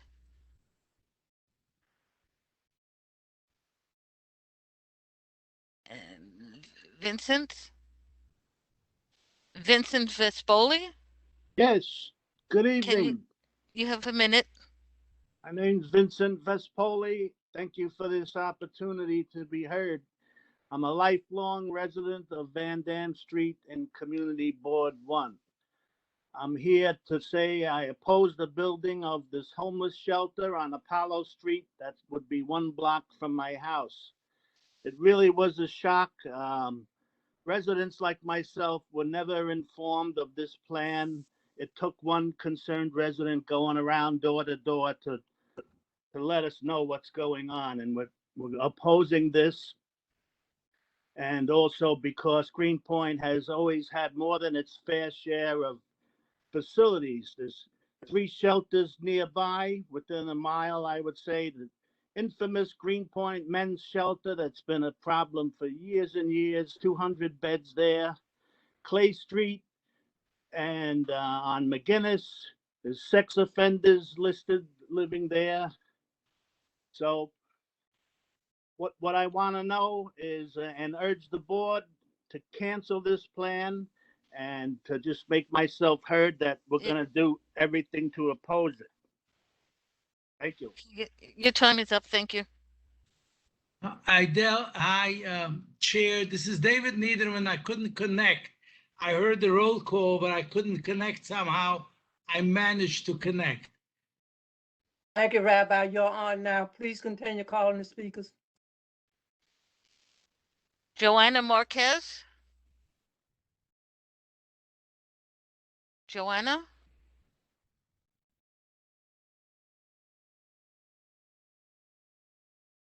Joanna, you're unmuted. Hi, yes. Well, I wanted to know, when will there be a public meeting to discuss the building of the homeless shelter at 83 to 97 Apollo Street and 106 Houseman Street? How come Brooklyn Community Board number 1 and elected officials didn't immediately notify the Greenpoint residents of this? We're elected to their position and they are supposed to answer to their votes, to their voters. Thank you. Next person is Dana Spiegel. Hello. Dana? Hello. Yes. Yes, you're unmuted. Do you want to speak? Yes. Thank you. Hi, my name is Dana Spiegel. I am a resident at on Apollo Street, 1 block from the shelter. While I do have very conflicted views on adding shelters to the neighborhood, I wanted to voice my opposition to this particular shelter and raise a couple of issues for public consumption about this. One is the consideration of the height of the building, which is out of place in the neighborhood. Another is the the documented lack of support staff present outside of working hours. And third is the existence of a men's shelter as opposed to a family shelter. I have 2 young children that live on that block, as do a number of other of my neighbors. And I'm very concerned about the establishment of this shelter and the seeming lack of community engagement and consideration given to the growing residential occupancy of young residential occupancy of that area. Thank you.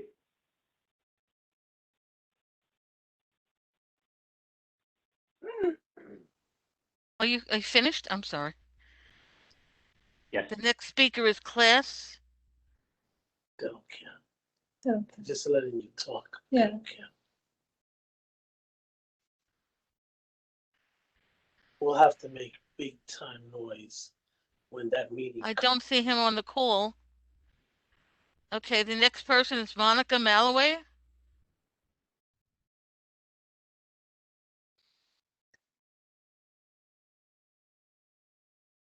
I don't see her either. Matthew Kudrick.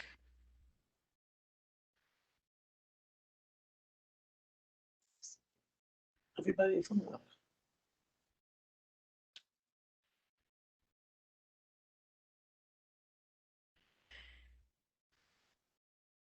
Robert Knapp.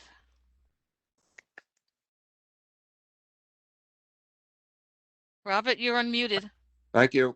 Good evening, everyone. Thank you for the opportunity to address Community Board 1. Who could possibly approve a new homeless shelter to be constructed at 83 Apollo Street? Why should Greenpoint residents be alarmed about another shelter being added to their neighborhood? 148 residents changing every 30 days. Numbers do not lie. The following are total statistics compiled by the NYPD database made of residents at homeless shelter locations in New York City. I repeat, of residents of homeless shelters only. For the entire year of 2020, there were 262 felony arrests and 662 misdemeanor arrests. For the year of 2021, the first 6 months of statistics are available. So from January through June, there were 115 felony arrests and 242 misdemeanor arrests. So why be concerned? 83 Apollo Street is only 5 blocks from McGoldrick Park, 6 blocks from PS 110, 8 blocks from St. Stanislaus Parish School. Also, it is only 1.5 blocks from the newly renovated Cherry Street Park Playground. Please help us Greenpointers and put together your resources to stop the opening of another shelter in the garden spot of the world, Greenpoint. As a very concerned and lifelong Greenpoint resident, I thank you for your efforts and valuable time. Monitor Street Block Association member Bob Knapp. Excuse me, Madam Chair, this is Dana. Yes, Dana. Just a point of clarification here. He just read off a bunch of crime statistics. Can we ask a question about that? Who's Dana? A question to who? I believe that board members can't speak during public session. Right. We can. So even if they're okay. Tell them where you got the You statistics. talked for 2 hours and nobody wanted to hear you. Excuse me? Continue with the list, Marie.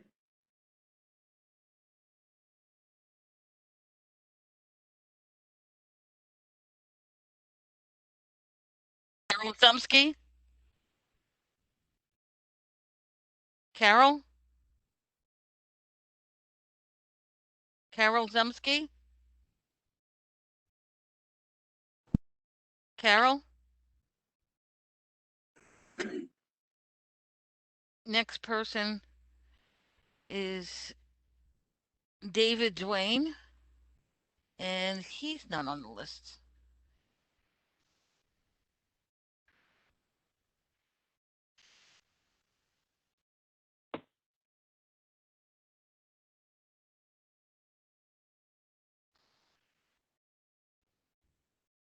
Ricky Carius? Can everyone hear me? Yes. Okay, I sent a chat message earlier to all the panelists, essentially with my position on the matter. It looks like Community Board One didn't really seek any input from the residents, and Ms. Drinkwater mentioned that this has been since the shelter issue. I'm sorry, let me backtrack. The shelter on Apollo Street issue has been in the works since December, and that they're working on community outreach to the residents on it through Stephen Levin's office. But that's been going on since December. My question is, it's now September. Is Community Board One going to set up some sort of town hall meeting for this? I mean, anytime before November. It is an important issue for the community and a hot topic as of now. And frankly, I think it doesn't. I looked on Stephen Levin's website and the Community Board One's website. It doesn't seem like that's even in the works. So, can Community Board One set something up between now and November, a town hall style meeting for the residents, and really go out of their way to advertise it?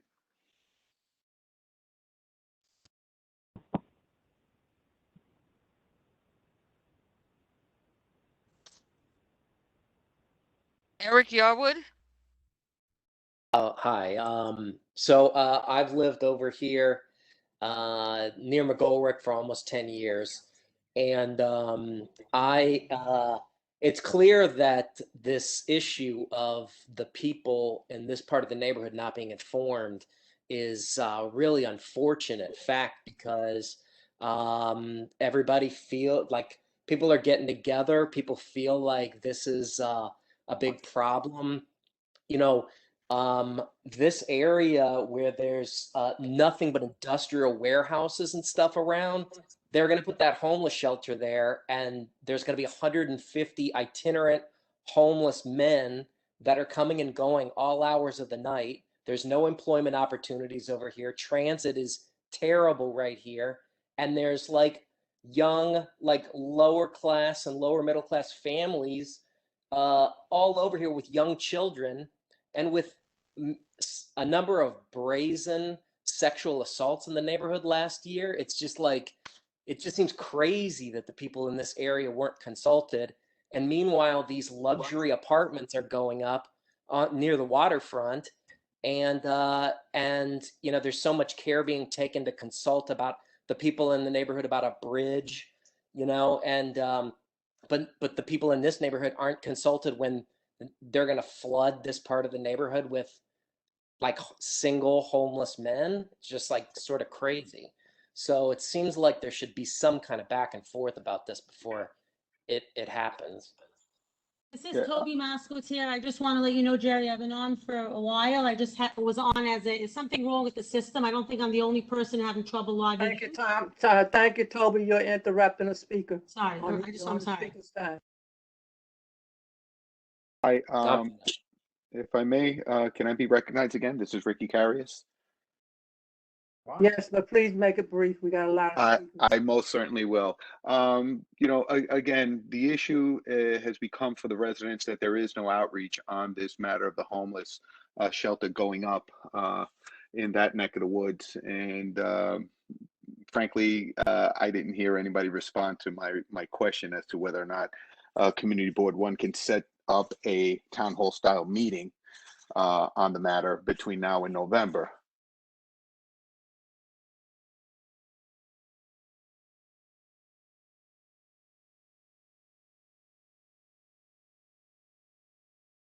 Oh, the next speaker, please.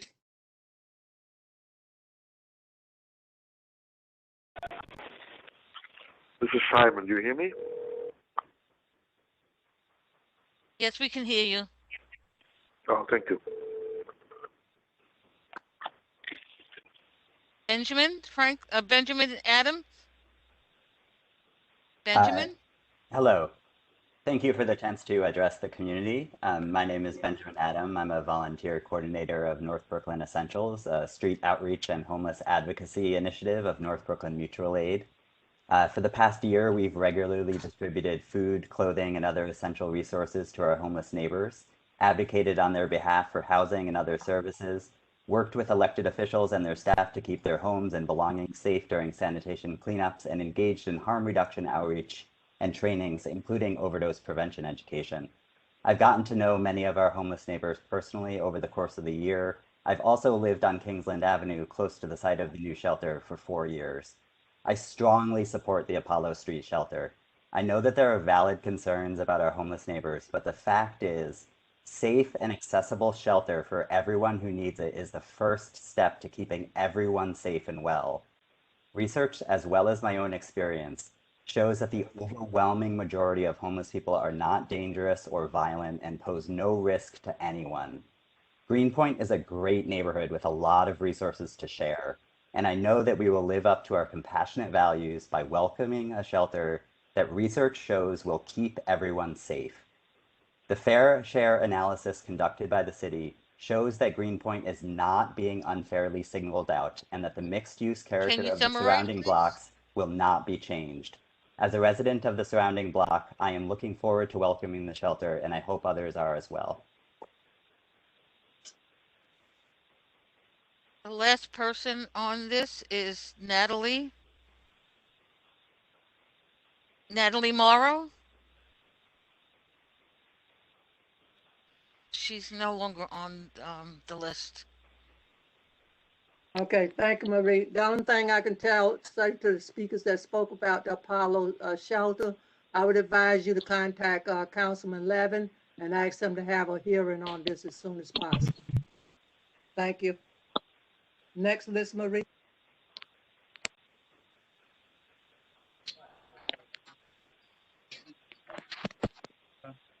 The next list goes for Rivering. Corey Canton. I'm going to call up a couple of people at the same time. Corey Canton, you're muted. I'm muted? You're unmuted. All right. Thank you so much, guys. The next, I know it's a I long just want to meeting. say the I'll try next and make person this is fast. Keith Berger. Okay? So there are a lot of things that I have to say about this pretty enormous project. But after listening to the community, it's clear the most important one is affordable housing. This development offers 263 units of affordable housing, which is 25% of the 1,050 units or the bare minimum. I think we all agree that 25% is not enough. Where we differ is how to get there. As a community, we have leverage. Why? The developer has $1 billion invested at Domino next door, and they spent $150 million on this site. This is their first offer. It's a negotiation strategy, making their ask both enormous and low affordability. They have room to move. If you vote yes with conditions, the yes forgoes the community leverage because the yes gives the developer what they want. Once somebody has what they want, anything you give them after that is just a gesture. If you vote no with conditions, the no will force the developer to come back with something better. The conditions instruct them on what that is. We all know that after tonight, this project is set to sail through city government that is pro-real estate. You'll never know how many affordable housing units you left on the table by saying yes tonight, and what precedent you set for the future. The community board routinely says no to much smaller developers, but smaller asks. I know Two Trees has many relationships in this community, but that does not make a bad deal any better. It just makes it more concerning. I think after the 2005 rezoning, we're all afraid it's just going to happen anyway. But if you regret how the 2005 rezoning happened, you must vote no Can you with summarize? conditions and set a better future. That's it. No with conditions so that we can have a better community in our future. Thank you, guys. Keith Berger. Keith Berger. Yeah, I'm on. Can you hear me? Yes. Okay. I have come to the fundamental conclusion that our city's rezoning process is broken. The city does not plan out the impact of development and consider the surrounding area infrastructure in an intelligent and cohesive way, and instead relies on developers to do the work for us at the expense of our neighborhood. As someone who served on the board of a homeless services organization for 14 years, I understand affordable housing. But 421A development at 25% levels alone has not proven to work. It did not work in the 2005 rezoning along the waterfront, and it will not work at these levels now. Article after article has shown about evidence of gentrification, rising commercial and residential rent in this area, and this development as it currently stands will continue to do the same. There have been claims that longstanding community organizations like El Puente support this project, but that's not what they've done. They've said in their letter they're not against it, but they're not supporting it either. What they're laying out is a philosophical framework for what they need to be comfortable with this, and that's what we should be pushing for. We should be voting for no with conditions. This is an opening bid. This should not be their final offer. There's been a lot of discussion Can you summarize, out there please? being pushed by two trees, the fear mongering about last mile distribution centers, Amazon warehouses. The community doesn't want that, and Two Trees doesn't want that either next to their crown jewel at Domino. They are fear mongering. We can do better, and we should be pushing for it by voting no on this and pushing the city to do more to get what we really need in this community. Thank you. Charles Chu? Hey, here. Hey, everyone. Thank you for the opportunity to speak. My name is Charlie, and I'm a CB1 resident living in North Williamsburg, and I'm here tonight to speak against the River Ring project, and I will also do my best to represent the more than 8,000 people who have signed the petition against rezoning. The recommendation of no with conditions by the Land Use Committee was the right decision for our community. A no with conditions doesn't mean that we're against any type of development. A no with conditions only means that we are providing the necessary checks and balances to make sure that rezoning is done properly and responsibly. The developer is more than welcome to respond and propose changes to conditions as is custom in any negotiation. However, the community should not be dictated and accept the very first offer that the developer is bringing to the table. That is why no with conditions is the right decision and the only decision that does the community justice. Thank you. Thank you. All right, sorry, the next three speakers coming up is Janice Malecki, Dan Miller, and Ankur Dalal. Can you hear me? Go ahead. Okay, hi. I live on North First Street, 1 block from River Ring. I'm a Williamsburg resident since 2004. Please vote no or vote no with conditions. I oppose River Ring for 3 reasons. 1, the density and lack of city planning. Rezoning to 4 times the zone size is irresponsible and ill-conceived. The size of this building is out of control, and why would anyone permit this without appropriate traffic, trash, and other services being changed? Secondly, the failure of this developer and the city to live up to community promises around zoning and affordable housing and parks. I hope that someone from land use will talk about the testimony that was given about what happened to tenants of this developer at 125 Court Street, essentially defrauding tenants who were supposed to be having rent stabilized units, and their failure to release affordable housing at Domino. Lastly, this park is completely ill-conceived and inappropriate for our community. River Ring is going to take land away from the site. At 80 Metropolitan, which my unit is part of, we had a flooded basement in Ida. River Ring wants to bring the water closer to us with a novel and new untested technology. I fear what this will do with rising tides and whatever park that they purport to be making, a beach that we don't need, no one's going to swim in the East River, will be underwater soon enough and unusable completely and unusable during the winter. No person has shown any reason why we need another residential building at this site. We need Janice, can you please summarize? It's a precious site. Have the courage to vote no or no with conditions. Please, at least put us in a strong bargaining position and do not be afraid. Use the power you have. Thank you. I don't know what the River Ring is. Just count your lucky stars, Dan, man. you're open, Mike. Dan? It's interesting. You know, it's complicated. I feel like it's complicated. And so despite the fact that I have been Dan Miller? This is Dan Miller. Yeah. I'm urging you to vote yes, or at a minimum, yes with conditions. And specifically, I want to address the conditions that the committee proposed earlier. one of the conditions that you are seeking is a 30% cut in the overall number of units. And I think that condition in particular is odious and needs to go. The whole point of building this project is to create badly needed housing supply, including desperately needed affordable housing. Cutting the number of units by 30% will create a bigger housing shortage, and it will lead to fewer affordable homes. We all want to maximize the amount of affordable homes that we get from this site. So let's build as much as we can, as big as we can, and maximize the number of affordable homes.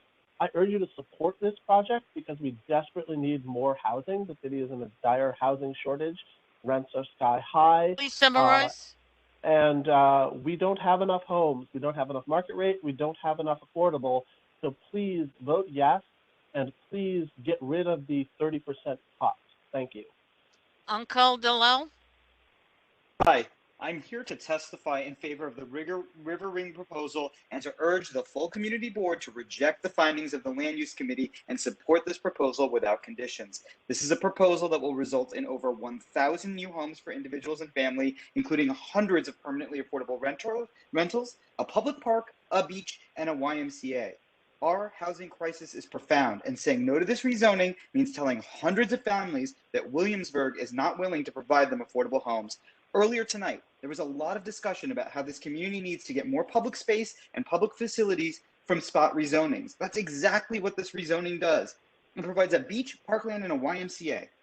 Some folks who spoke earlier are upset about the fact that 25% of the homes are affordable, but people don't live in People don't live in percentages, they live in homes. This will be hundreds of affordable homes, but what they want will be zero. As the previous speaker said, the Land Use Committee wants to cut out a third of the homes, including a third of the affordable homes. You should not accept those conditions. You should accept the proposal as is without conditions. Thank you. Thank you. Neil Sheehan? Am I unmuted? Yes, you are. I'm here to recommend to the full board that you vote in favor, and I suggest you take the conditions from the Land Use Committee. Land Use Committee's vote was 11-9. It was a very confusing meeting. In fact, I think one or two people may have even voted the wrong way. When people say no with and tell you they want affordable conditions, there is a good chunk of people on that committee who do. But I listened to up to 4 people say they didn't want the development, period, or they wanted manufacturing there. Now that's not going to get me affordable. We are a gentrified community. The city has a crisis. There are winners and losers in the gentrified community. Yes, the developers have won, and we should take a lot back from them and get a lot more from Two Trees. But a lot of us speaking today have won. I have won, living here my whole life. It's time for us to think about the neighbors who haven't won, and their kids, and the young adults who can't get out of their houses and live in the community they were born in. It's time for us to prioritize affordable housing for working class and low-income individuals. And push Two Trees. Yes, Two Trees is not perfect. No way they are. They're a developer. They're Can you looking to make summarize, money. please? It's in your hands to give your elected officials, CB1, a clear message. We want development. We want to break the paradigm. We want to have the most affordable, the best affordable in the city. And that would be a truly progressive community that cares about class, not just culture. Thank you.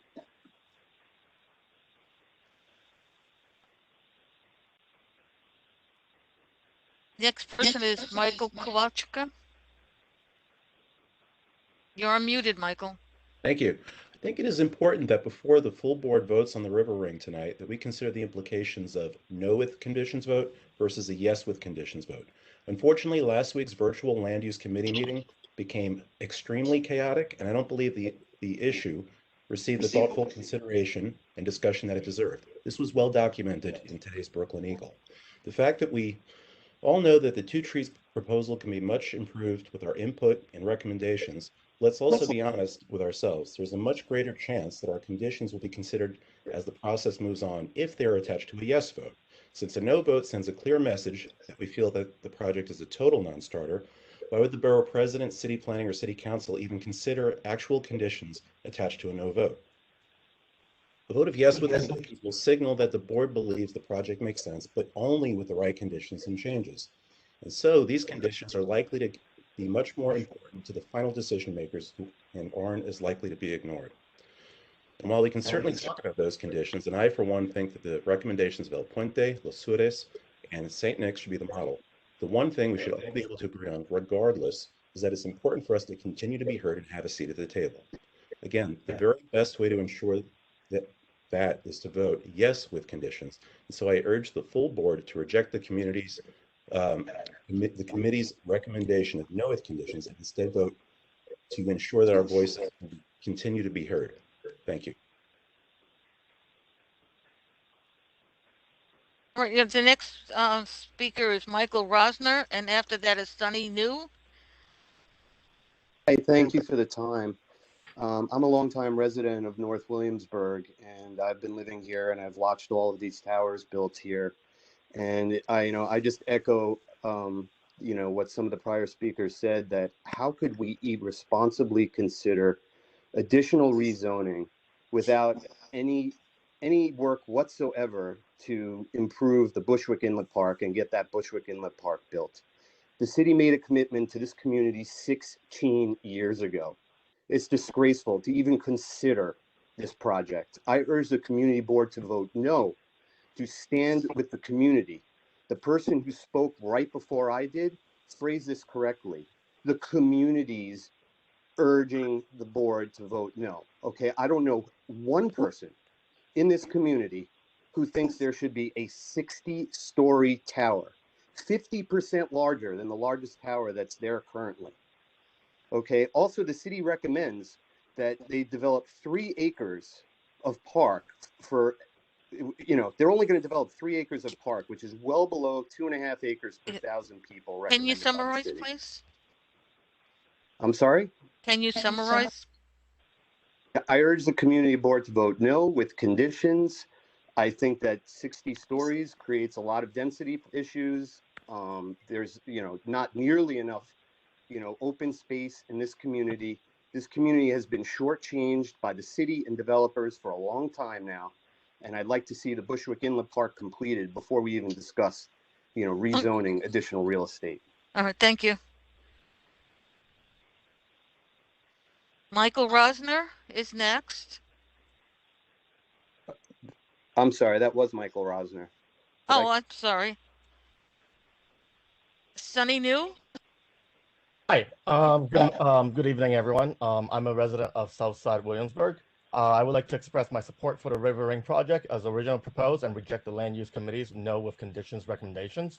There is a housing crisis impacting the entire city, and this project would not only add more housing units, both affordable and market rates, as well as providing much needed amenities like publicly accessible park space in the YMCA.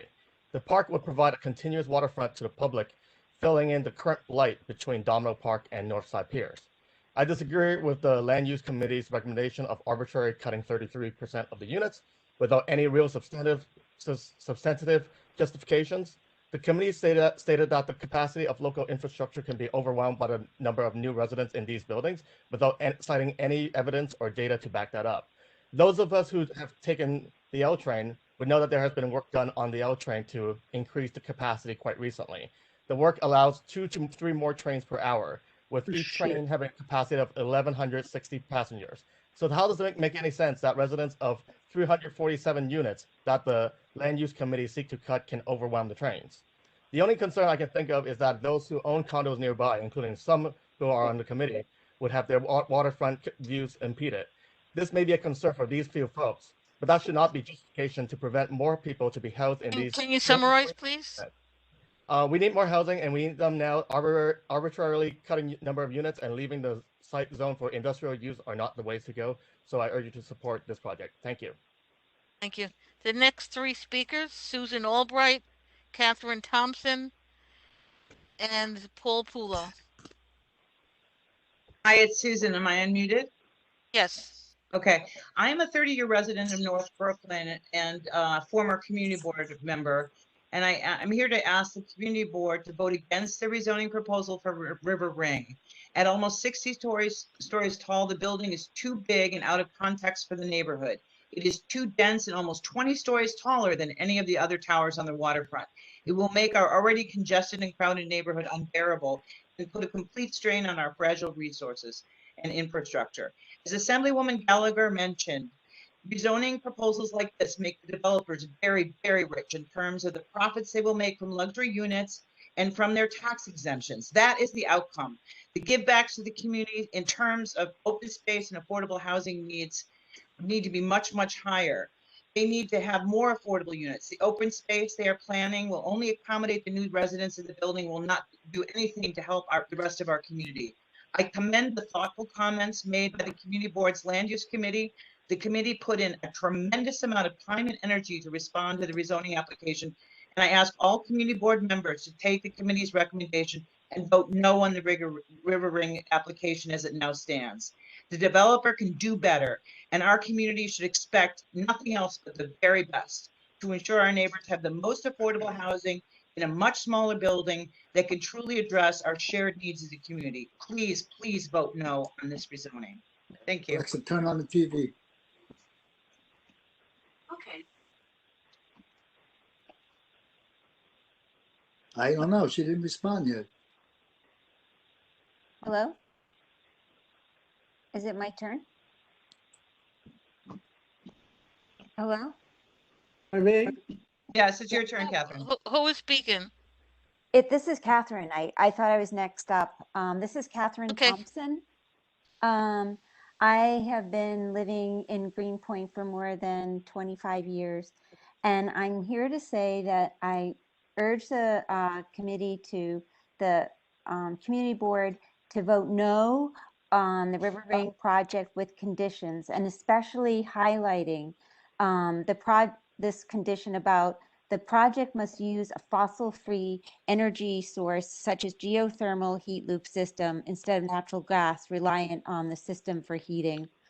We are in a climate emergency, and we have the New York City Climate Protection Act, Climate Leadership and Community Protection Act, and the Intergovernmental Panel on Climate Change by the UN, and they are declaring that none of our housing units or anything are going to be any good to us when we are going to be underwater. I'm here to say that Two Trees is in a position of immense strength with their wealth and political connections. And with the rich scope of their land holdings right there under the Williamsburg Bridge, they are in a position to do something genuinely transformative in terms of energy. They can please create. summarize, Catherine. Yep, they can do more, and they must do more in the face of the climate emergency, and make a geothermal loop and show the rest of Brooklyn and New York City it can be done. Thank you. Thank you. The next speaker is Paul Pulo. Hi, Paul Pulo, Board Chair of the Greenpoint Y, and I just want to ask everyone on the committee to vote yes for this project. It's both visionary and bold, and I think in the future it'll give us something to truly be proud of.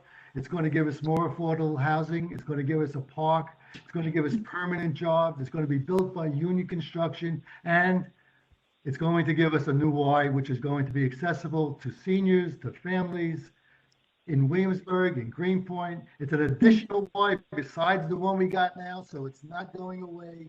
Yes, there are infrastructure questions. Yes, there are certain questions everybody has, but I truly feel, as Lincoln Ressler said yesterday, we are the Fighting 50. We have Emily and Lincoln to fight for any infrastructure problems that we may have to solve all these issues. Please vote yes. You're fucking clown. Thank you.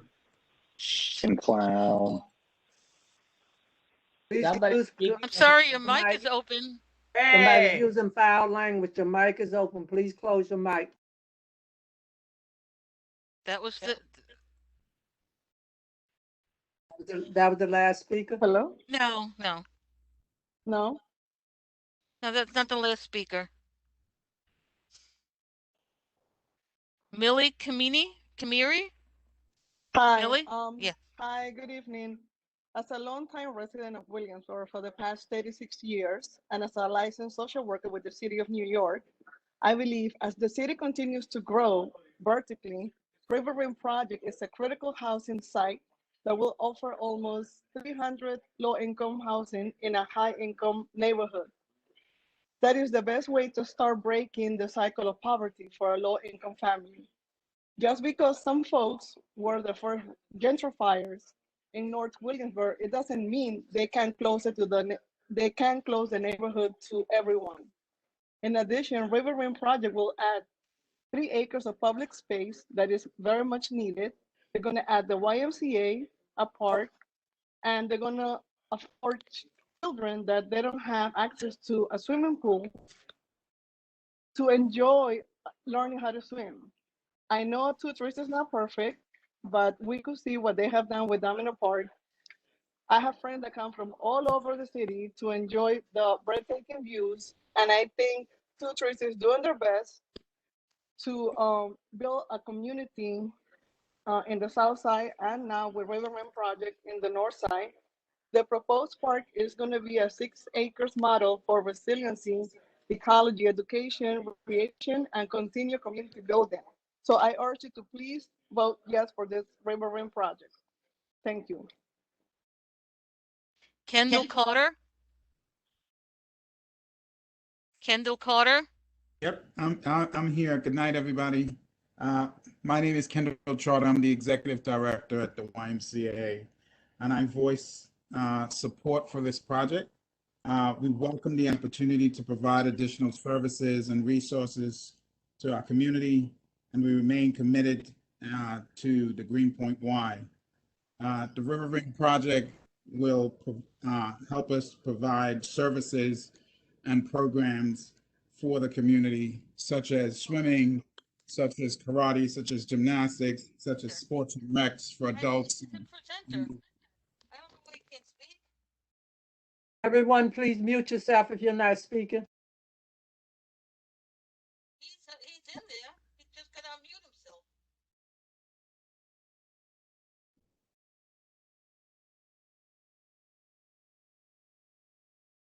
It looks like he got cut off, Marie. Sorry, everybody hear me? Yes. Yes. Again, like I said, we support this particular project. We will have additional services and resources throughout the community. Thanks, everybody.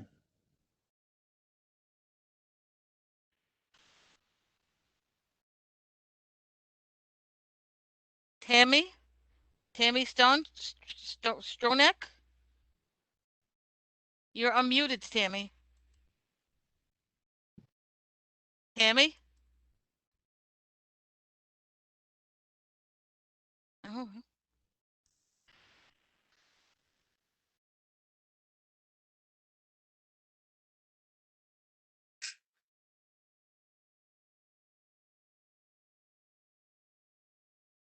Who's the next speaker? I'm trying to find them. Sorry. There's only a first name. I don't have a last name, but I don't see a Melody on the list, so I'm bypassing her.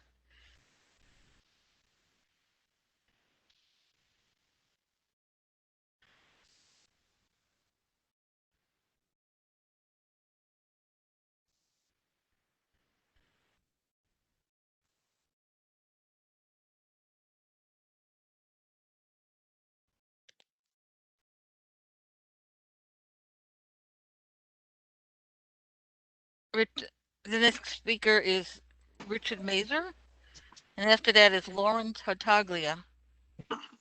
Okay, this is Rich Mazer. I've been living in Greenpoint in Community Board 1 since 1950. That's 71 plus years. And I'm for the project, and it's all in context.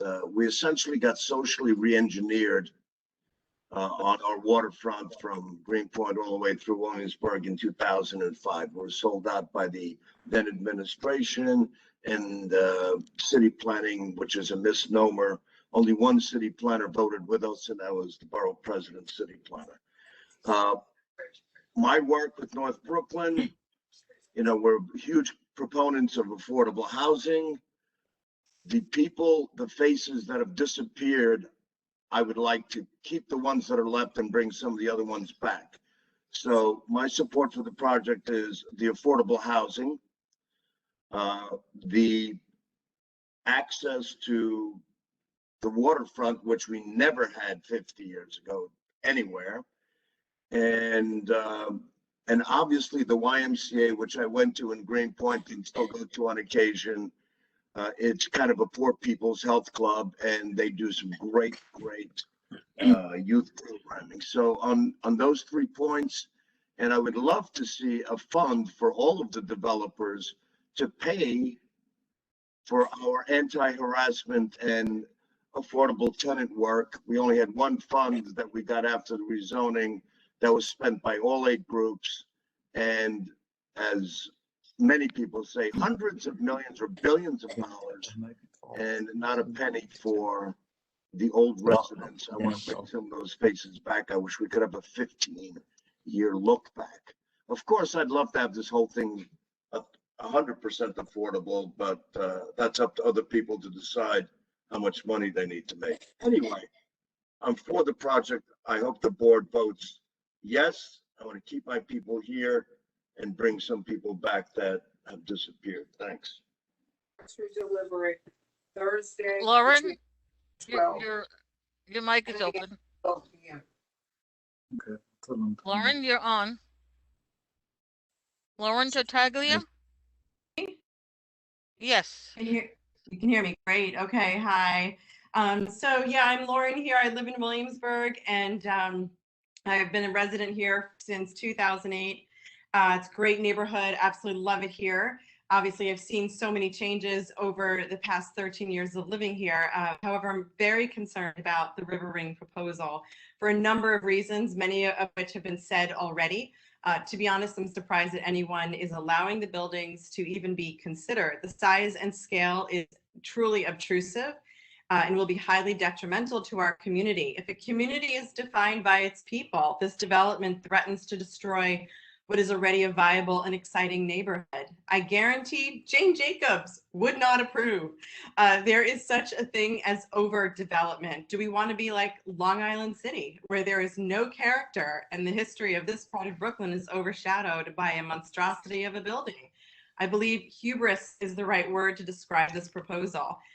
The amount of garbage and pollution that the buildings will bring in terms of additional people and traffic will be insurmountable. The streets and sidewalks already need help.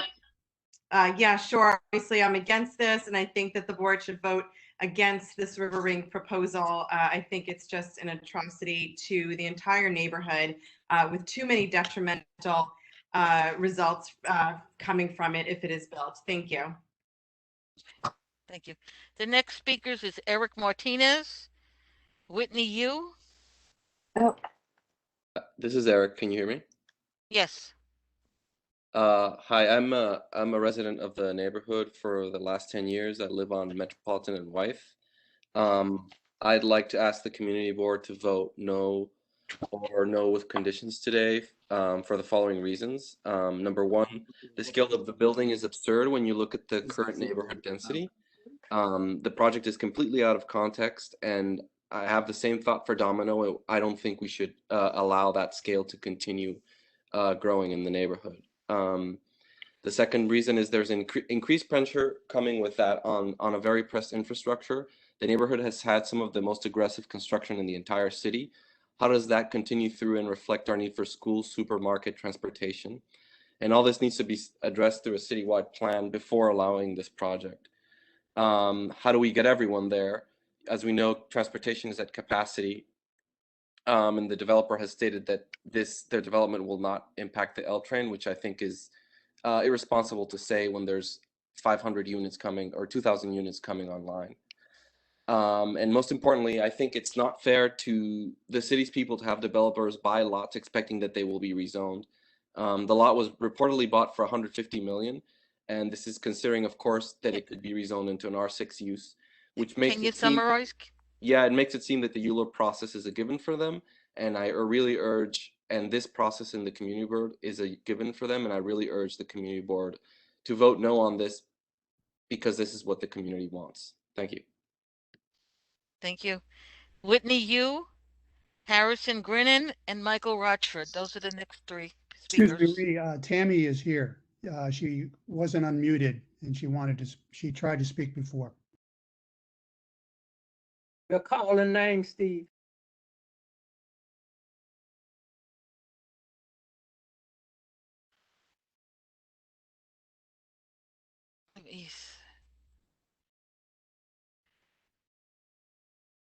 Why is she not there?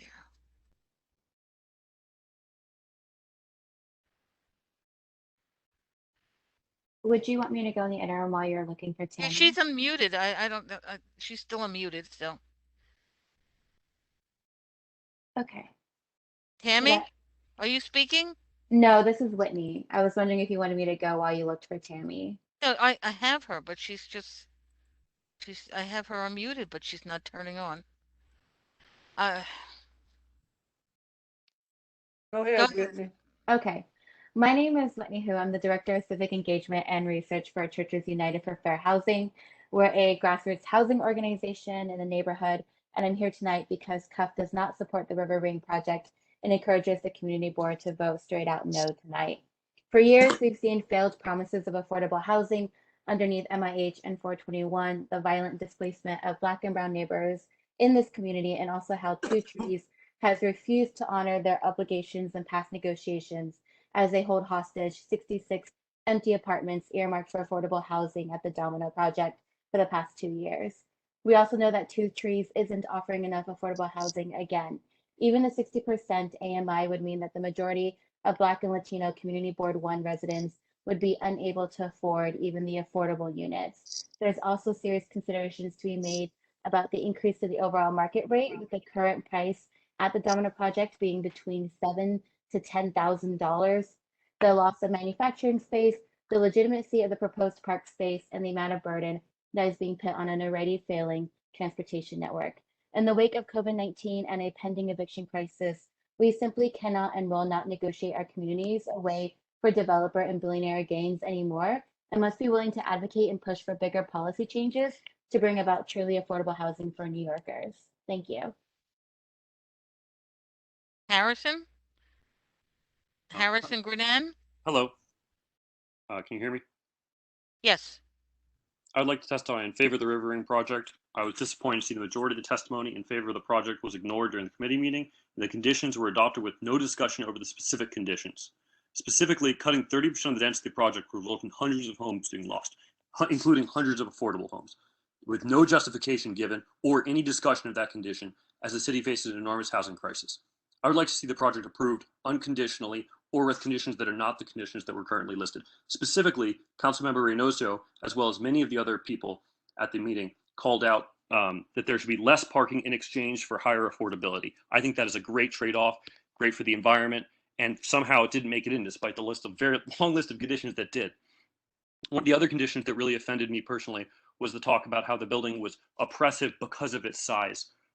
Buildings aren't oppressive. What's oppressive is the rent being high. So the reason the rent is high is because there's not enough housing for the people that want to live in New York.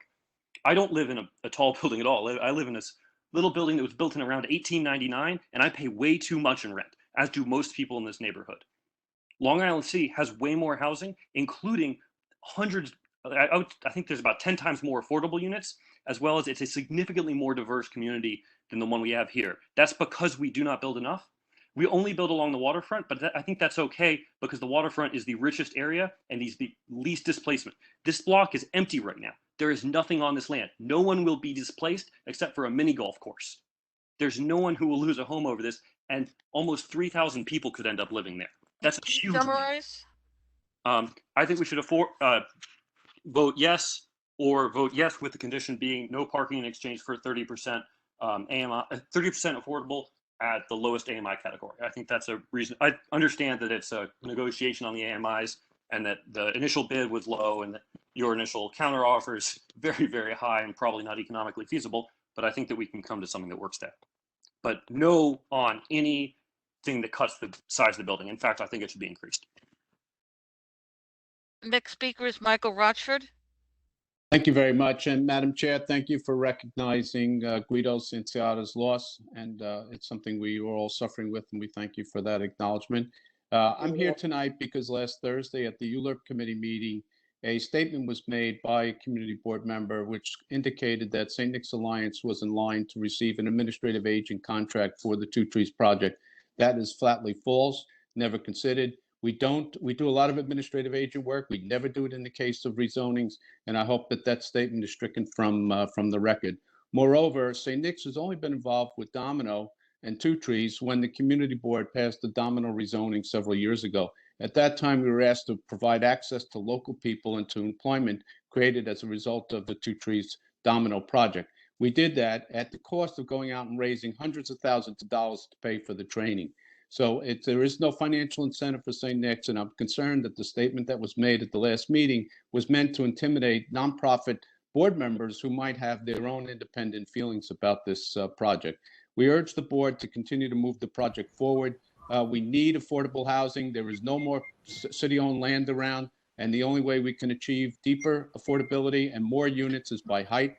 And we also want to continue access to jobs and environmental improvements, and we hope that the board continues to support that effort. Thank you. Please summarize. Thank you. The next person is Olympios Castellano. Your mic is open, sir. Can you hear me? Yes. Splendid. Thanks very much. Senior, I won't hurry my words, but I won't take more than the time allocated to me. I have followed the process. I'm enthused by the participation of the community. I have children and grandchildren in the neighborhood. We have a place we hope, against hope now, of retiring there. I think your committee ought to vote no. There are too many unknowns, including what is very dear to our hearts, affordable housing, including the support of the developer. And I've been following that for the last 2 years, including the very first meetings in those small places where the developer was kind enough to attend. He gave commitments or promises that were not carried out. I can't see why in future the record will be any better. I will summarize now, be that really I haven't said much or what should have been said, in that if you throw the key away right now and say yes to the project, you can't go back. That is very important. If you say yes, would be the wrong yes. And if you say no, will be most positive because it is a very strong bargaining point. It is to us to signal to the developer and to the other members of the community that feel otherwise, that you're open to negotiation, but not Can you under the please summarize, sir? I have done so. I'm sure you have lots of submissions already. I thank you for your perseverance, and I thank you for carrying on the good work. Thank you. Okay. The next speaker is Elsa Burke. Your mic is open.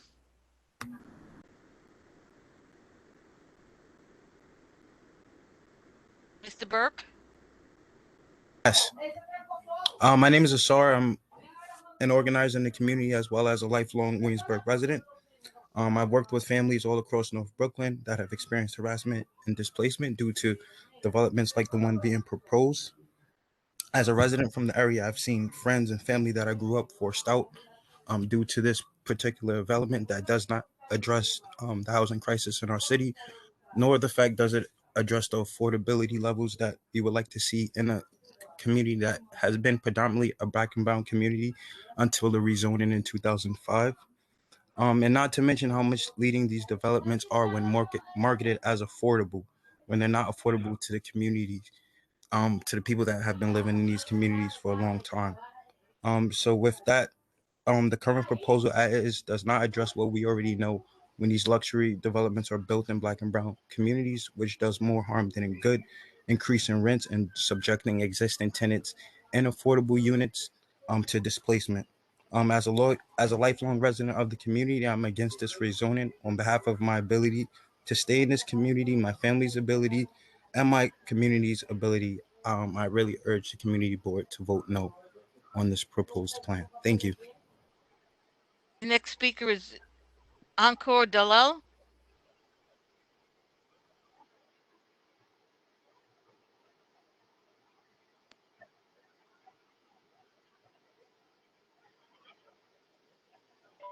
Hello?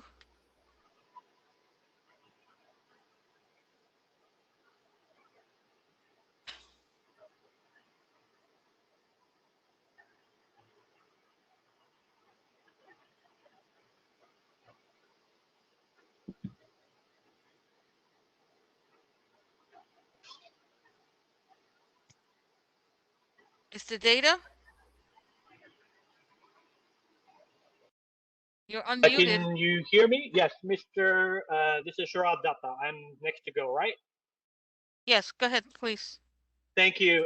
Good evening. I'm speaking as a fellow constituent from City Council District 33. I encourage the community board to consider the view that the community will keep more of its leverage if it votes yes with appropriate conditions. Let's learn from Community Board 6's experience with their yes on Govanas and their seat at the table, and Community Board 8 no being overruled by the City Council just yesterday with 840 Atlantic, and now they have no further influence on this rezoning. The community's concerned about Promise Park spaces not having materialized in the past are certainly an issue, but I see them as being more of a failure of City Hall and Albany than something that's attributable to the housing developer. Domino Park here has obviously been a runaway success in comparison. The benefits of a new, fully connected public waterfront park space that Rivering offered are obvious. Let's be clear, we will get something incredible in exchange for permitting dense new development on this site. To the land use committee, I'd like to I'd like to ask to cut down the number of homes utilized by this project based largely on subjective and aesthetic concerns will be a lost opportunity towards bringing modern, energy efficient, climate resilient, mixed income and affordable homes that will add housing choice and security in a Brooklyn that is already priced out of reach for many. As a first generation immigrant whose family was welcomed in Brooklyn nearly 20 years ago, this is really meaningful to me. Please reconsider and support a yes with conditions mandate for this rezoning. Thank you. James Leon Zio. Hey, good evening. I'm James. I'm just a regular resident of Williamsburg, but I've been here for 11 years. And I'm recommending a no with conditions vote by the committee. I live just a few blocks away from the site, and I believe the River Ring project will overall have a negative impact on our neighborhood as it is currently proposed. I'd like to focus on two main issues, even though there are many. Number one is just the park space itself. Let's be clear about this park, even though it looks expansive in the renderings, there's only about 2 acres worth that are actually walkable. For comparison, Domino Park is 5 acres and it's mostly walkable, and you know how crowded that can get. So imagine a park that's even, like less than half the size of that. It's really not that big. In addition, this won't be like a classic community park. Kids won't be able to play sports there. I won't even be able to find a seat or shade under a tree in the summer and relax. But tourists from in and out of the city will surely be renting kayaks and throwing garbage on the man-made beach and into the river. This is a bad deal for the community from a park perspective, and a bad deal for the city from a tax abatement perspective. Second issue is just the infrastructure limits of our neighborhood. Can you summarize, please? Sure. There's already a ton of development happening in this neighborhood. And before we consider a rezoning which would offer 1,000 more units, we really need to take a look at sanitation, transportation, police department, and adapt to that development before we consider anything more. So again, I'm recommending a no with conditions, and thanks for your time. Thank you. The next speaker is Stuart Hadfield, Claire Ziegler, and then Olivia Georgia. Your mics are open. Hi, do you hear me? Yes. Hi, I'm Stuart Hadfield. I'm here to also speak against the Rivering project in its current form. I've been a resident of Williamsburg for about a decade, first as a young single person, now as a family man with 2 young daughters. And I just don't feel the current proposal is right for our community.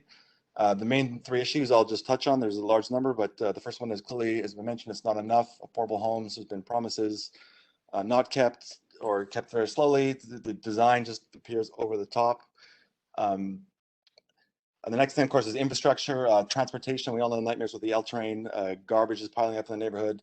The park has been mentioned is not big enough. We can do much better with the area. And third, I want to emphasize, it's been a crazy year with COVID, and just, in my opinion, has not been enough community consultation or transparency. The process has felt rushed through. For rezoning, I think the community can negotiate a much better deal. We all want affordable housing. We all want the YMCA.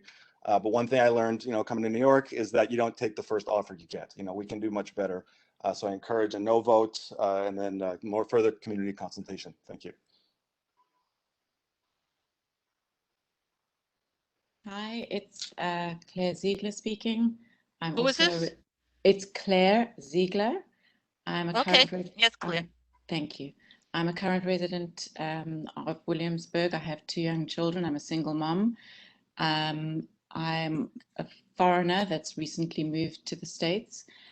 I'm rather shocked to know that this project has even reached this far. I echo my previous speaker that the scope of the project is far too large, and the affordable housing, when it's brought by huge developers, hardly ever reaches the people that it is trying to address, and makes the current infrastructure under far too much pressure. The transportation, the environmental impact, the scope of the project is just far too large, and none of the due diligence has been done to the level that this kind of development is needed. And I also echo that a no at this point is the only way to go, because there's no turning back once something of this scope is passed. So I would vote absolutely no. Thank you. Thank you. Tammy, Oh, I was I'm able to here. turn you Can you on? hear me now? Yes. Oh, that's so exciting. Thank you so much for unmuting me. Hi, I'm Tammy. I'm a longtime Williamsburg resident, and I'd like to urge the community board to vote no with conditions, or no. As many people have stated today, 25% affordable housing is not enough in exchange for 35 years of not paying property taxes, making hundreds of millions in profit, and saddling us with these overbearing buildings, massive congestion problems that are weirdly hand waving away when they want to build 4 times the allowable density on a site the city says is going to be underwater regularly in 10 to 15 years.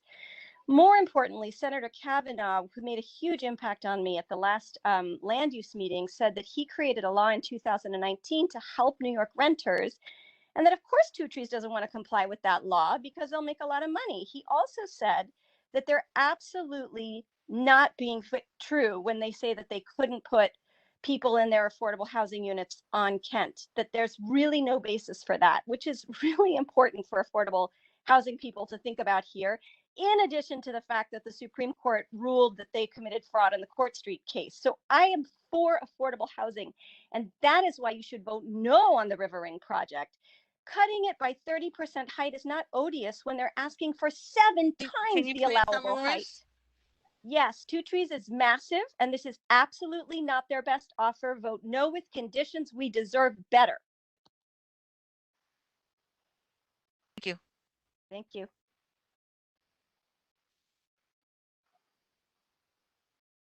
Tara Bahrama. Hi. Yeah, can you hear me? Yes. Hi, I'm a homeowner in Williamsburg for 20 years. I echo what other residents said I'm urging you to vote no on River Ring, regarding the developers purchasing property, assuming they will get rezoning, regarding them breaking their promises on affordable housing, and the fact that there's 7,500 new residents already in the pipeline, and we don't know what the effects are going to be on with climate change and congestion. And this asking for 35 years of tax-free is just not commensurate with what we're getting. Great cities have balanced and well thought out plans for developing and don't just allow building at the whim and convenience of developers. Incoming elected officials are opposed to the plan as it's proposed. Going against their will is a kick in the face to those who elected them.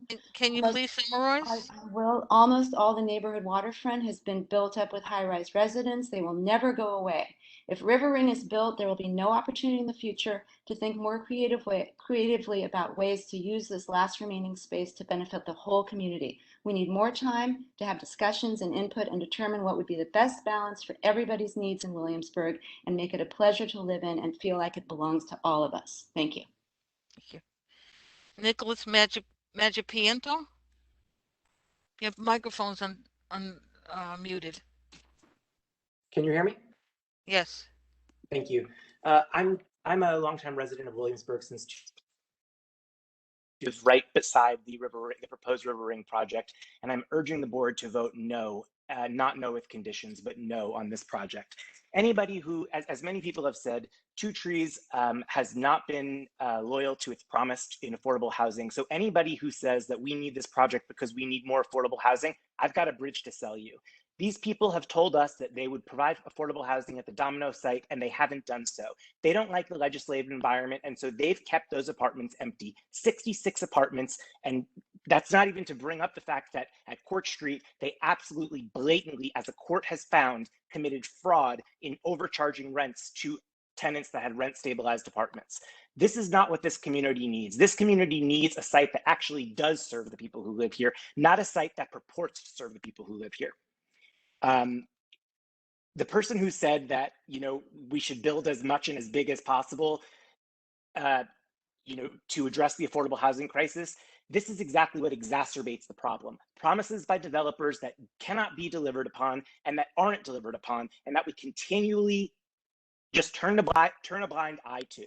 Hold these developers accountable. This is a $1 billion project with 35 years of windfall to them. Hold the developer accountable and demand more. We deserve more. Thank you.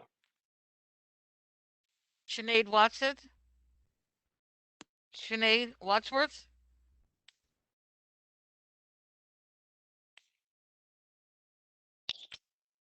Sinead?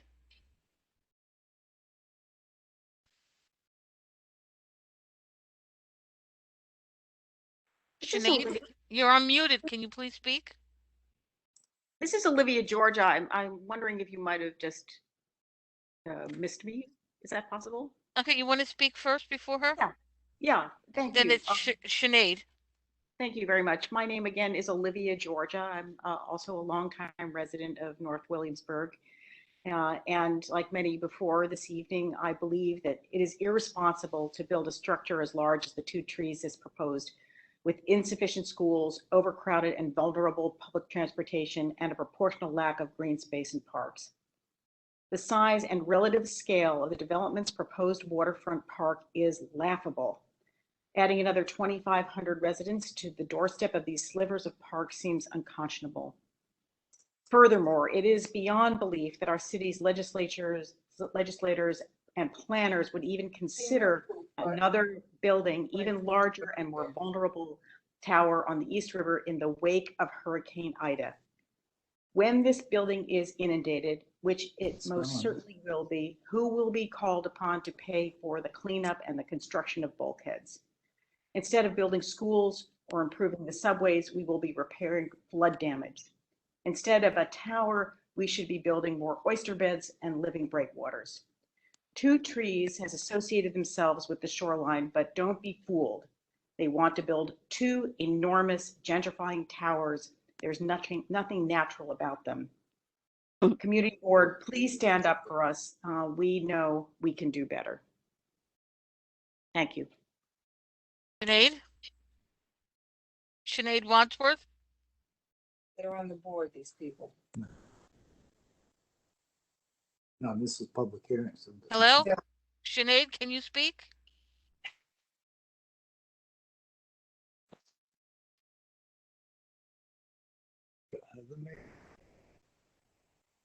Neil, can you mute your mic? Neil Sheehan, can you mute your mic, please?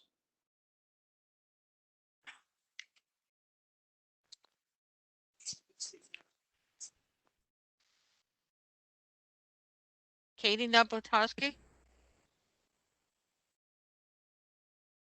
Hello, thanks, 1 minute. Hi, Katie Napotarski. I'm a longtime resident of Greenpoint, Brooklyn. Please support the committee's recommendation of no with conditions.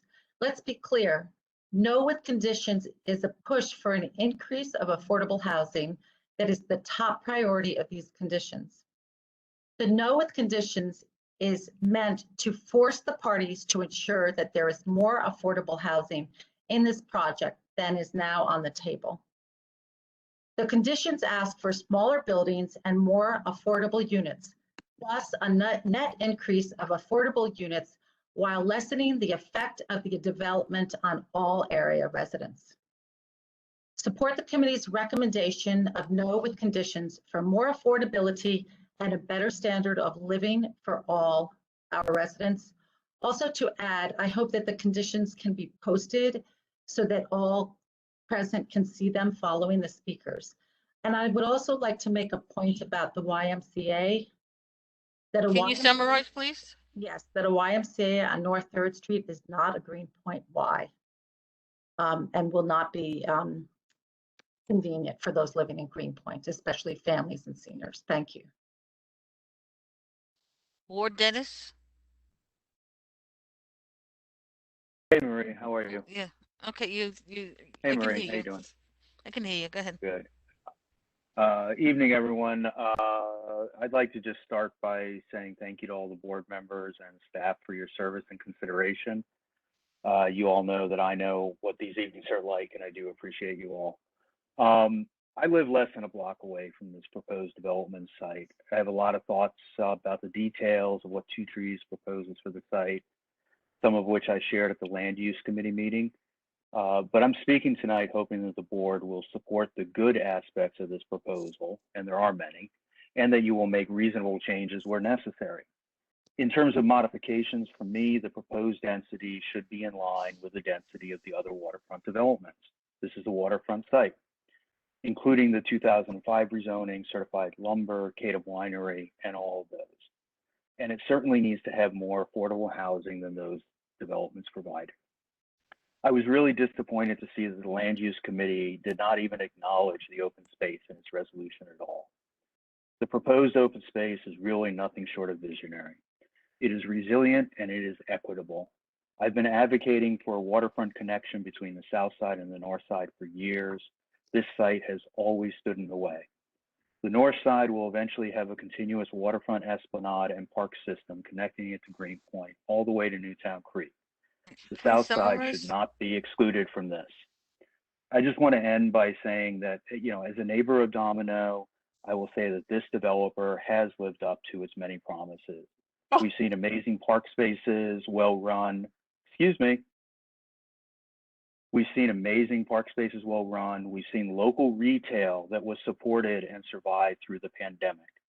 And we've seen community engagement far beyond what we have seen at many of the other waterfront developments up and down our waterfront.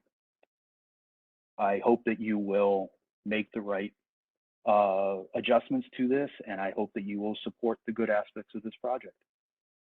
Thank you. Thank you. The next speaker Hello. is David Karp, and Hello. then after that is Kate Lloyd. Thank you. Hi, this is David. High rises are great, but this proposal is a bad deal. It hands these developers hundreds of millions of dollars in value without tax dollars in return. As we've heard from so many, including our new Assemblywoman, it falls under today's broken affordable housing policy that is about to finally expire next summer and see an overhaul. Its park design ignores feedback from the community and prioritizes serving as an Instagram attraction instead of relieving density for residents. And last I'll say is just these massive zoning exceptions are completely inequitable. There are hundreds of thousands of local home and property owners who would love to have their property values multiply overnight. If we want more housing in Williamsburg, upzone the neighborhood. Let Two Trees buy these air rights from neighbors. Stop giving them handouts to these same billionaire developers over and over again as they keep coming back for more. And if we want a Y in Williamsburg, tax Two Trees, subsidize it ourselves. CB1, please be our heroes here tonight and vote no. Thank you.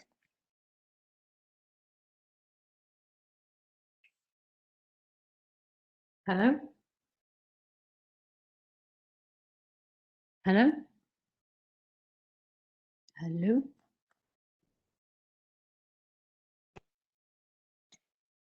Hi. We hear you. Well, I mean, Hi, we basically, hear you. everything he said was the best thing ever. I mean, I agree with everything. I think Two Trees. I sound English. My husband's from New York. I've been here 15 years. Bought 10 years ago. Here's my question. Why can you put another rent-only building that is literally 25 stories higher than anyone else? You're giving nothing back. You're giving no park because your park is a river ring. Let's put that into another context. You're not actually caring about the community or how people are getting on and off the L train, and you were stopped. Two trees were stopped from developing in Dumbo. Why can they suddenly develop in Williamsburg? How is that a thing? How is that the fact that you can do minimal housing? I lived in London. I paid a shit ton of money when I bought my apartment, similar to where I bought now, so we could have social housing. Why are two trees, very clearly two trees, doing the minimal aspect they can? Why is that acceptable? Anyone from Two Trees here, jump in, please, because I'm very, very aware that we gentrify a neighborhood, but you as developers should gentrify it back. And you're giving nothing, as far as I can understand, to any of the schools in the area. You're going to make a shitty river ring, but you're, as far as no one has provided any information to giving to schools in the area. Please summarize. Okay, I'm gonna wrap it up. But Two Trees, what are you doing? Like, make them smaller buildings, gives more love to the community. Can I? Thank you. I'm allowed to say one more thing. Please Okay? make it quick. Okay, if you could please just take a breath and just look at Sustainable Williamsburg. That website will just make everyone like understand. Two Trees, fuck off. Dumbo told you to fuck off. Thank you and good night. Sorry, what?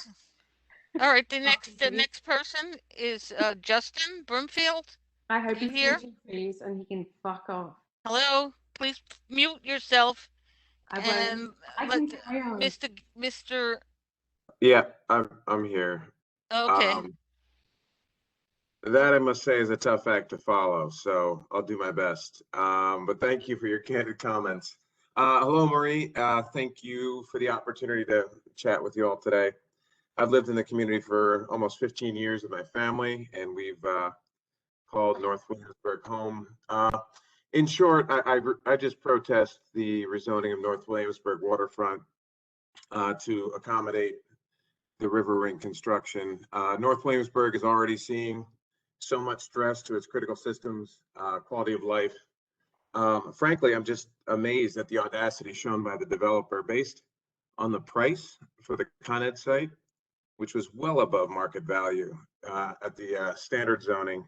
It appears that the developer thought that they could just steamroll their way through the rezoning process, which I really hope is not the case. Williamsburg streets are strewn with garbage, lack of receptacles, limited green space. I mean, there are dirt patches out there that kids have to play on. Pets trying to find places other than the sidewalk to enjoy outdoors. So that's obviously a concern. Public parking is just non-existent. A little bit of public space promised with the River Ring plan will be frankly overrun by the thousands of residents that those two massive towers will bring into the community. The spillover from River Ring will offer no benefit to the rest of the community. So I do urge you to vote no. Just on Domino, all of the stress that we're experiencing today is frankly without the impact of the last few massive towers that have yet to be developed or absorbed into the community. So please do take into account the environmental impact, the transportation, the services, emergency services, parking, garbage, and how the Can you river. please summarize? Yeah, quite frankly, we lack the resources to support the tower of this size or towers of this size. We shouldn't even consider the rezoning of the space until the city delivers on the parks that they've already committed to. And so I urge you to vote no to the proposed rezoning for the River Ring.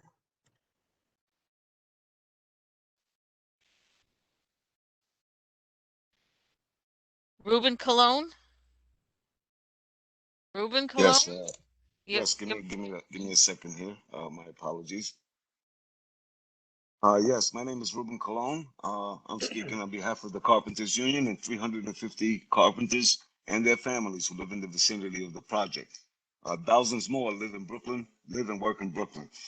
The Carpenters Union wants the board to know that we support this project. We are in favor with conditions. We recognize the various social ills the communities face, the need for affordable housing, economic injustices, racial injustice, environmental justice, displacement, and gentrification. However, much of these injustices are symptoms of poverty. I believe that this is the common denominator We're of having all of trouble the hearing above. you, sir. Hello? Okay, should I start again? No, just continue. Yeah, we believe that the common denominator here is poverty. A good union job, we believe, goes a long way to addressing the cause, poverty. But such jobs, though still in question, will not be created unless the project is allowed to move forward. Therefore, we appeal to the board again for approval with the caveat that meaningful discussion with reference to labor be a motivating factor. Again, we are in favor with conditions. Thank you. Victoria? Victoria Sembranis? Yes, can you hear me? Yes. Hi, everyone. I'm going to be very brief because we all want to get to bed. But I'd like to bring your attention to something that I believe is a very poignant fact that should be in the record. In the last year, 19 construction workers lost their lives on building sites in New York City, 14 of whom were undocumented immigrants. 2 workers died in this very neighborhood alone by falling off of buildings this year. Many more were injured as well. And while not all contractors are bad, when developers continue to use bad contractors, the community must be made aware of this and understand the harm that it causes. So let's look at previous projects at Two Trees, like 325 Kent, otherwise known as Domino, where a 59-year-old worker named Wilfredo Enriquez fell 4 stories to his death in 2016, and a stop work order was issued. This site alone had 63 complaints, 44 DOB violations, and 68 oath violations during random inspections. More than 80% of these violations were construction safety violations, as well as operating without a site safety manager. These violations were due to the fact that the general contractor, PG Projects of New York, was employing an unexperienced and non-unionized labor force, which inevitably leads to wage theft, worksite injuries, and, as we have seen through experience, deaths. So I urge you not to make the same mistakes again. Workers like Wilfredo Enriquez do not have to die for us to have affordable housing or a park. I urge you to weigh the approval of this project on the principles that Black lives do indeed matter, that immigrant lives matter, and that workers' lives and livelihoods matter here too. Thank you. Okay, the last speaker is Pamela Goldsmith. Pamela? Yes, good evening. I have been a resident of Williamsburg for 10 years, living on North 4th and Kent Avenue, and I urge the board to emphatically vote no on this project. And to appease one of the other speakers, the project does not impact my view. Williamsburg has had continuous development, which has only served to put unrelenting stress on the existing infrastructure, led to poor planning, lack of environmental equity, limited affordable housing, and nonstop overdevelopment. Due to the continuous approval of development after development, Kent Avenue and the surrounding streets cannot handle the pedestrian or vehicle traffic. There's virtually no safe place to walk, cross the street, or ride bikes. There's garbage all over the streets and sidewalks. There's limited park space for the residents, and there's only a small fraction of affordable housing. River Ring will do nothing to address that and will make everything worse. Think about it. The River Ring people, wealthy developers and private groups, they want to increase the density by more than 3.5 times, increase the size to 6 times what is zoned Can you for, summarize, doubling. please? Yes, I think I have 1 minute that I'm going, and I will summarize. This request includes a 35-year tax abatement worth hundreds of millions of dollars, only in exchange for a measly 2 to 3 acres of walkable space, and 25% of affordable housing. Each board member should think about the constituents that they serve. And by voting yes on this, it's only going to give wealthy developers massive tax breaks. Those tax breaks and funds should go to schools, infrastructure, and actual affordable housing. You know, in the middle of a pandemic, why is this so focused on getting this rezoning plan now?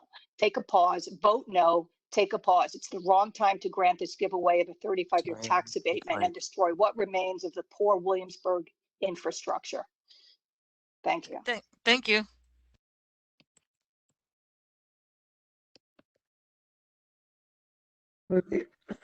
Maria, I see people, do you have the names popped up in the chat that said they signed up and you didn't call them? They may have signed up after the 2 o'clock time. Okay, very good. Okay, that concludes our public session. Okay, that concludes the public session. Speakers, next item on the agenda is committee reports, parks and waterfront. Thank you, Madam Chair. You're welcome. Can anybody that's not speaking, please mute your mics. Thank you again, Madam Chair. We had our meeting in person, which was wonderful to be with our friends again on Monday, August 30th. We had an update on Marsha P. Johnson State Park. Here's what we were told. Because there's been a change in the design plan, there is a new rebidding that will be, it should have been done already. They're telling us that the park, all construction will be completed by the spring of 2022. Some of the key elements that were added to it was there's going to be a new gateway treatment at the entrance of the park. They're going to do some decorative work on the park house, and there's going to be a public art that will be permanent to the park. One other item that was brought up by someone at the meeting was that Bushwick Inlet Park stays open till 10, but the state park is only open till 9. So we're going to work to get that extra hour in for the people of our community. And the second item on the list was a motion was made by committee member Steve Chesler, second by Trina, that we send a letter to Mr. Joseph Taranto, Chief of Staff, OMB, for the immediate demolition of the city storage building at Bushwick Inlet Park. We did not have a quorum, but members present voted none against, 4, none against, and no abstentions. And that is my report, Madam Chair. But I need a vote on that, please.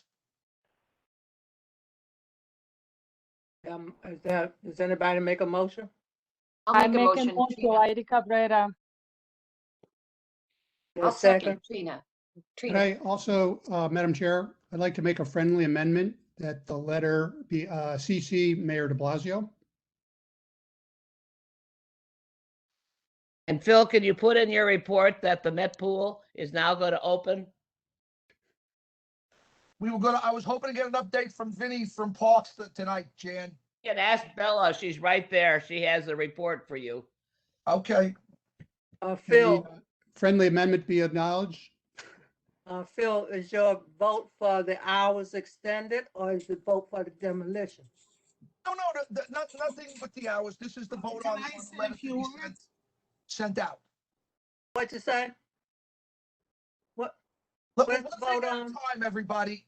There is a motion on the floor for a letter to be sent to the Chief of Staff from ONB for the city storage demolition. Right, and I made a motion for a friendly amendment to CC the mayor on that letter. I second Steve's motion. Okay. So can we have a vote on that item, Madam Chair? Yes, can I have a roll call vote, please?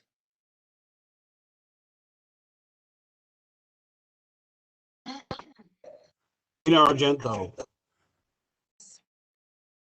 Bogdan Bakarowski. Yes. Lisa Bamonte. Yes. Gina Barros. Tian Brooks. Yes. Eric Brusitis. Yes. Tom Burrows. Yes. Iris Cabrera, Yes. Phil Caponegro, Yes. Frank Carbone, Yes. Stephen Chesler, Yes. Michael Chirichella, Teresa Cinciata, Giovanni D'Amato, Erin Drinkwater, Yes. Arthur Dibinowski, T. Willis Elkins, Julia Amanda Foster, Yes. Joel Goldstein, Joel Gross, Katie Denny Horowitz, Yes. Sonia Iglesia, Yes. Moisha Indig, Yes. Bozena Kaminsky, Yes, Jerry. Ryan Coonan, Yes. Yoel Landau, Marie Lianza, Yes. Abraham Leibovitz, Yoel Lowe, Trina McKeever, Yes. Sante Maselli, Yes. Toby Moskowitz, Yes. Martin Needleman, Rabbi Niederman, Karen Nieves, Yes. Mario Damrock, Yes. Janice Peterson, Yes. Dana Racklin, Yes. Bella Sable, Yes. Isaac Sofer, Robert Solano,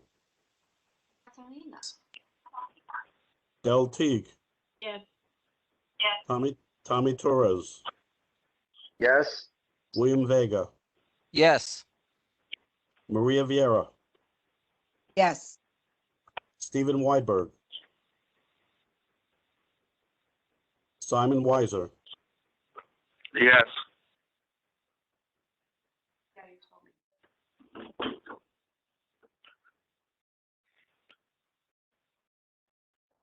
It's your, oh. 32 yes, motion carries. Thank you very much. And I just want to, it was brought up, but I was hoping someone from Parks was here when they give a Parks Minute to give us an update on what's happening at the Metro Pool for the swim hours right now. I don't know if Vinny's present or someone's going to give us an update on a Park Minute. Okay, next, SLA. I have a report that was prepared back in July, which I anticipated, as in past years, the executive board would have taken care of in their August meeting, but I received the report last week, so I'm assuming the full board is going to be considering this report. So I don't know how many of you have even read the report. And to save time, it'd be easier for me if we just voted on it as one report, but never happens that way. So They moved on. and I don't know how timely it is anymore anyway, because the SLA moves on. You know, we don't have meetings. The SLA does what it does. So So I would like to make the motion for recommendation of the SLA committee, please. To accept I'll second the that motion. recommendation. Thank you. Okay, a motion has been made in second that we accept the report. Can I roll call vote, please? Gina Argento, Yes. Bogdan Bakarowski, Yes. Lisa Bamonte, Yes. Gina Barros, Yes. Tian Brooks, Yes. Eric Berzadas, Yes. Thomas Burrows, yes, Iris Cabrera, Yes. Phil Caponegro, Phil Caponegro, Yes. this squeak. Frank Carbone, Yes. Stephen Chesler, Yes. Michael Chirichella, Teresa Cinciata, Giovanni D'Amato, Erin Drinkwater, Arthur Dibinowski, T. Willis Elkins, Julia Amanda Foster, Yes. Joel Goldstein, Joel Gross, Katie Denny Horowitz, Yes. Sonia Iglesia, Yes. Moisha Indig, Yes. Bozena Kamensky, Yes. Ryan Coonan, Yes. Yoel Landau, Yes. Marie Lianza, Yes. Abraham Leibovitz, Yoel Lowe, Trina McKeever, Yes. Sante Maselli, Yes. Toby Moskowitz, Yes. Martin Needleman, Rabbi Niederman, Karen Nieves, Yes. Mario Domerick, Yes. Janice Peterson, Yes. Dana Racklin, Yes. Bella Sable, Yes. Isaac Sofer, Robert Solano, Yes. Del Teague, Yes. Yes. William Vega, Yes. Maria Vieira, Yes. Stephen Weidberg, Simon Weiser, Yes.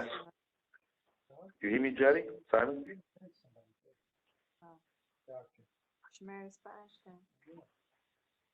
From Spain. Jerry, you hear me? Simon?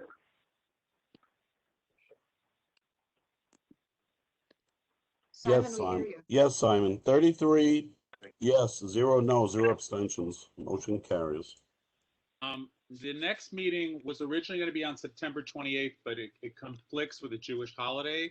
So everything that's scheduled for this month is going over to October. So it's plenty of time for everybody to go through the list that you got with the agenda and see what places you know, what you think about them, and send me an email through the office, yay or nay, any of those applications and why or why not, okay? Because it's going to be a big meeting and we want to be able to go through it quickly, okay? Please do that. Thanks. Thank you, Tom. SLA, I'm sorry, land use? Excuse me, Madam Chair, I'm sorry to interrupt. Sonia. Okay. There's conversation regarding people signing up for speaking. And I think that maybe we should address it in a second because they seem to state it that they signed up and nobody acknowledged them. Maybe they came in Chat, after in the maybe chat. they came in after the time was up, I'm not sure. But we need to get to the land use committee before we lose our quorum. Good evening, everyone. Jerry and Dallas, would it be appropriate for me to call for a vote now on the Weiss Avenue, the one Weiss Avenue? I know we have to vote on it tonight, or does that have to wait until later? Better not, because it's now 11 o'clock. Jerry? Now or never. Okay, doke. So we heard one Weiss. This is not specifically going through the land use committee. You all heard that there were many people after the presentation tonight who expressed the desire to have a lot more greenage on either on the ground floor, on the roof, on the terrace, and to conduct and to construct the sidewalk with swales, with deeper beds around the trees. And excuse me, Del. Could yes. everybody mute their mics if they're not speaking, please? So that there would be more of that the sidewalk would be more energy efficient and would be less would help with fighting against flooding in the area. So I just want to mention that those I thought that they may be conditions that if we decide to approve, they want to approve with conditions. But you mute your mic, please? Excuse me, Endig, please mute yourself. And the other thing that was raised was to encourage the developer to work with the with the community to find out what kind of retail diversity the community really could use, so that maybe we can start, filling up our retail stores instead of having these empty spaces. So those were two possible conditions that I heard, and I just don't know if we need discussion, if somebody wants to make a motion. Another condition, if it makes sense, that they speak with the owners of Lot Radio. Oh, yes, they did commit to doing that, actually. Okay, and I don't know if we want to mention specifically about the green corridor.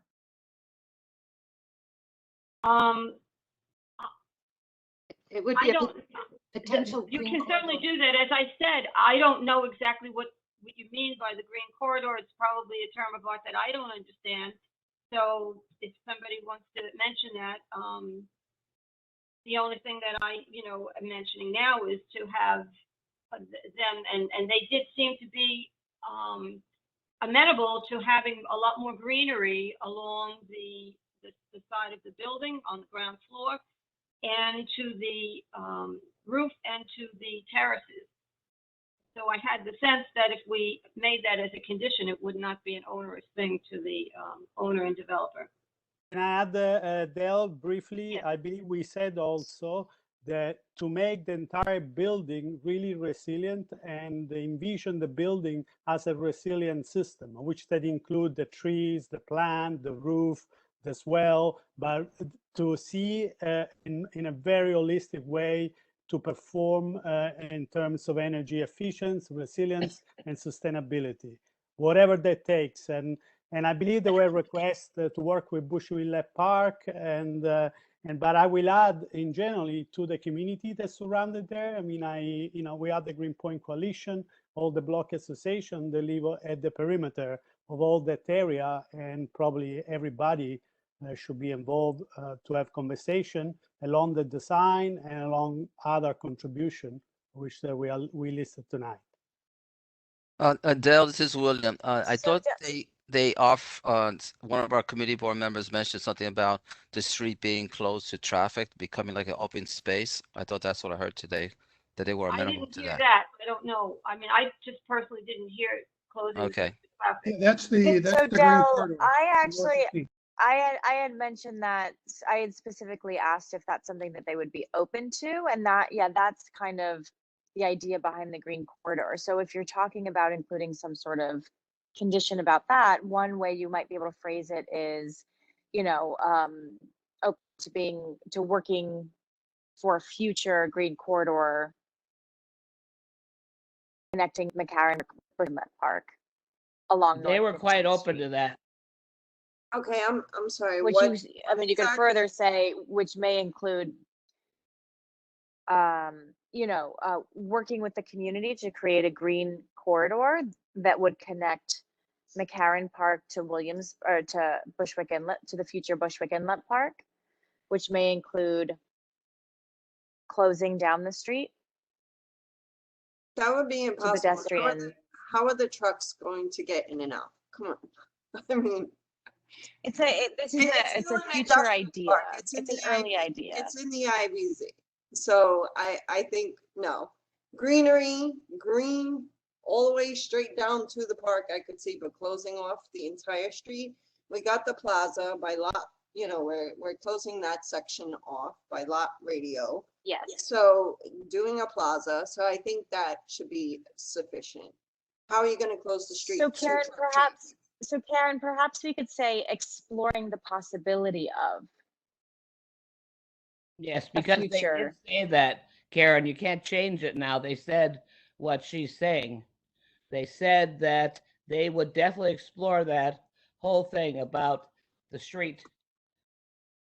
Not about the closing the street, about One speak at a time, please. I did hear them say that they would definitely open to the possibility of greenery and trees all down the street. I don't know whether they committed to a green corridor. I did ask that maybe somebody give a definition of that, but that never happened. So I don't. Just say they will. I believe they said it would be very good for them. Yeah, they did. Also, Dale, can we keep focusing important in the language, because what we are proving is actually the building too. And when we mention the vertical forest by Stefano Boeri, the architect, acknowledged and he knew the project and this method. And I believe it's very important if we keep using this in the language, because that terrace could become literally a park if they really welcome that idea. And let's include the language with the link of the website into the condition, into this recommendation, if possible. So can I ask something? What would be the recommendation of the committee, to approve or deny? Approve. I think in this case, I want to say something now when we're talking about approve or deny. There were people who there was discussion at the land use committee about whether the effect of voting no with conditions versus yes. We had the two people who represent the two most important entities in this respect. We had Richard Barrett from the borough president, and we had Ben Solitaire representing Steve Levin. And they both assured us that absolutely, whether we vote yes with conditions or no with conditions, the conditions would be seen with the same amount of weight. Richard Barrett explained that if you have a project where your conditions are really not that stringent, not that different from what the developer is asking to do, then it's probably more likely you'll vote yes with conditions. However, he pointed out that if it's something like with the River Ring where our conditions were significant, that it would probably make more sense to vote no with conditions. Just want that up front, because now we're getting back into, do we vote yes or no with conditions? I don't remember Richard Barrett's recommendation particularly. So the question is, Can I do we make a vote motion? yes? Can I make a motion? Absolutely. What was the committee's recommendation? We didn't make one yet. Oh. Madam do we Chair, want- Richard did does not somebody say want that. to make a motion? I'm sorry for interrupting. Richard did not say that, Dell. Correct it. Correct what?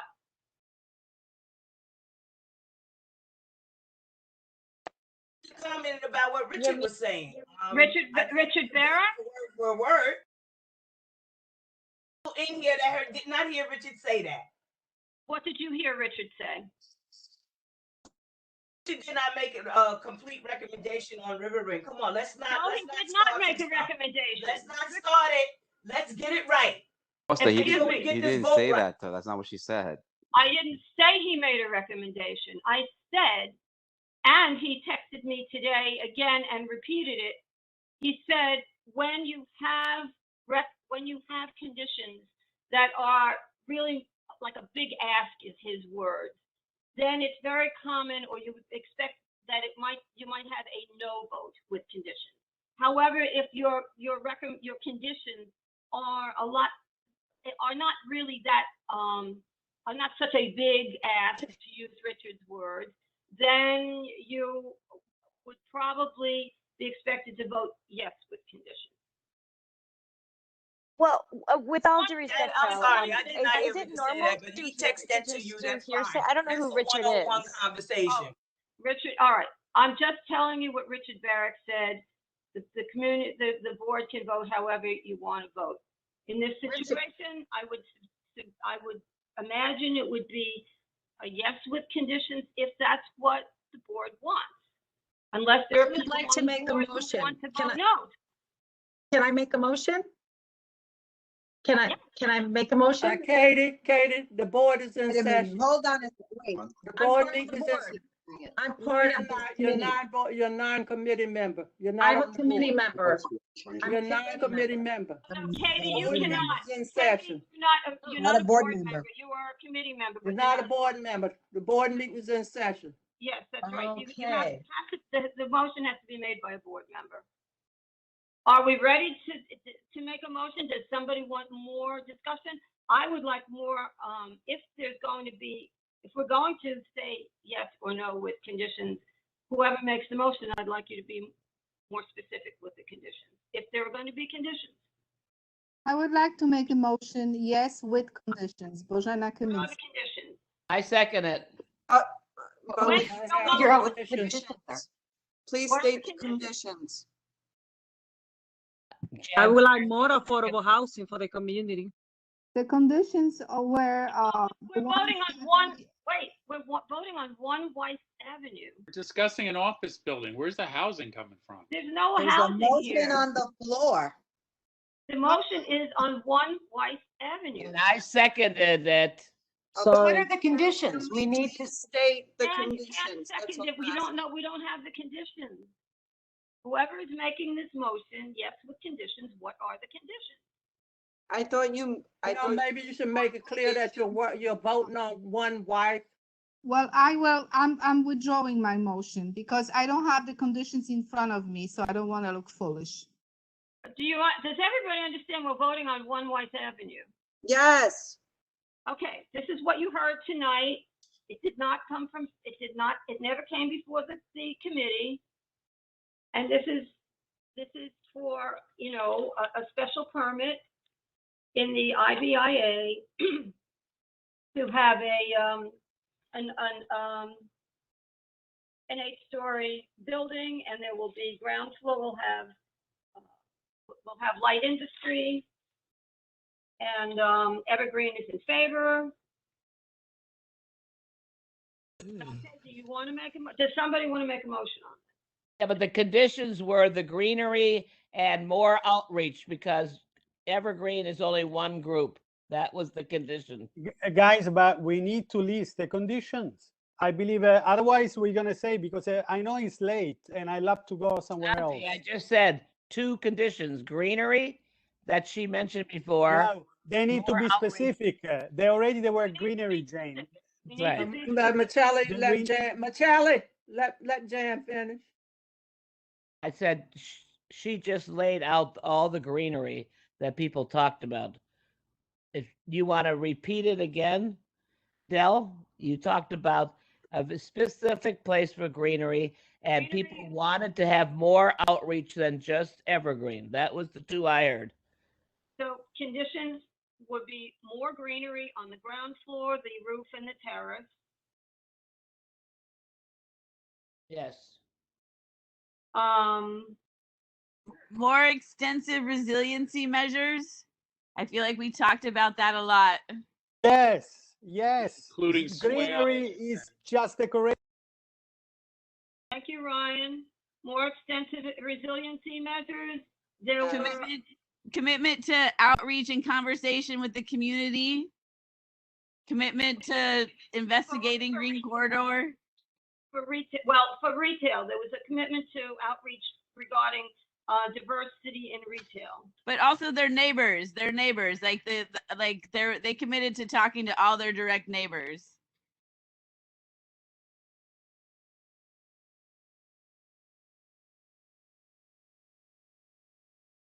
So commit to outreach to their direct neighbors with respect to what? I would say lot radio, Bushwick Inlet Park. Those were the 2 that were mentioned. I think they also mentioned that there's the lot radio guy said there's a whole community of neighbors right there. So that's What are they talking to the neighbors general, about? like the community. There I is know, also the Brian, but Green what are Po- they- there what is are they the Green Point community. What are they talking to the community about? The project, the initiative. Yeah. Like outreach on the like the fact that like everyone was, I think, was upset that this was the first time hearing on it when they've been working on it for a long time, and just saying that's a very active area, active corridor. Karen can talk about the industrial businesses. So this is why I think keeping it general versus giving them a list. They were very knowledgeable in theory about the neighborhood, but they hadn't done the legwork. We're now asking them to do the legwork. But I think you can keep it broad. Ask them to come back to the community board. But yeah, I feel like it's like we can let them know about the borough president's public hearing at the end of the month. We know the date of that, and that can be part of it. I don't know. I mean, it seems to me that's too broad, just outreach to the neighbors. We have to, about what? What is the problem? About the project, so that I mean, people have lots of, about the resiliency, about all the things, I don't know, like, just like we asked Two Trees to keep engaged as they're building, like that, I think people are just asking for the same sort of. But again, we don't have to I don't know. I feel like community partners is good enough for tonight. And this is on a clock. We have to make a vote. I agree. I second that, You second what? including community members. Just moving For- forward. For Engagement and outreach. About resiliency, about what? Just Inform them that they're doing the damn project. About the whole Project in general. And the progress of the design. Are they going to really do what they said they're doing? There is all the block association from Collier Street and Oak Street, all the surrounding Greenpoint. They care about what happened 3 blocks away. What did you say, Tom? Boroughs? Just notify the neighbors that this project is happening. Like we tell people to tell them that they're opening a restaurant with a liquor license. Go around to their neighbors and say, we're doing this project. This is what we're doing. And then if they get pissed off, they'll let us know what they're pissed off about. But the neighbors don't even know that they're doing this. We didn't even know they were doing it. All of a sudden we have to vote on it tonight. Like, what kind of So what happens if it turns out that the neighbors are pissed off about it, but we already voted on it because we have to vote tonight? No, let's vote against it. Let's not have it happen that. That's just they came too late. Vote no. The neighbors can go to the borough president hearing or city planning hearing or city council hearing. To the This is borough only for president us that we're on the clock. A neighbor can speak at those They other should hearings notify the later. neighbors of when the hearing dates are. And the neighbors were here tonight. I think that's what the neighbors asked us to do. They said, put in your thing, talk to Lot Radio, talk to Bushwood Inlet Park, talk to all the neighbors. I think if we put in, do community outreach to your neighbors and all the community partners on that corridor, that covers everyone in a broad thing. The neighbors are going to have to hold them accountable. Yes. And the neighbors Right, are here. thank you. Just put that sentence in there, and then we're covered, and we're all inspired to like keep engaged. Okay, how about this? That I agree with that. They will have to outreach, they will have to conduct outreach to the neighbors in the community regarding their plan and all upcoming hearings. Yes. Yes. Okay. They can contact also the Greenpoint Coalition, can inform all the block association there in Greenpoint. So Okay, so plus to Greenpoint Coalition. neighbors, the coalition of block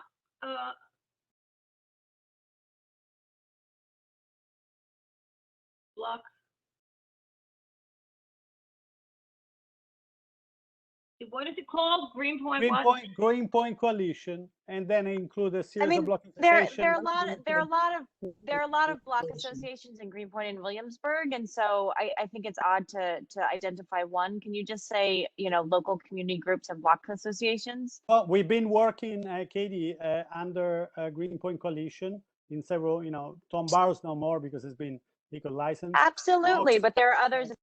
Yeah, Oak Street, Milton Street, Kent, West Street, I believe. I don't know. Do you know more than that? That's the one we have measured. The other one are isolated residents, and we try and we welcome them too. I'd just rather be broader and more inclusive than identifying a single. We've got local block associations. Yeah. So that they would have to, so this it would be a yes. Conditions that they provide significantly more greenery on the ground, the roof, and the terrace. That they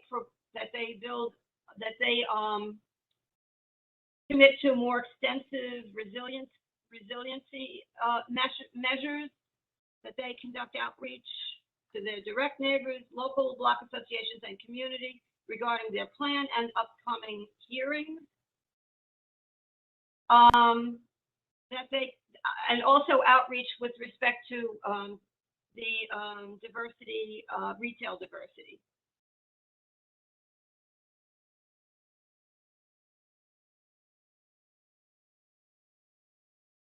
Is that it? You said no with conditions? Yes, with conditions. I think the vote was suggested that it would be yes with conditions.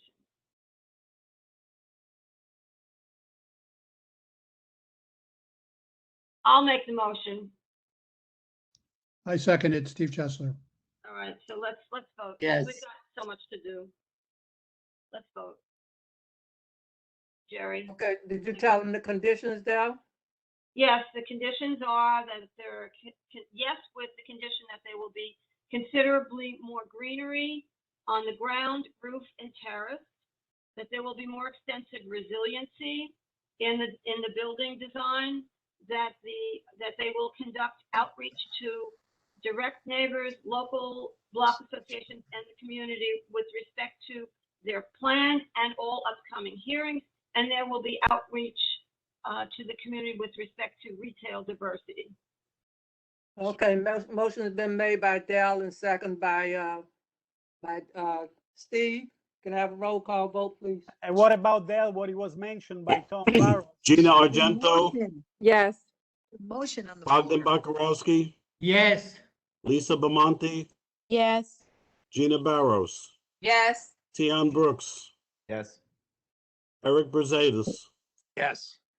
Tom Burrows, Yes. Iris Cabrera, Yes. Phil Caponegro, Yes. Frank Carbone, Yes. Stephen Chesler, Yes. Michael Chirichella, Teresa Cinciata, Giovanni D'Amato, Aaron Drinkwater, Arthur Dibinowski. Was that Aaron? Yes, Aaron said yes. All right, thank you. Arthur Dibinowski, T. Willis Elkins, Julia Amanda Foster, Yes. Joel Goldstein, Joel Gross, Katie Denny Horowitz, Yes. Sonia Iglesia, Yes. Moisha Indig, Yes. Hosanna Kaminsky, Yes. Ryan Coonan, Yes. Yoel Landau, Yes. Marie Lianza, Yes. Abraham Leibovitz, Yoel Lowe, Trina McKeever, Yes. Sante Maselli, Yes. Toby Moskowitz, Yes. Martin Needleman, Rabbi Niederman, Karen Nieves, Yes. Mario Domrick, Yes. Janice Peterson, Yes. Dana Racklin, Bella Sable, Isaac Sofer, Robert Solano, Yes. Del Teague, Yes. Tommy Torres, Yes. William Vega, Yes. Maria Vieira, Yes. Stephen Weiberg, Simon Weiser, Yes.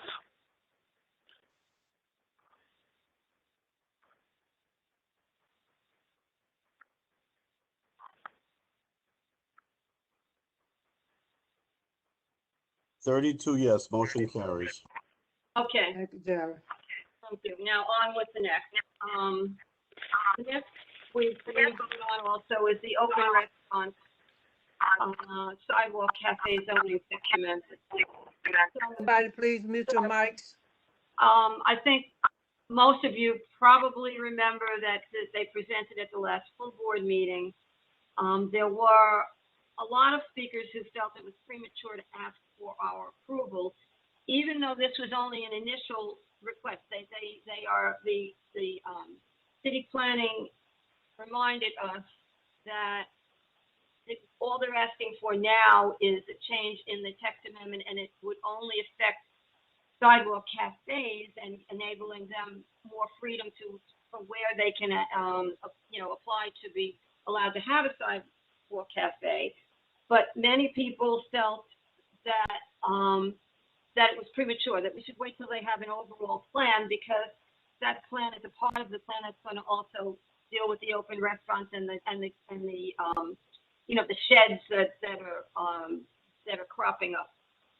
So the committee looked at that, and then the committee also acknowledged this recent meeting of many community board leaders, where also a lot of residents came and spoke and pretty much said the same thing, that they felt that that restaurants still have time to deal with or to take advantage of the emergency regulations, so that in the meantime, the city should present a plan for oversight, including inspections, enforcement of pet sanitation, and noise regulations, and that we should have an overall plan before we vote on this text amendment. Also, several people felt that they should meet with both the land use and the SLA committees and to discuss whether what the plan they ultimately come up with is a good fit for the neighborhood. So the committee voted and unanimously voted to deny the application as premature. So I need a vote on that. I'll make a motion. Motion to support the committee's recommendation. And I second it. Sonia. Who seconded, Rob? That was William Vega, Sonia. but Sonia can second it. Okay, Sonia, Tom, Sonia, can I have a roll call vote, please? The motion is to deny. Yes supports the motion to deny. Right. Gina Deny it. Argento, Sure. Abstain. Bogdan Bakarowski, Yes. Lisa Bamonte, Yes. Gina Barros, Yes. Tian Brooks, Eric Berzadas, Yes. Tom Burrows, Iris Cabrera, Yes. Phil Caponegro, Yes. Frank Carbone, Yes. Steve Chesler, Yes. Michael Chiricella, Teresa Cinciata, Giovanni D'Amato, Aaron Drinkwater, Yes. Arthur Dibinowski, T. Willis Elkins, Julia Amanda Foster,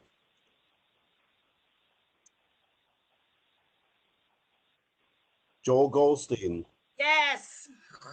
Joel Gross, Katie Denny Horowitz. Yes. Who was that? Yes. Joe Gross. Thank you, Mr. Grossman. And Katie Denny Horowitz? yes. Katie? Yes. Yes. Yeah. Moisha Indig, Yes. Bozina Kaminsky, Yes. and Ryan Coonan, Yes. Yoel Landau, Yes. Marie Leanza, Abraham Leibovitz. Jerry, yes, it's Marie. Thank you. Abraham Leibovitz, Yoel Lowe, Trina McKeever, Yes. Sante Maselli, Yes. Oh, Toby Moskowitz, Yes. Martin Needleman. This is the counter. Who is that? Who is that speaking? This one is going to move it cleanly. It's Joel Gross. Yes. So, Sorry. Martin Needleman, Rabbi Niederman, Karen Nieves, Yes. Mario Domrick, Yes. Janice Peterson, Yes. Dana Recklin, Bella Sable, Isaac Sofer, Robert Solano, Del Teague, Yes. Tommy Torres, Yes. William Vega, Yes. Maria Vieira, Yes. Stephen Weidberg, Simon Weiser, Yes. Okay.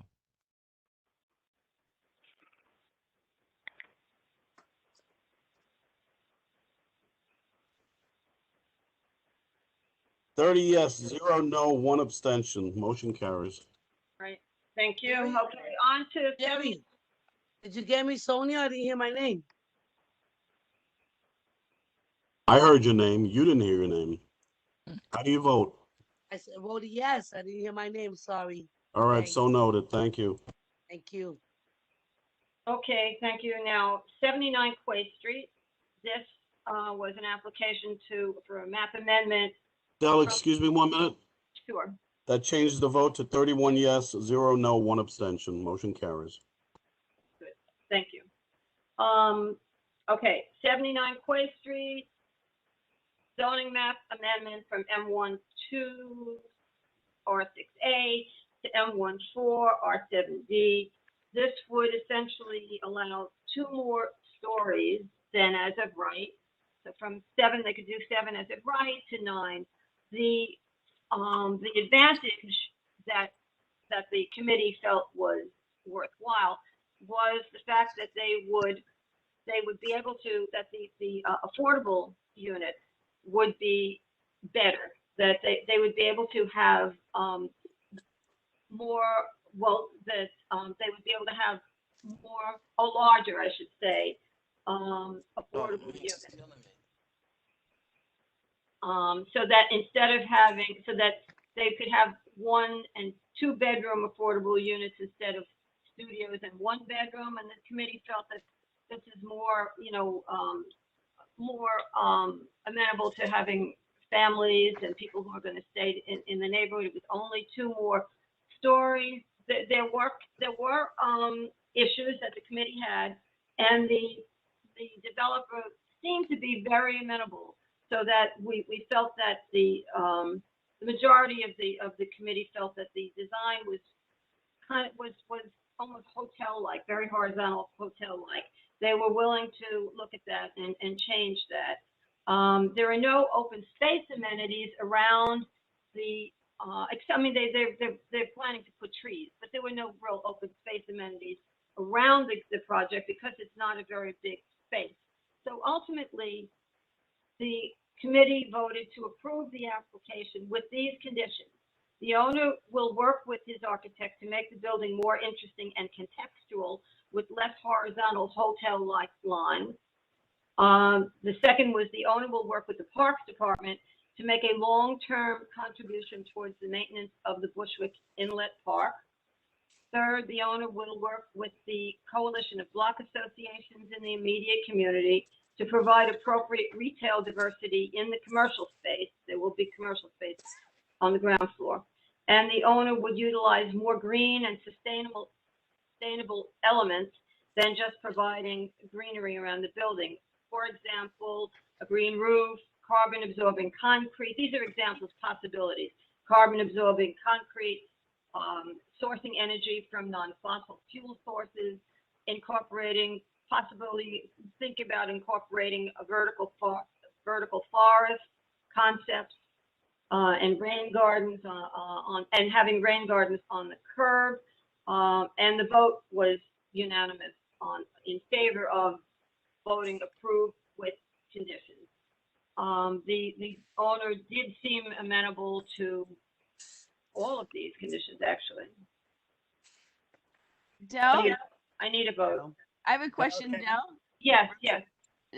Tonight you've used the phrase a few times, retail diversity, and I was just curious what that meant exactly. Does that mean like a wider variety of types of stores, or are you talking about diversity of business owners, or like I was confused what that meant. Good. That's an important question. So what we were talking about, and Sante, I think, was the one who introduced this, was the idea that it's not ownership, diversity of types of stores, not just bars and restaurants, but reaching out to the community to find out what kinds of stores would be appropriate for the community. Bookstores, I don't know, just any number of things, so that it's not just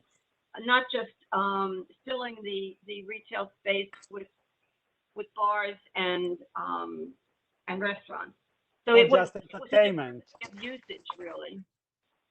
Not just entertainment, a diverse business to be a sustainable neighborhood, from bookstore, clothing store, anything that a community will need for a 10-minute walk neighborhood, and seeing the trend that the bar trend has completely erased the possibility for any other business to exist because they can pay very, very high rent, and it would be nice if the landlord would commit to that. So are we asking them to commit to rent reductions for different types of businesses? I just feel like we have to spell it out more. To me, that That No, sentence no, it was, meant no, nothing. Less okay, You're no, like it what was. we were asking. retail diversity, not entertainment, no bars, no bars, more diverse business. The one we don't have anymore in our neighborhood here in Greenpoint. Sorry. I understand the goal. I was just curious if we were asking them to commit to rent reductions, because I think the reason why we have bars and restaurants is because they're the only ones that can afford $12,000 rent or whatever, like $20,000 rent, which a lot of the rents are. On Metropolitan Avenue, it's $25,000 a month. There's no bookstore that can do that. So are we asking the landlord to give reduced rents, or are we just putting in a sentence? Well, can I ask to that, Ryan? I believe you are correct, but I believe it's a natural process. The moment you are committed not to rent to bars only, it will be automatic because it's not going to be a clothing store. And at a certain point, that destination will create a control of rents. I don't see this developer committing to not renting to restaurants in this, and I like, so I'm just saying, okay. I didn't say restaurant, I said bars, you know, or other. But of course, if you have one restaurant there, it's fine. If you have 10 storefront, you have one, but the other 9 should be diverse. That's Ryan, to answer your question, no, we did not specifically ask the developer to commit to lowering rents. The idea was that they would have smaller units so that it wasn't just, you know, one big bar or one big restaurant. But that's so the answer to your question, Ryan, is no, we did not ask. We didn't discuss rent. That doesn't mean that the board can't talk about that, but just specifically, the committee did not. I wasn't trying to derail with the thing. I just wanted a definition. So now I get like, thank you. Sorry. Like go on. Like I didn't want to start a whole tangent. No, it's fine. It's fine. It's just that, you know, the answer is no, we didn't get into a discussion about a condition that the landlord, that the owner had to do anything in particular with rent. also, Dale, I want to add the last things about the vertical forest you mentioned. If it's possible, I put in the chat the link, because we didn't put the link. You already sent the report, but we mentioned vertical forest, which is it's a sustainable, resilient system. It's not just greenery. Very, very important to make this distinction, because if they can commit to that, we really have a green building that contribute against global warming, produce oxygen, you know, and takes away pollutant. It's if we add the link, they may not be capable to do that, but once we mention vertical forest in Milan, it's a very identifiable project. The other architect knew from White Street Avenue.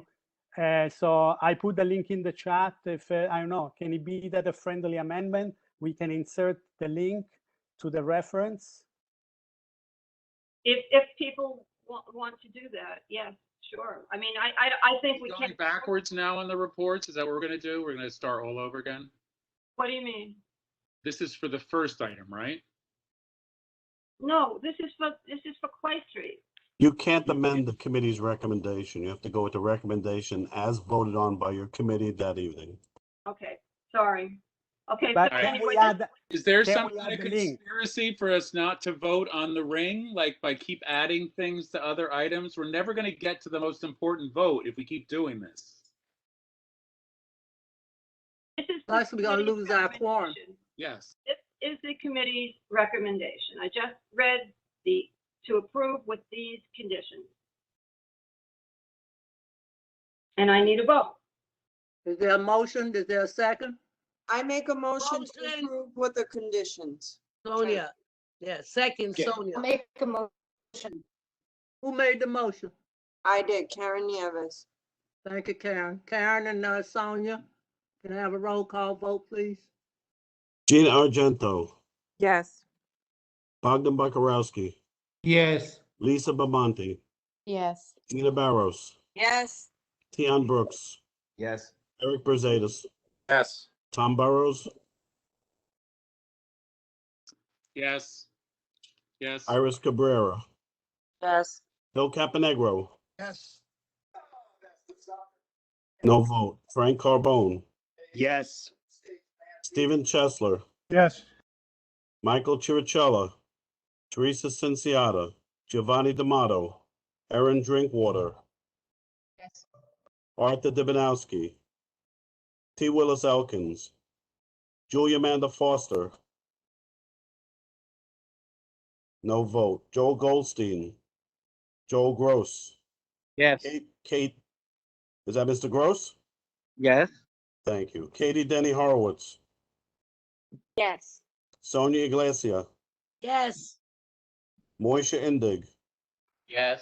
Bozina Kaminsky, Yes, Jerry. thank you. Ryan Coonan, Yes.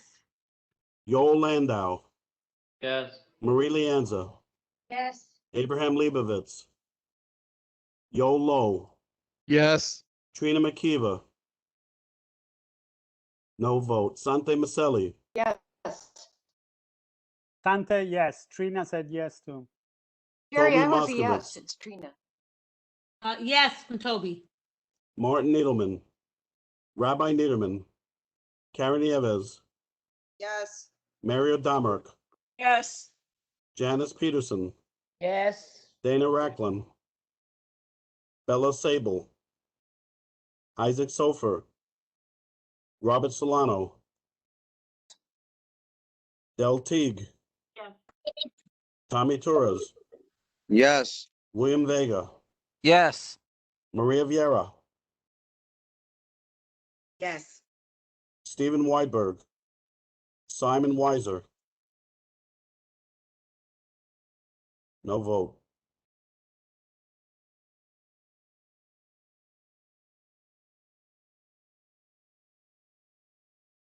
Do you have quorum? 29 yes, motion carries. Yes, we have a Okay, so, all right, Tom, so here we go, Rivering. So we had several meetings on this. We had the public hearing, and then we had post-public Chairperson hearing. Fuller, I'm sorry. Oh, There was one sorry. person who I had marked down that she wasn't present. She wanted to speak. Is she here? She's in the attendee list, yes. Okay, let's let her speak, Dell, and I hope everybody stays so we don't lose a quorum.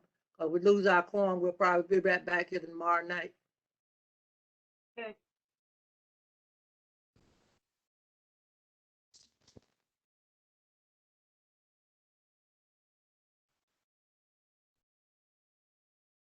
Is she on? Is she on?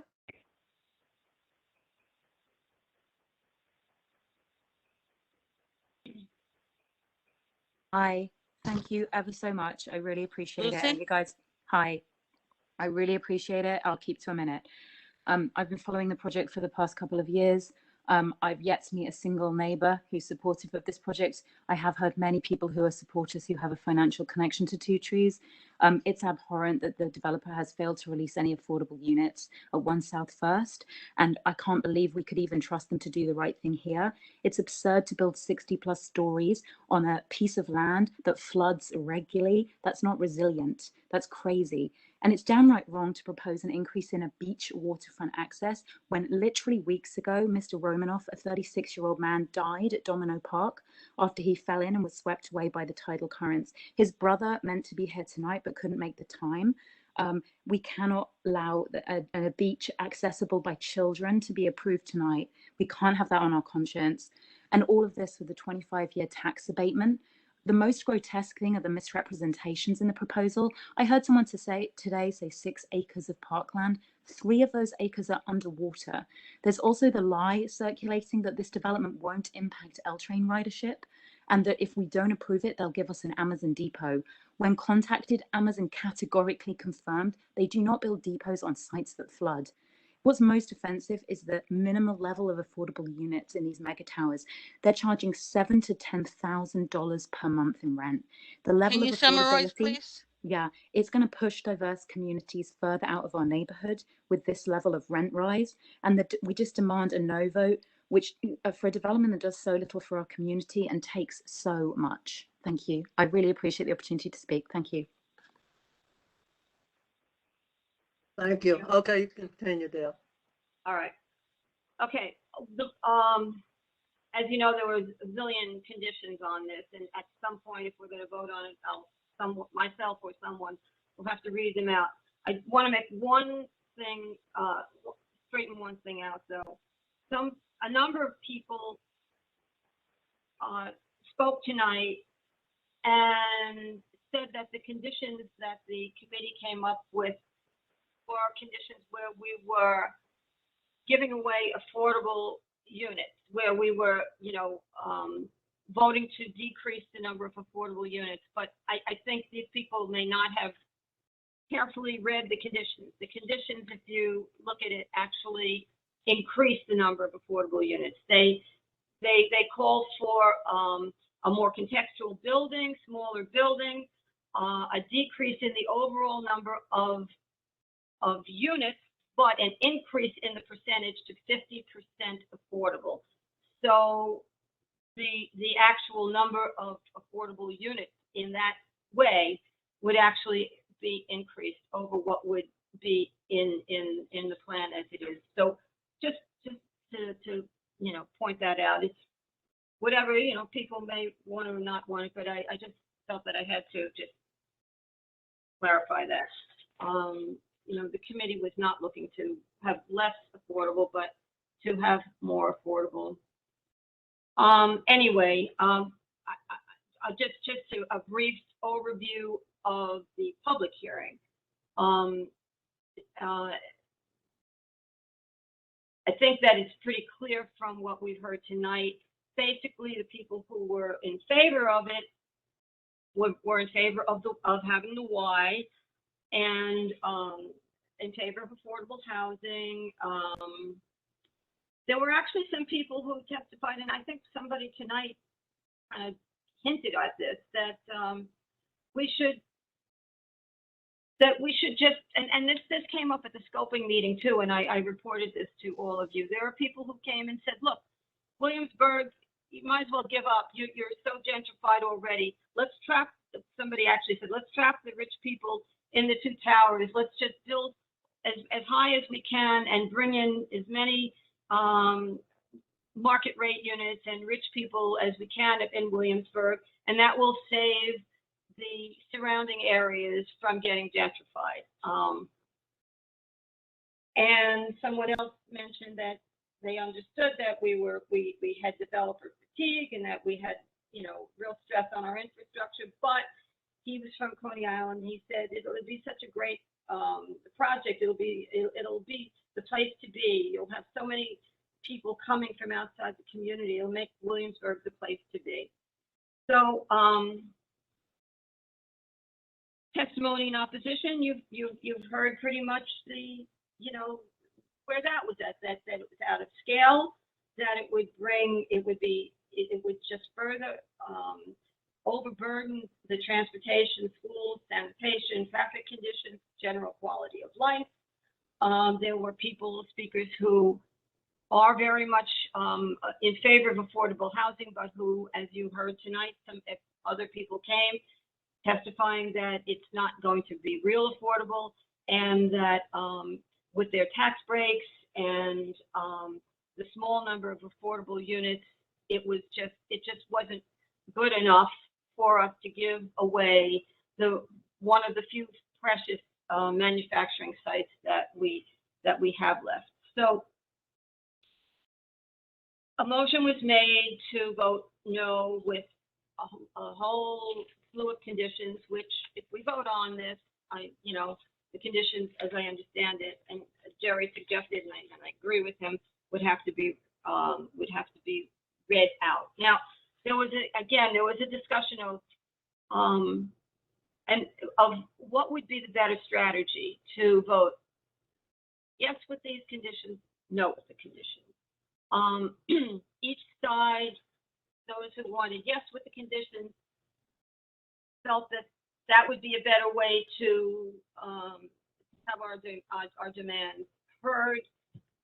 People who said that we should vote no with conditions felt that that would be the better way to show the seriousness of the fact that we have objections and we want them to be heard. So I asked Richard Barrett and Ben Solitaire from Steve Levin's office, would yes versus no mean that our conditions would not be taken as seriously?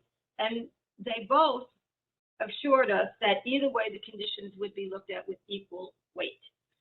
Richard Barrett did further explain that when the conditions are a significant change or a big ask, that often those proposals are made with as no with conditions. And then someone mentioned that what the vote on Transmitter Park was no with conditions, and said that essentially all of the community's conditions were ultimately met. So there was a vote. The majority of the committee members voted in favor of denying the application with the conditions that will have to be read to you if we're going to go there one way or another, or if you're in line with going along with the conditions. I'm willing to read them if everybody thinks it's worth my taking the time and your time to read the conditions. I think it's absolutely important to read the conditions. I'm sorry?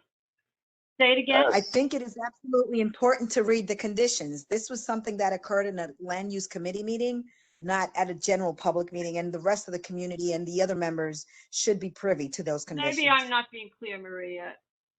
I will read the conditions unless the majority of people here tell me we read them and we're not interested. But yes, absolutely, we would have to,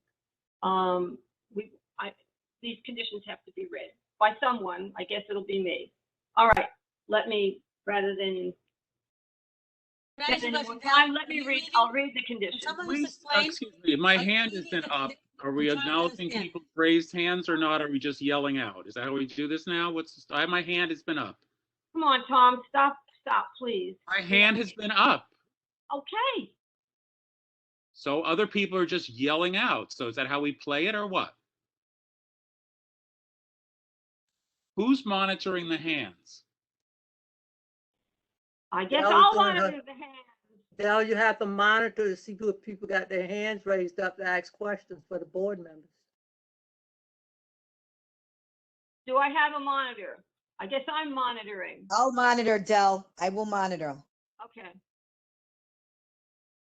To save time, I will make a motion that we support the position of the committee, and I will read out the motion and the conditions if you want, and that way we can move ahead. Bless you. I second that motion. So I make a motion that we support the committee's recommendation that the Community Board 1 vote no on the River Ring project with the following conditions.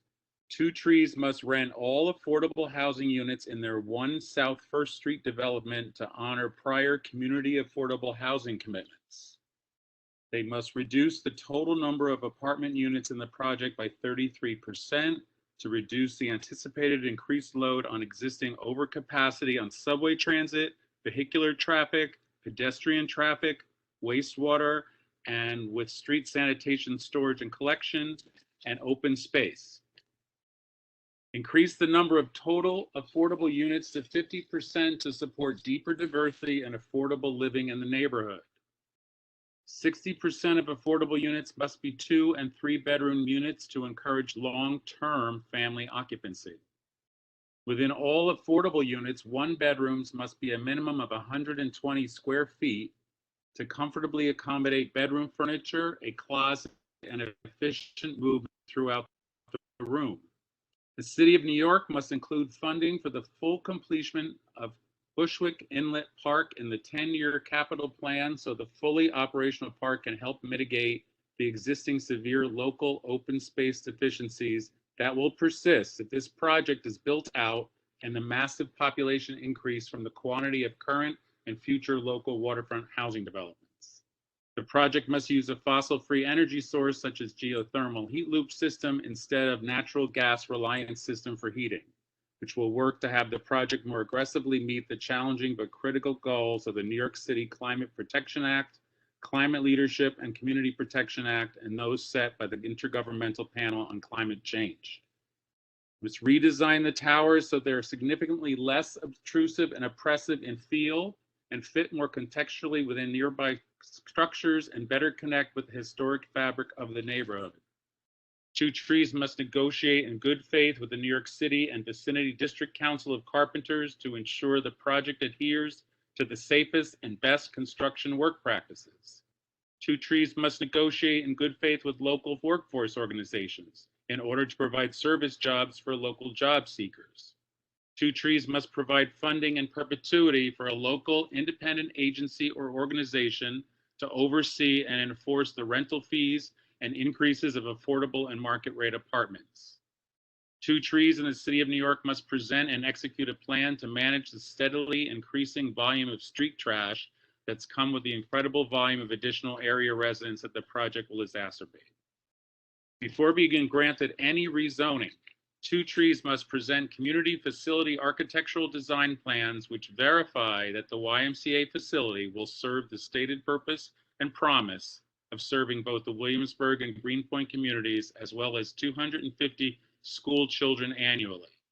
It must show that the size and location of the facility elements, including pool, locker rooms, saunas, facility, pool access, including elevator, pool depth and lane width, lifeguard station, staging area, and pool equipment, weight rooms, full gym areas, and exercise rooms are adequate as a full-service facility for the communities. The community facility must be built out in operation before the building can be occupied as a rental. That's Okay, there are several hands raised. Excuse me, before you go on, there are several hands raised. Tom, your hand is raised, and I think it's the opportunity that you just had. Let me put it down. So, okay, Jan Peterson, is that an old hand? It's been up for a while. Hold on, can I second the motion? There's a motion. That was a Hold on, motion, correct? Steve, hold on. We're Wait, going I think through if the Steve wants to, discussion. That's my hand. If Steve wants to second the motion, I think he can second it. I second the motion. Okay, I was just adding, I know that it was beautiful, Tom, so I just wanted to say that there should be a fund. Somebody talked about a fund for poor people's housing. Public housing is getting no support in all this moderate income housing that's way beyond what most people in our community can afford. So I'm just saying that we need to at least begin the development of a fund to support tenants and public housing tenants is one, and childcare never came up as an important service. If they're going to, besides sanitation and transportation, where's the childcare? Is that it, Jan? Okay, the next person was Toby Moskowitz. Thank you, Maria. And thank you, Tom, for very clearly reading that out. So I'm trying to understand what message we're trying to send with the no with conditions. It's a very, very stringent list of conditions, and I support this project with those conditions. And is there some way for us to put forth a motion so we can see who supports and who does not support the project? We do have a motion. We can vote on the motion, and if it doesn't pass, then we can start all over again. But we have a motion right now. So I think I find it very confusing. Is the motion essentially is if someone supports the project, then they're supposed to vote against the motion? Do we have a right to put forth a motion that is in support of the project? Yes, if you support the project, you vote against the motion. And if the motion loses, then we put a new motion. Right. No, I mean, my question has not been answered. If the goal is committee- the voice of the community and the conditions to be put forth, how are we accomplishing that if we're voting no with conditions? I just tried to explain this to you. Maybe I didn't get it It's explained Toby, very well. excuse me, Toby, you have to vote yes with conditions if you No, want you it have to to move. vote. The motion on the I'm floor, not being given, that's what I'm asking, I'm not being given an opportunity to do that. I'm the maker of the motion, okay? The motion on the floor is to support the recommendation of the committee that we vote no on the project with conditions. We then vote. If that motion Can I ask a loses, quick question, then you can please? make a motion to something else. I'm trying to go in order, Iris. I see your hand. I'm trying to go in order, but I think they're trying to answer Toby's question. And it's very simple, Toby. The motion on the floor is to vote no with recommendations. If you disagree, you vote no. That's it. That's the current motion. Did you understand that? Yes, so I want to make a statement, and please, Dale, tell me if this is incorrect. I read the report from the committee, and I understand that the two votes that took it from a yes to a no, are basically committee members who are non-board members. Is that correct? There were down board members on both sides. What was the vote? What was the vote at the committee 11 level? to 9. It was 11 to 9 9. to 11, 11 to 9. Two of the no votes, several committee members questioned whether those no votes should have recused themselves, but I explained what they said about not recusing themselves. So it was how many of those should have recused themselves? Two. No, I didn't say they should. I said there were two. Ladies and gentlemen, the discussion at this point should be restricted to the motion. Only comments on the motion. Right. You know, it's midnight and we have a motion that's been seconded to vote no with conditions. And we've been reassured by the borough president's office and the council member's office that either way, those conditions would be given equal weight. I would hope that the first weight would be for us to no on the project. Well, I think that my feeling is if we vote no with the conditions, it's a stronger statement saying we have real problems with this development, and unless these conditions are met, we don't want the development, but we're willing to negotiate. Happy Wednesday. Okay. So there are still two people with hands up. Iris Cabrera. I just wanted to know what we getting voting no with this condition. Are they coming back to us, or they going straight to the board of president and they going to take into under consideration our condition? Yes, they will go to the borough president, and the borough president will take into consideration our conditions. Richard Barrett made that statement. Thank you. At our meeting, yes. The next hand up is Rob Solano. Just wanted to clarify that if Bob, no hold on a second. tradition, Folks, if you've already spoken, please lower your hands, because then I don't know if it's an old hand or a new hand. Mine's an old hand. my hand is a Wednesday hand. Jan's hand has been up the entire 3 hours that we've been talking about. No, but seriously. He's still on Tuesday and we're in Wednesday. Thank I was just thank you, Marie. Okay, so just wanted to say that no conditions would also create a media frenzy of attention, which is needed on this project. And a yes traditionally continues with the flow. So any no with conditions would also amplify our support in the community and the press. So it is a stronger tactic to say no with conditions. That's it. Okay, Steve Chesler, is that a new hand right now? It's a new hand. Yes, thank you.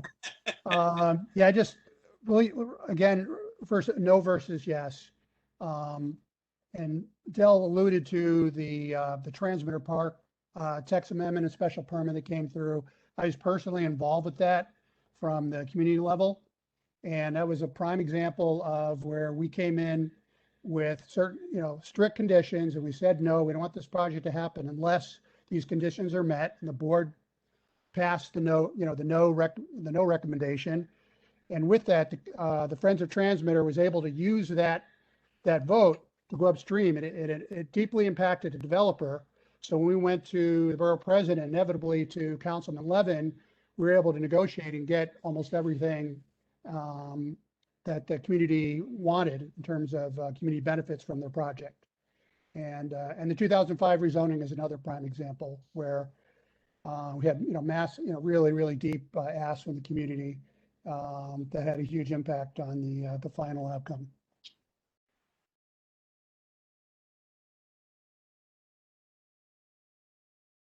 Can we have a vote now? Sante Michelli's hand is Are we going to a vote? up. Sorry. Sante Michelli. And I want to say that Whoa. definitely I was for a total no. But Richard Baraka clarified to answer to Tom that if you are for a no, you vote no with condition. It includes also that. I believe that another development there, but the scale is not beneficial in any form, but that's all. So there are no other hands. And since there are no other hands, I'm going to raise my hand and I'm going to say that yes, Sante and Richard Barrick did also clarify that folks that are in totality against the rezoning are also part of that no vote. So Jerry, can we have a roll call vote? Okay. So the vote is no with conditions. So if you vote yes, you're voting to support the committee's recommendation of no with all of these conditions. Second the motion. Tom made the motion. Who seconded? Steve Chesler. Okay. A motion made by Tom, second by Chesler. Can we have a roll call vote, please? Gina Argento, No. Bogdan Bakarowski, No. Lisa Bamonte, Yes. Yes. Gina Barros, Yes. Tion Brooks, Yes. Eric Berzatis, Yes. Tom Burrows, Yes. Iris Cabrera, No. Phil Caponegro, No. Frank Carbone, No. Stephen Chesler, Yes. Michael Chirichella, Teresa Cinciata, Giovanni D'Amato, Aaron Drinkwater. No vote. Arthur Dibanowski. No vote. T. Willis Elkins. Julia Amanda Foster. No vote. Joel Goldstein. Repeat your vote, please. Julia's talking. Joel Goldstein. Mr. Julia, Goldstein. I think Julia, he said no. Quiet for the vote, please. Joel Goldstein. Can you repeat your vote? No? No. Oh, thank you. Joel Gross. No. Katie Denny Horowitz. Abstain. Abstain. Sonia Iglesia. Yes. Moisha Indig. No. Ozena Kaminsky. No. Ryan Coonan. Yes. Yoel Landau. No. Julia, I see you in the room. How do you vote? Julia. This is Erin. My internet cut out. I vote yes. Let me call Julia, Jerry. Erin, she just raised a placard with a no vote on it. Jerry, my internet went out too, and I didn't hear you say my name. I didn't get to you yet, that's why. Oh, okay. Sorry, honey. Marie Leanza. I I just wanted to ask you a question. Do I have to say that, recuse myself? I'm sorry? Vote on it? I don't believe St. Nick's, Mike stated, I mean, somebody else should correct me if I'm wrong, but Mike Rochford testified earlier that St. Nick's has no connection with this project. Okay, then it's no. I'm sorry, how do you vote? You have to move said now no. to the She microphone. said no. She said no. All right, That's what I don't need an interpreter. Thank you very much. I'd rather hear from the member. yes, can you hear me? I hear you now. No. Thank you. Abraham Leibovitz. Yoel Loeb. He said no. Abe Leibowitz said no. Interpreters. Yoel Loeb. No. Trina McKeever. Yes. Sante Maselli. Yes. Trina, I'm sorry, how did you vote? Trina voted yes. Yes, thank you. Toby Moskowitz. No. Martin Needleman. Rabbi Niederman. Karen Nieves. No. Mario Damark. No. Janice Peterson. Yes. Flynn. No vote. Bella Sable. No vote. Isaac Sofer. No. No. Robert Solano. Yes. Del Teague. Yes. Tommy Torres. No. William Vega. Yes. Maria Vieira. No. Stephen Weidberg. Simon Weiser. No vote.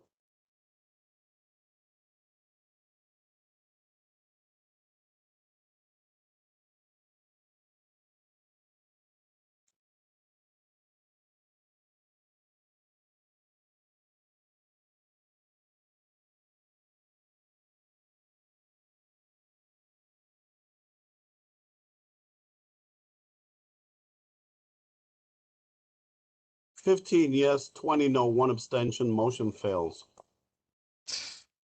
Jerry, I'd like to ask to make a motion to basically vote in favor of the project. How do we do that? By just making that motion. And So I don't have to mention the vote of the committee. I could just put forth a motion the to. motion of the committee failed. The floor is now open.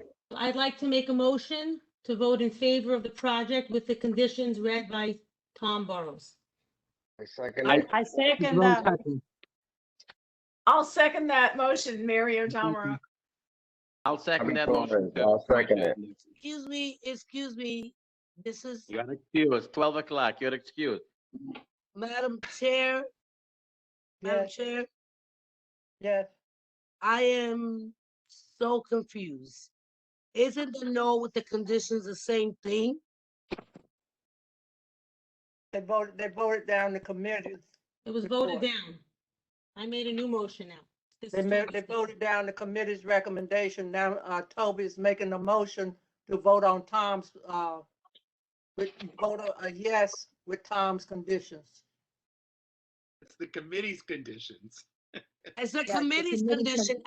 I'm not getting this, people. It's the Really? same. It's the Really, it's the Same same thing, condition. people. Really? Toby. No, Toby, no, Sonia, it's the same Toby's condition. allowed to do It's the that. same If thing. somebody It's seconds it, we ridiculous. have to vote it out. It's ridiculous. Second the motion. Yeah, Sonia. Motion been made by Second. Toby, second by Discussion Rosie on the motion. Rudig. Discussion on the I motion. third the motion.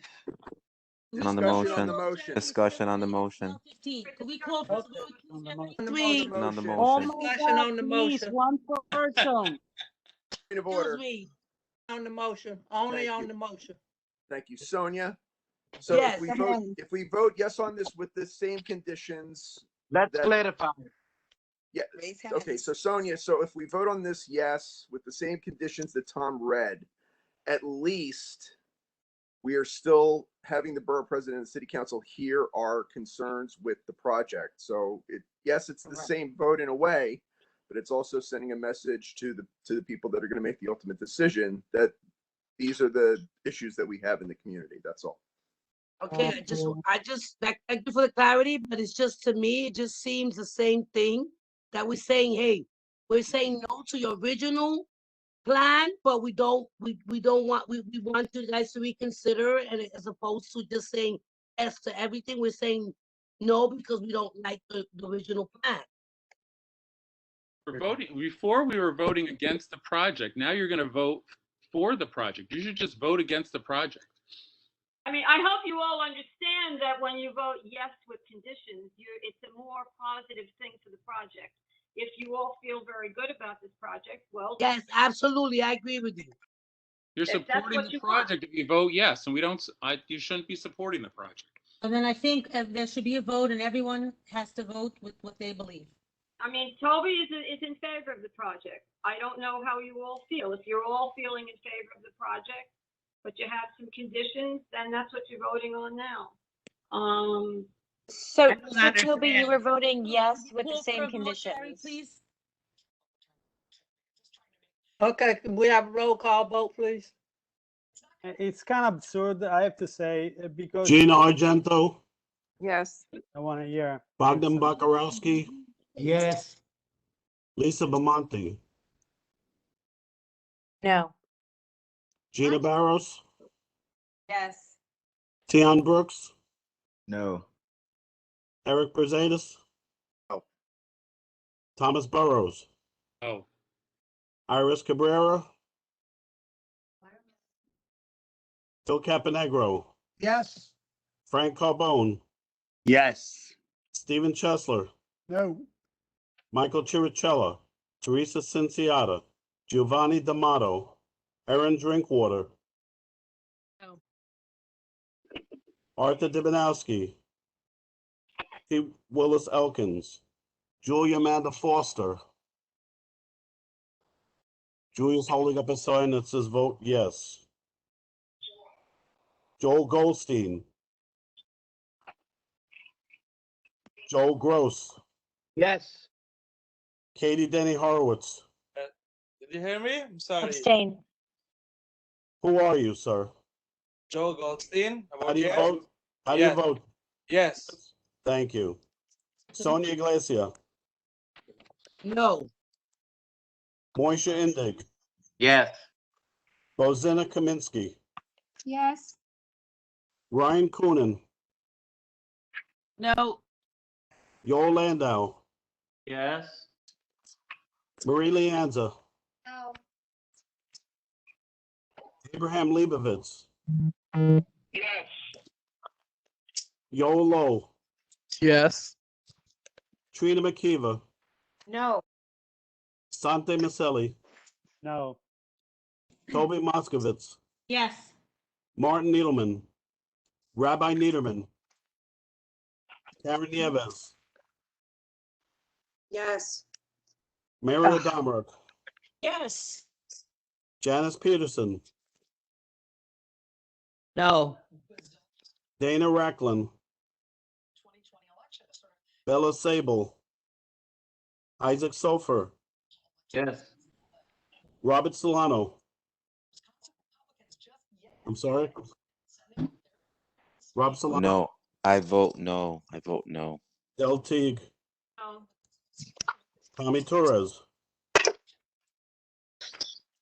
William Vega, No. Maria Vieta, Yes. Stephen Weidberg, Simon Weiser,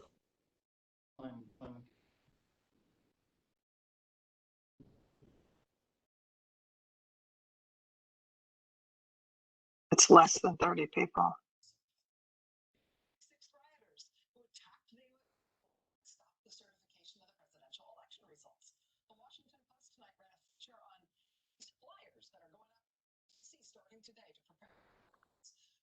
to 20 yes, 15 no, 1 abstention, motion carries. Thank you, Jerry. Does that conclude your report, Dale?